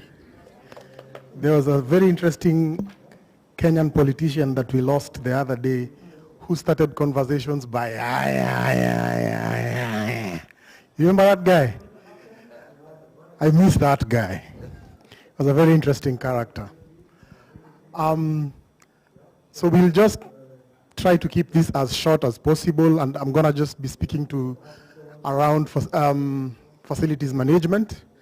My name is Stralen Okwiri Nagila. I'm a mechanical engineer by training, a facility manager by practice, a noise maker, a husband, a father, and those other interesting things. I am really glad to be speaking to you this afternoon. I hope I will keep it short. You know, when you come to Mombasa, you want to come and also have fun. So we'll try and keep this very short. Joel is looking at his watch and telling me, bro, you need to finish. We need to get out of here. Joel, I will comply. Before we start, as I thank ISK for inviting me, I want to thank this gentleman. This gentleman bugged me for the longest time. Send me your presentation. When are you coming to Mombasa? If there was an award for somebody who follows you up, please, ISK, put it together and give it to this gentleman. Thank you very much, Kevin.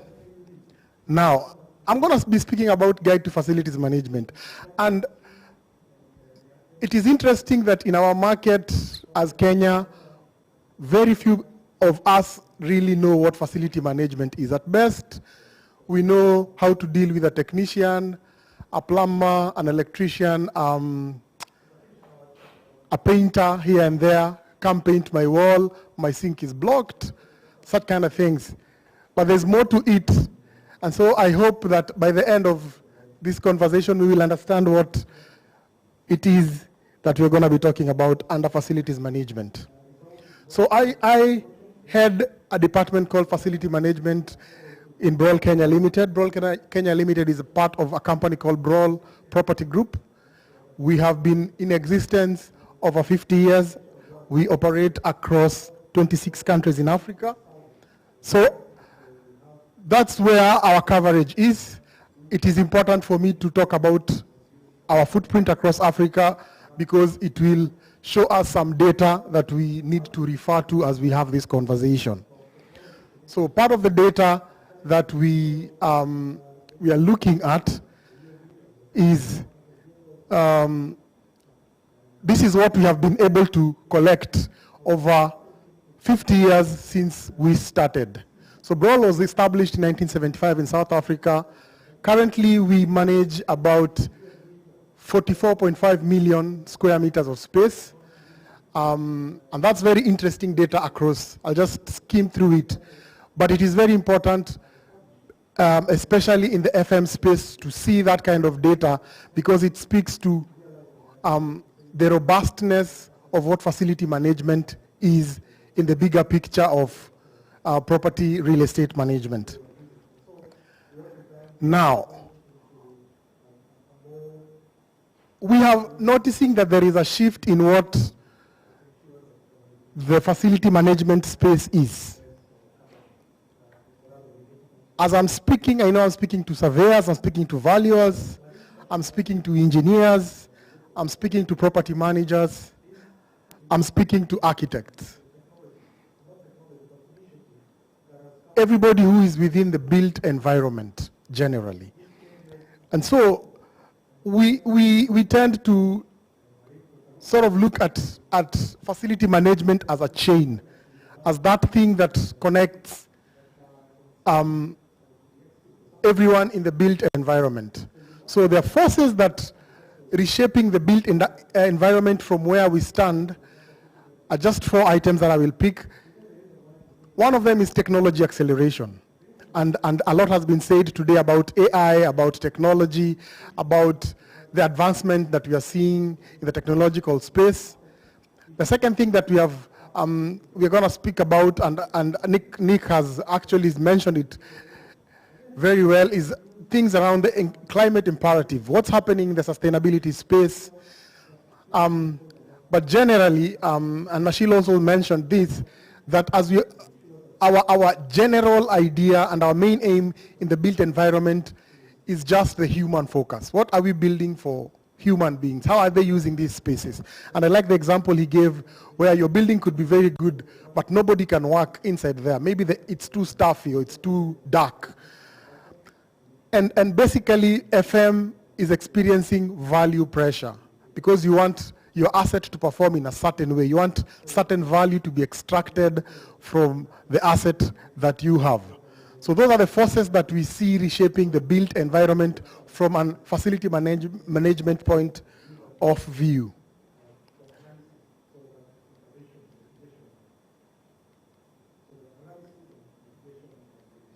The slide is giving me a bit of trouble, Kevin. So, what is facility management?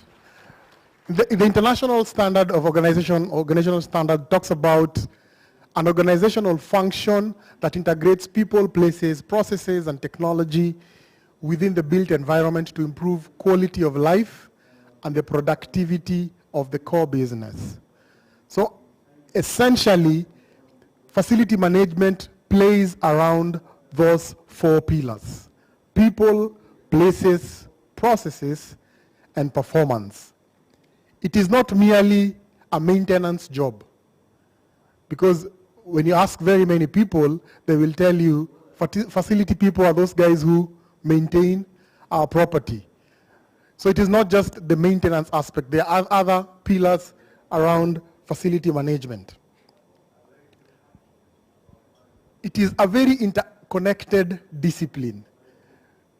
Traditionally, when facility management became a thing to where it is now, it has shifted from just being facility management to what we call integrated facility management, meaning it integrates a lot of things. It integrates property management, it integrates architecture, engineering, maintenance, utilities management, valuation, real estate general, reporting, and analytics. It basically talks to everyone. It is the interconnection point for a lot of things. It is not just maintenance. But I think for purposes of this conversation, we will limit ourselves to the disciplines of survey and valuation, property and asset management, engineering and construction, environmental sustainability. So in my earlier days as a mechanical engineer, I'll give you an example. It was very interesting to design things, to be given a brief by an architect or a client to go and do MEP overlays on a drawing and share. And one of the clients for me decided to transfer me from a mechanical engineer doing consultant work to become a maintenance engineer for a hotel. And when I got into that space, I realized some of the things that we were designing could not be operated. A simple thing like an access hatch into a ceiling became a problem if you eat like me. If you eat like me and somebody designed a 600 by 600 hatch and I need to go into the ceiling, I can't go. Or if I can go, the ceiling cannot take my weight. So it becomes a thing that then facility management has to begin from the planning stage of a design. If you give me something to come and work on as a facility manager and realize you designed a beautiful thing, but it is not usable, it is not feasible anymore. So a facility manager then plays a very pivotal role at design and planning stage, because he comes with the face of the user. He comes with the face of the operator. I will ask you a question. As you are seated in this room, how many people know the location of the remote of the air conditioning unit? If you know it, raise your hand.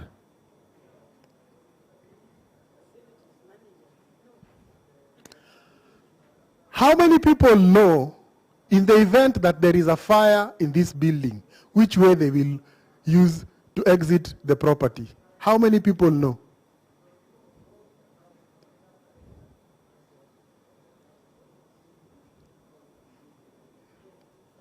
You now start to see why you need a facility manager. Because part of the role that he needs to do is make sure that he integrates all these things to make you as a person understand the space that you are in and move and operate within that space.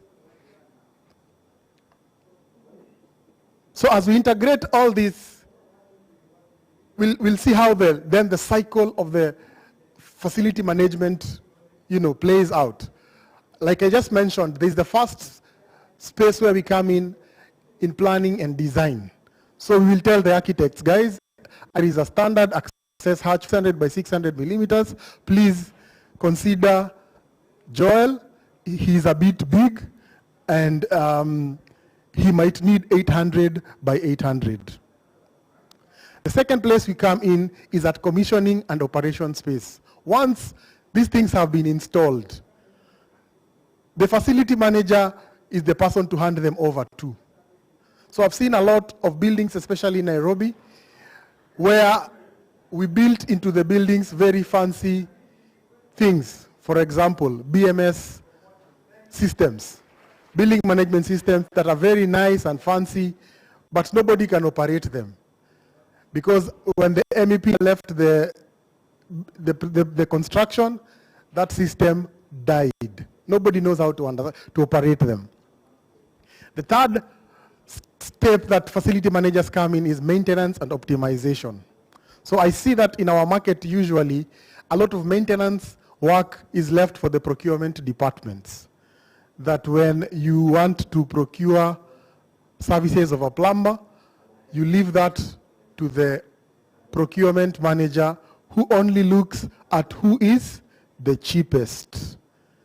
Who is the cheapest person that we can engage for this service? So a maintenance engineer is not usually looking at who is the cheapest, but who understands our problem and can fix it the best. The final stage in the cycle of FM is during renewal and replacement, where based on how we have seen some of these assets operate, we are able to say this asset has come to end of life, or it can actually be revamped and still continue its use. So generally, facility management is split into two categories. There's what we call soft services. Soft services are your usual cleaning, hygiene, pest control issues, waste management, cleaning services, generally. Then there's the technical services where we talk about air conditioners, we talk about boiler maintenance, we talk about building infrastructure, maintenance, we talk about electrical supply, we talk about gas supply, we talk about basically anything that is technical, that is a building service pertinent to the operation of any building. Now that we have transitioned from facility management to integrated facility management, we have added two aspects to it. The first one is there are professional services that then linked to facility managers, which we have listed things like occupational health and safety, statutory compliance, audits. We talk about asset tagging and verification. We talk about skill development and training.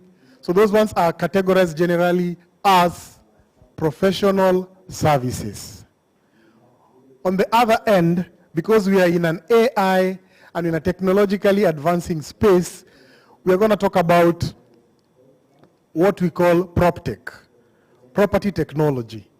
So I've listed a few examples like Vantage Portal, which basically links procurement to the services for facility managers. And then there's another technology called B-Sharp that generally falls in the general category of computer-aided facility management services. I am really rushing this one so that we can release Joel. Now, the future of FM will be squarely determined by these 5 factors. Number 1 is human-centric design. And basically this points to the wellness focus, that you are not just designing spaces, you're not just designing an office for people to come and sit. You are designing a wellness, you're designing with wellness in mind. How will people feel when they are in this space? What will be their state of mind? Otherwise, air conditioning would not be there. The second aspect is resilience and climate adaptation. What Nick has been speaking of, that we have to be very considerate of our carbon footprint, what these things that we are building, what impact are they going to have in the environment generally. And that also points to ESG and net zero pathways, sustainability again.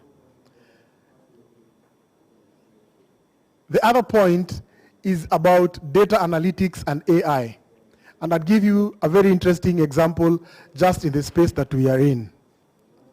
So if somebody gave you this space to manage, and this hotel, in my estimation, would have over 500 unique air conditioning units. And you as the maintenance person, you are always replacing a compressor for a specific unit. So in meeting room number X, you are always replacing a compressor for an air conditioner 6. After 3 months, you have to replace. After 3 months, you have to replace. What technology allows us to do is to keep that data. That at the end of the month, you need to report how this, or at the end of the year, how this asset is performing. Part of what you will say is that our maintenance cost for air conditioning in the building is going up. Why? Because we are replacing spare parts for a specific unit. And you can back up that conclusion with data, as compared to a situation where you are replacing and repairing parts of your building and you're never keeping the data. So data then allows you to say, instead of replacing spare parts, why don't we buy a new unit? Or can we understand and get more insights as to why this specific machinery is breaking down? So that insight is very important for how the asset will be performing. The other aspect is what Lucas was speaking to before lunch about smart buildings and Internet of Things, that you can actually run properties by installing sensors across all devices and environments, and they allow you to monitor and see how the environment is in that building or in that asset.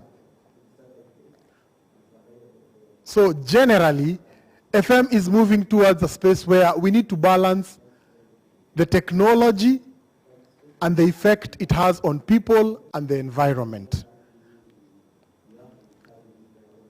So the future-ready FM professional will need the following skills. And I believe this is not just speaking to an FM professional, but to every other one of us. Number one, we need to have proficiency in data and PropTech. We need to understand how to collect data, how to read it, how to translate it, and what impact it has on the properties that we manage. The second skill that we need to have is resilience and adaptation, because we are making and managing spaces for people. So how can we make these spaces to be very resilient, and how can we adapt these spaces for different uses? A good example is these meeting rooms can be used for different uses depending on how we can adapt them. It can be a small meeting room, it can even be converted into an office. We just need to understand the needs of the people in that space. The third thing is all of us need to have finance and life cycle costing skills. We need to understand value. We need to understand value and what drives value. The fourth thing is we need to be very strategic. We need to understand, even as we are adapting these properties and spaces, how will this adaptation look like in the next 5 years, in the next 10 years? What am I adapting to? And when we combine all these skills, we become resources that are ready for the future of what FM or IFM looks like. So to achieve such results, first we need to understand our asset context. Where is the asset? Who is it serving? What am I adapting the asset to? So we need to understand and analyze. That's why analytical skills are very important. We need to understand the context of the asset. The second thing we need to do is develop FM strategy. And by this I mean both reactive and proactive measures when it comes to maintenance and management of spaces and facilities. Number three, we need to implement systems. Gone are the days when FM was an analog thing. Painting is no longer just painting. Maintenance is no longer just maintenance. You need to have a system implemented to implement your strategy. Number four, as you implement your strategy, you need to measure performance. We speak of key performance indicators. The strategies that we have implemented in these situations, are they working for what we want to achieve? And number five, we need to evolve with technology. The data that I was showing you earlier is data that has been collected by Brawl Kenya for over 50 years. So when they say they are managing over 45 million square meters of space, they can actually give you data for all those spaces. and give you the trend that is happening in the facility management space. Finally, Joel, we are finishing. Joel, we are finishing. So FM literally plays the role of an umbrella. We are sort of the, I don't know if you've noticed, if right now you want water, somebody will run to you and bring you a glass. If you want the microphone, somebody will come to you. And literally, that looks like the space or the work of a facility manager. But it is not just that. It is that we interconnect everyone. We interconnect valuers. We interconnect property managers. We link surveyors. What we basically do is we are a depository of data. If you come to value a property that a facility manager manages, they should be able to give you data that will go ahead and reinforce your conclusions. So facility management is not just painting, it is not just maintenance, it is a repository of data. Data that is very important in valuation. When we talked about those wazes that you have to go and ask about the value of a property in an area, maybe we should start asking facility managers. We have data that nobody is coming for. Nobody is asking us, what kind of data do you have on energy, on water consumption? Nobody is coming to us to ask us of that kind of data. And that kind of data will be revolutionary if you look at it. It will tell you great stories about assets, about your surveying journey, about valuation, about design, and especially how to manage and value assets. Kwa hayo machache, because Joel is looking at me with that eye, I beg to stop there so that we can allow Joel a few minutes to prepare for the evening escapades. Asanteni sana. Haya. You know, wafanya vizuri. Joel alikuwa ananiambia kitu lakini sitasema. Naye anaenda Bamburi. Thank you very much. Nashukuru. Asante sana.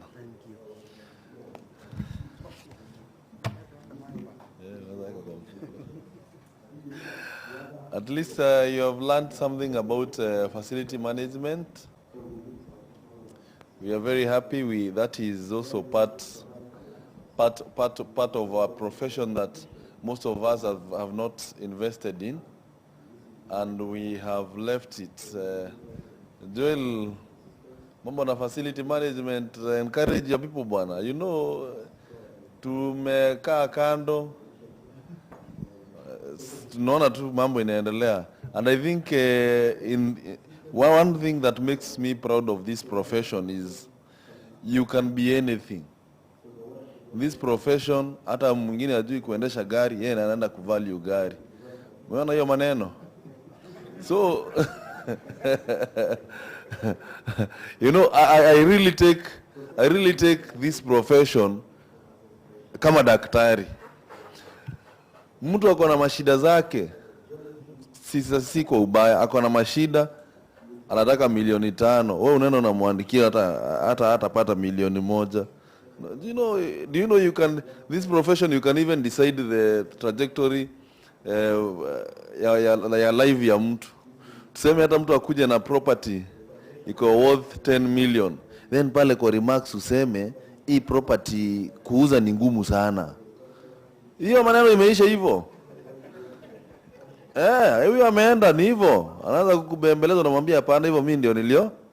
Sasa si ni kama daktari. Unajua naongea hivi ili daktari akuwe tayari. Tuko na daktari hapa. So I hope alikuwa ametoka kidogo. So Dr. Victor Olonde will be taking us another session. I hope you're ready. Sinona. So we are the determinants of people's even lives and how their lives are going to be. So mkiona tuko hapa Mombasa, hata tukienda, kwa tunajichunga sana hata tukienda huko Mbamburi, be very careful. Unaweza kuwa uko na report ya mtu alafu uende upotee. Sasa aanze tena upya. Na ashafanywa assessment, ashafanywa sijui what. Wewe umeenda Bamburi, Joel usiende kupotea leo. So I take this opportunity to welcome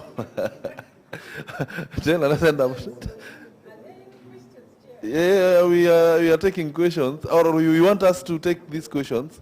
The other one we were doing it because he was leaving, but we can take questions. Yes, we can combine. Yes. So I welcome Dr. Victor to take us through the next.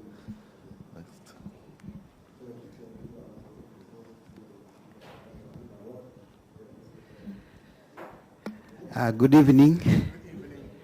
Yeah, I know sometimes it's a very uphill task to speak last in the afternoon when people are full, and also after such wonderful speakers as we've had. But I'll do my best not to keep you bored. I'm standing in for someone. Actually, it was an ambush, but we are always up to the task. So the topic that was to be presented by my colleague is not the one that I have, but they are very closely related, because that one was on the valuation of unregistered land, and what we have now is valuation of community land. And as we may be aware, most of the community land that we have in Kenya and even globally are unregistered. So my topic for today will be community land valuation, needs, trends, and learning. So why is it that valuation for community land is very key? Community land has a lot of significance globally, not just in Kenya. And the valuation, the community land rights have remained a key focus all over the world, be it in Kenya, be it in Africa, be it in any other part of the world. Because historically, community lands cover a lot of portions of our land mass, about 65%, and that is the average, global average. But even in Kenya, I think it covers about 67 or 69%. And it plays a very pivotal role, especially in livelihood for the local communities and even for the nations.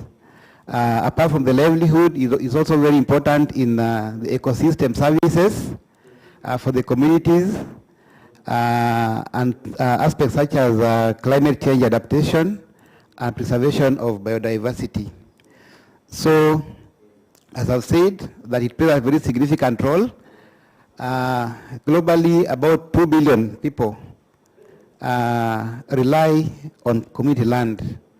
So, why the concept of community land valuation? I know that most of us here are valuers, and we talk about valuation. We mainly focus on the conventional approaches to valuation, which are normally market-based. But when we talk of community land valuation, there is a very wide gap from what we have in the conventional approaches and what is anticipated in the community land. Because in the conventional valuations, we mainly focus on market.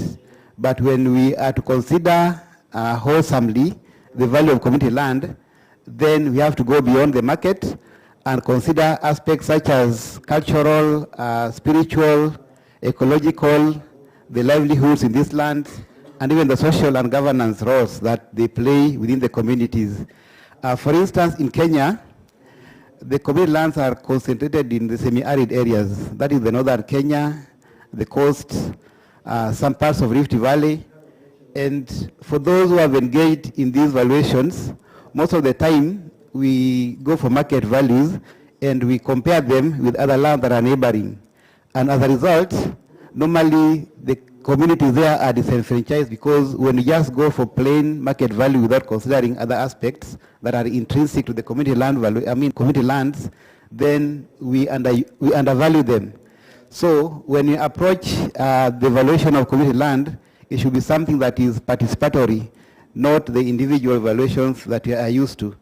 And then it is interdisciplinary. There is the economic aspect, there is the social aspect, the climate aspect, and other things that are relevant. And then it is very context sensitive. So why do we need to value community land?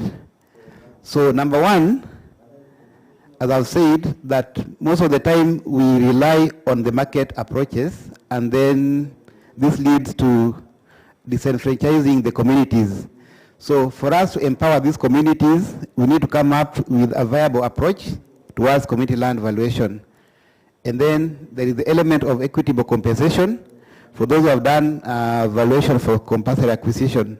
Sometimes you find that you look at it as a valuer from the reasonable perspective, but there is the law that ties you, so that such that the affected people do not really receive their equitable compensation. And then community land valuation also supports sustainable land management, because when the communities are informed of the value of their land, then they are able to apply sustainable land management practices that will boost the productivity of these lands. And then there also the cultural recognition and spiritual recognition of the community land. And then also we have several developments that are being attracted in these areas. And then also there is the element of climate change adaptation. So what is really the problem that we have when valuing community land? The main problem that has been identified is that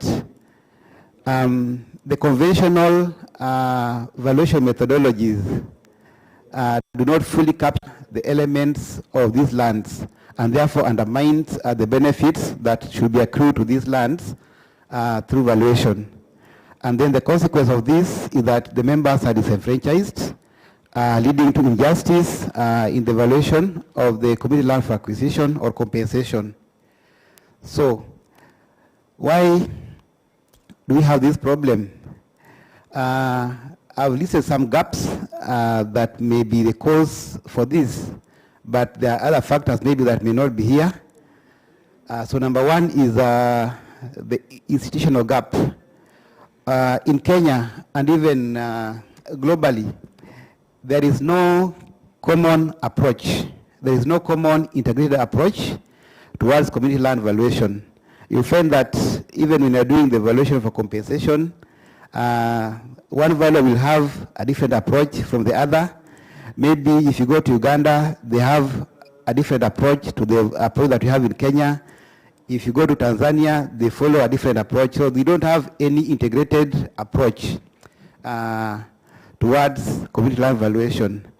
And then when it goes to methodology, most valuation approaches emphasize on market value. But as I've said earlier, the market value do not really capture or factor in the intrinsic nature of community land. So it does not give the true value of community land, because, for instance, you go to Northeastern and you are in a conservancy. What you will look at is the comparable lands that are available. And then you look at this land, it is semi-arid, maybe nothing much, but inside that land, it supports livelihood, it supports maybe livestock, it supports, maybe they use those, the forest for medicinal values or for spiritual aspect. So if you just go market on the bare land, then we will not capture the value. And then also there is the legislative gap. In Kenya, we don't have any legislation to support valuation of community land. Yes, I know we have the Community Land Act of 2016, but this mainly focuses on registration and ownership of this kind of land. But the aspect of valuation was ignored during the formulation. So we don't have any legislation that supports valuation of community land. And then there's the capacity gap, the knowledge on the system, the knowledge on the methodology that's supposed to be used is not yet well documented.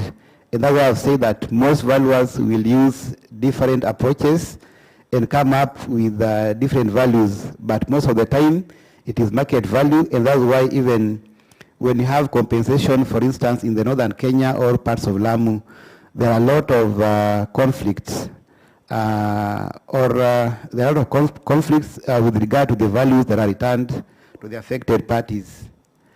So, if you are to come up with a viable approach or a viable methodology of community land, then we need to map the result chain.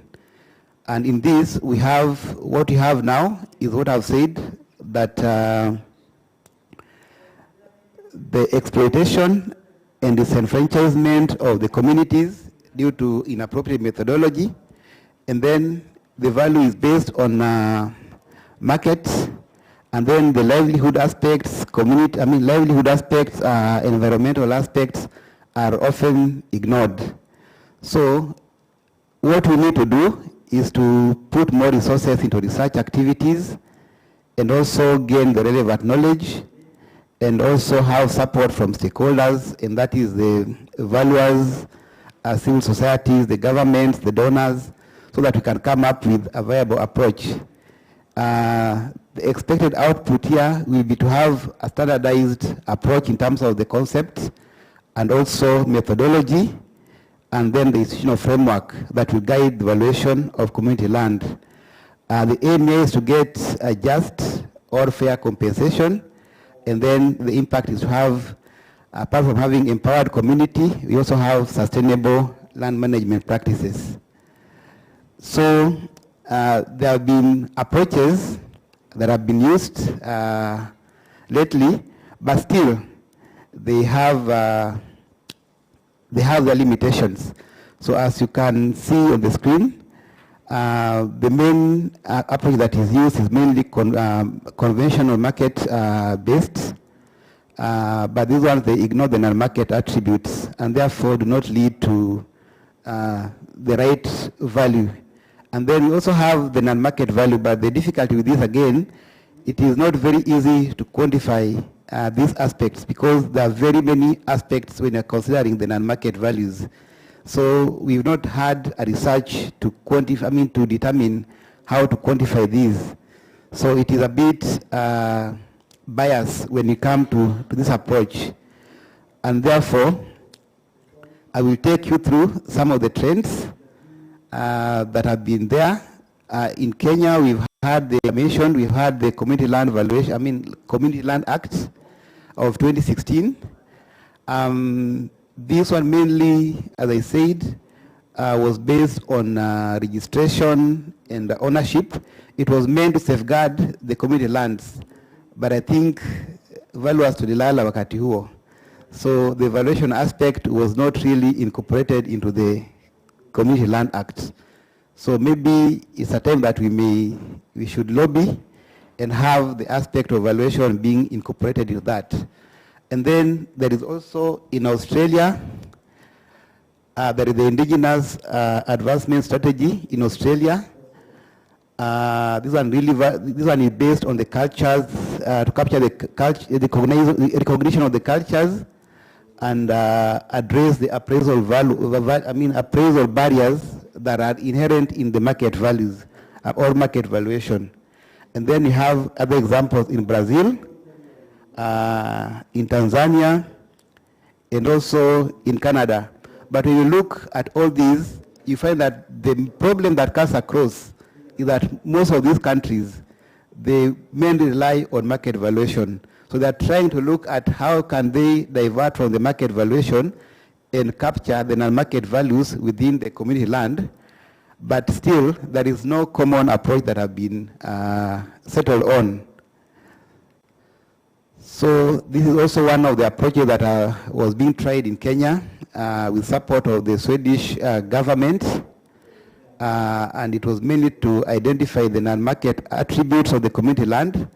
CLAVIS is just the community land valuation information system, so that it was meant to capture the information, those relevant valuation information to community land that could be used to assess the value of the community land.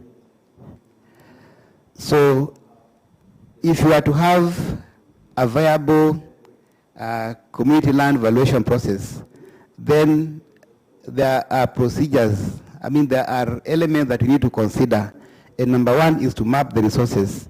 So we need to map our resources, and then we know, because even these community lands, they are diverse. There are some that are for the forest, some are for agriculture, some are for livestock. So we need to map the resources within these lands and know what is there and how can we approach quantifying those non-market attributes. And then, as opposed to this conventional valuations, whereby a valuer can just walk into the property, do a solo observation, come up with a value. In community land valuation, it is a consultative and interdisciplinary. So we need to consult and make it participatory so that we get to know what the community think about their land and what we say about their land, and then we come up with a figure in consultation with all the relevant stakeholders. And then we need also to come up with a way of quantifying the non-market values, because this is the most problematic part when doing the community land valuation. The value of land may be there, but what about those non-market attributes or livelihood attributes that are being derived by the communities in the land? And then we have the analysis framework. The most advocated for framework is the total economic value, and also multi-criteria analysis. And then it needs to be validated and disseminated. So it's not just a valuation that you go do the report and submit. It has to be participatory from the beginning to the end. So what we learn about community land valuation, as opposed to the conventional valuations, in community land valuation, we treat valuation not just as a technical exercise, but also a political tool, such that we look at the powers within the land, the historical injustices, and also and participatory deficits. And then the standard of evaluation that we have is inadequate. So we need to go beyond market valuation. And then in community land valuation, just as any other property, because even in the properties, we normally say that they are heterogeneous. So even the community land, their contexts are related. So try that maybe when you're doing a community land that is agricultural centric, it may be different from one that is conservancy, or maybe one that is for livestock. So it is very context oriented, and you cannot just have one valuation that cuts across all community lands. And then, as I've said, participation is key. And then, as a profession, we need to build capacity and also have legal reforms that will enable us to incorporate all these elements that we need to make it viable. So for recommendation, we need to enhance our institutional framework, that is in terms of policy, also the legal framework and capacity, as I've said. And then in the framework, we have to make it interdisciplinary and collaborative. And then we need public financing for research, because this is very research-based exercise. And also participatory. And then we need that regional knowledge. What happens in Kenya, what happens in central Kenya, what happens in Rift Valley, then outside the country, what happens in Kenya, what happens in Uganda, Tanzania, and across the world. So I think that marks the end of my presentation. Thank you.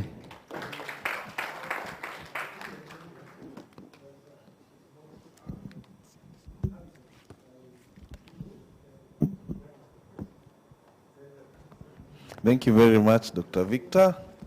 So as we now end our sessions, we want to give you an opportunity to ask questions. So we have facility management and community land valuation. So kisikia swali, nani akona swali to at least tuwapeleke mbio kidogo. Usiende labda ni yako inakuja.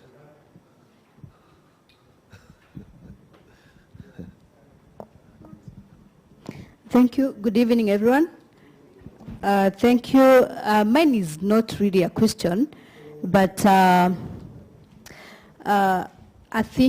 thought on community land valuation. Sorry, my name is Isabel Njero. I'm a valuer, and I work with National Land Commission. Having participated so much in community land valuation, I'm still thinking that we have a lot to do in that area in terms of non-market attributes, because if you look at Kenya, major valuation, and especially in community land, it is political. It is more political than profession. My concern as a profession is, how do we balance these politics, all the political ideologies, when it's coming to determine or to quantify the non-market attributes, because it's a very subjective area. If you have worked with people, and especially in areas where we have community land, it is an issue that is very emotive, coming from ideas that these are areas that have been marginalized since Kitambo, or since earlier days. But now the issue of us going to the cultural, going to the religion, and how we are going to accommodate that in valuation, it is an area that we need to do a lot of research as institution, as profession, because it's an emerging area that is bringing a lot of controversy, and especially when it comes to compulsory land acquisition. Because for us, when you're doing compulsory land acquisition, what we get, it is the market. If you go to those areas, in most cases, you won't get even a normal market, the transactions that happen in a normal market. It is hard to get such data. Then you come and tell people you're going to pay them or to compensate them using the market. And in first place, even to get data on that market, it becomes hard. So for me, my concern is that as an institution, this is an area that we need to take it seriously, do a lot of research on, and we forge a way forward as a Kenyan profession on how to treat these areas. Because for sure, this is an area that I think we have not looked at it. It needs a lot of capacity building and legal support. Because, for instance, we were discussing another day, when I go to a community that highly practices witchcraft, let me not say witchcraft. Those are traditional things like shrines. I'm expected to give a value for shrine for someone to move. But how are we going to quantify this shrine? We won't compensate on monetary basis, but we are not going to bring in the traditions so that we can determine on how we are going to compensate. So this is an area that is a bit sensitive, and I think we need to look at it as professionals in this area and come up with a way that we're going to make these communities feel accepted and feel cared for when we are doing the evaluation. Thank you. Asante sana. Hata kama umesema utasema witchcraft, ulikuwa ushasema. So I'll give Victor to respond. Also, let Sam. Good evening. My name is Patrick Monene. I'm the Secretary Evaluation Chapter. My question goes to the facilities manager. how do you navigate allowed charging for your fees for facility management services? Thank you. DP akona swali. Thank you very much. Mine is first of all to really acknowledge, appreciate Dr. Olonde for being very available. We ambushed you because our speaker was unable to travel last minute and to cancel his flight. That's John Kavanagh from UK due to some emergencies. So we apologize for ambushing you, but also want to thank you for being ready at all times, like the Bible says. Yeah, thank you for that presentation. Now, my question or comment would be to Nagira on the aspect of facility management. How would you compare compliance and costs? That's number one, but also would you highlight and would we have tangible evidence? I know you said you have data, but what would we say if we look at a building that is fully under facilities management and the traditional property management that we do?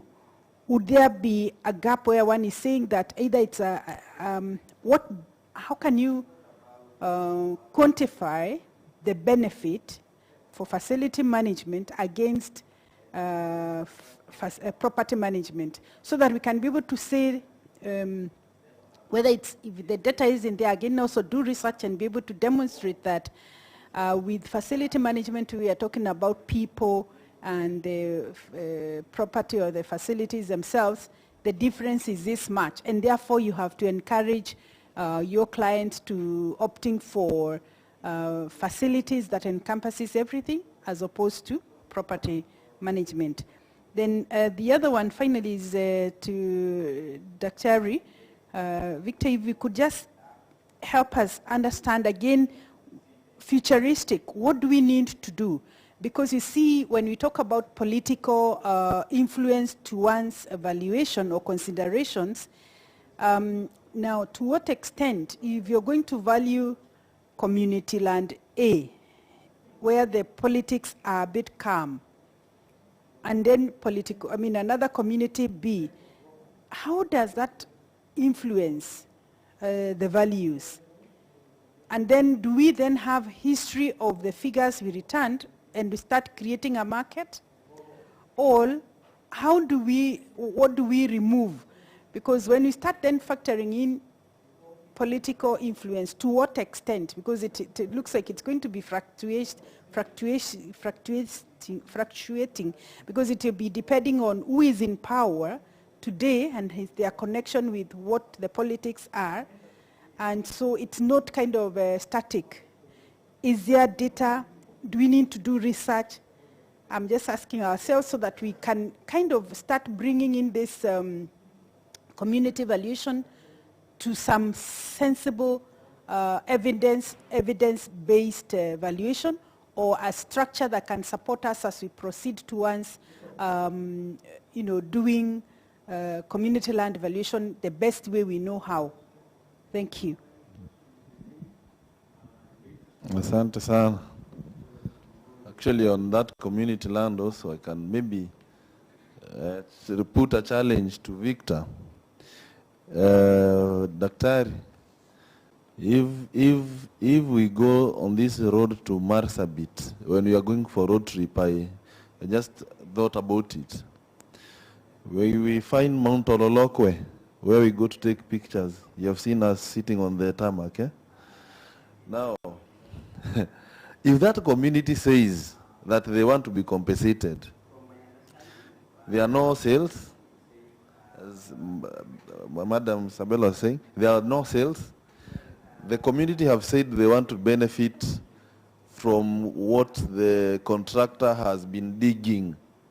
Amekuwa kichota mchanga, amekata miti, like 30 acres, continuously like 30 evil. They want payment. They want to benefit. tell us how we will go about it.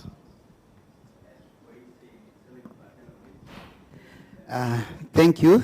Thank you, Senior Nelly, Isabel, and Chairman Bugwa. I think your questions are kind of interrelated. For Isabel, I think it was a comment. But you still asked how to balance the political and non-market attributes. And I think the same question was asked by Nelly. As I said during the presentation, this valuation cannot be done just by individual valuer. It has to be participatory. So participatory means that we have to engage the communities and ask them some questions with regard to the benefits that they get from this land. There may be biasness, and I see where Nelly's question is coming from. There may be biasness because we may find maybe an honest community, and then another community is not honest or maybe more political. So what we proposed is that we need to have a scientific or evidence-based research on this community land and be able to determine the level of livelihood that they support. For instance, what Mugwa is asking, in case it is about the sand harvesting, or what, is that what he asked? Excavation, or yeah. So maybe we can determine maybe how many acres were excavated, and that in that acres, how many tons or lorries were gotten from there, and how much is a ton, and then you can come up with that value. With that amount. In some areas, for instance, if it is a livestock rearing community, and then we can look at the carrying capacity of an acre and see that maybe the carrying capacity is maybe 3 acres for one cattle, and maybe somebody has 100 acres, and therefore, if the government or an investor is to acquire maybe 60 acres or 100 acres, then what will be the loss to these people in terms of the livelihood that they derive through the cattle? And the cattle, maybe they sell them to the slaughterhouses. So how many cattle or how much do they lose when they lose that portion that sustain that number of cattle? If it is firewood, then you can look at, maybe you can go at a household level and find out how many or how much firewood does a household use, maybe per week or per month. And if I were to go and buy this in the market, then how much would they spend if they are not getting it from the community? So those are some of the aspects that we look at. But yes, we need a scientific approach such that to avoid biasness in the context of different community lands, we need scientific approach, and we have, as much as we involve the community for their validation and for their approval, but we also have that professional eye to see which one is reasonable and which one is not reasonable. And also, because there may be changes with different governments, I think just as we are doing the land value index or land indices, we need to come up with more research so that we know that if a community land may be in northern Kenya, in Mandera, this is the index. We know the value of land and then the livelihood index of that place. And then also maybe look at the ones maybe in Tana River, know the livelihood index, so that when we are doing the evaluation, we refer to those livelihood indices. But this will require resources, research, and capacity. Thank you. Very much, Daktari, nimeona sikukosea. Hata mimi nilipima hizo marori. I wanted an answer, nojani tunaenda kotini. Sasa karibu. Thank you. I think the first question was around how we navigate charging for fees. And the other question was around benefits, facility management as compared to property management. and then just a comparison of compliance and cost. So first, property management and facility management are not, if they're anything, they're like conjoined twins. Because property management will basically concentrate on the physical aspect of the property, but facility management is now goes beyond the physical aspect of the property into now the human, into the technology, into the processes. So ideally, what a property manager collects in terms of service charge is then what runs facility management in that context. Secondly, usually people look at facility management in terms of cost, and it is that cost business line that seems to be taking away from the organization or from the property. But compliance issues are standard. They are, you either have to comply to shape up or ship out. You have to comply, and therefore, from where I sit as a facility manager, compliance is non-negotiable. If a building needs to be audited in terms of occupational health and safety annually as part of compliance, it has to be done. It is not something that is negotiable. How do we navigate our fees? It is a professional fee. There is no scale to it, I would say, but generally it is negotiated based on scope, because different clients engage facility managers differently depending on what they define. So based on what has been defined in the scope that you want a facility manager to handle for you, then you can calculate like what a property manager will do. You eat what you kill. So you can calculate it as a percentage of then the scope that you are handling. And that would be a general guidance to then how you develop your fees. Yeah. Thank you very much. We come to the close of our session, unless there is a burning question. My name is Nicholas Mbogo. I was the moderator, and Joel Simi is the rapporteur. So Joel is there. I will welcome the Deputy President of ISK to present a token of appreciation to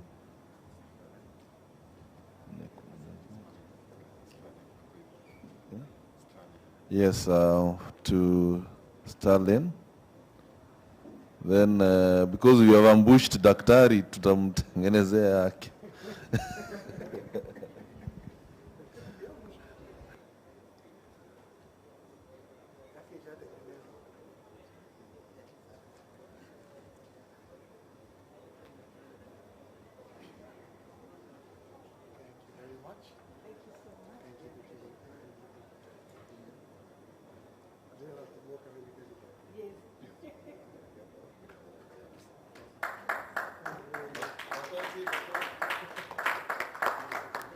Karibu sana.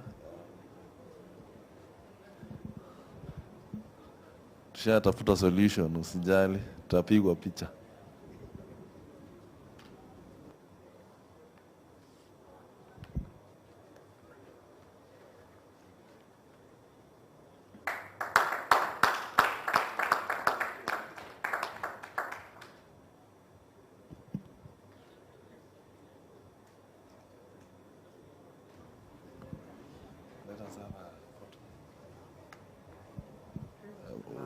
We usiende picha bwana.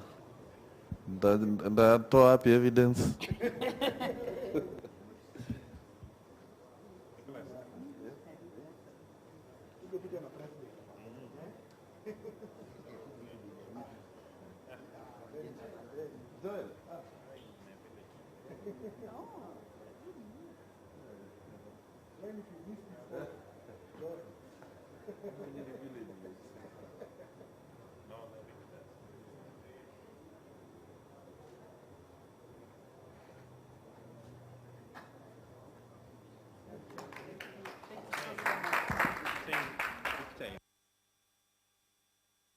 Oh, thank you. We can now break for Tea?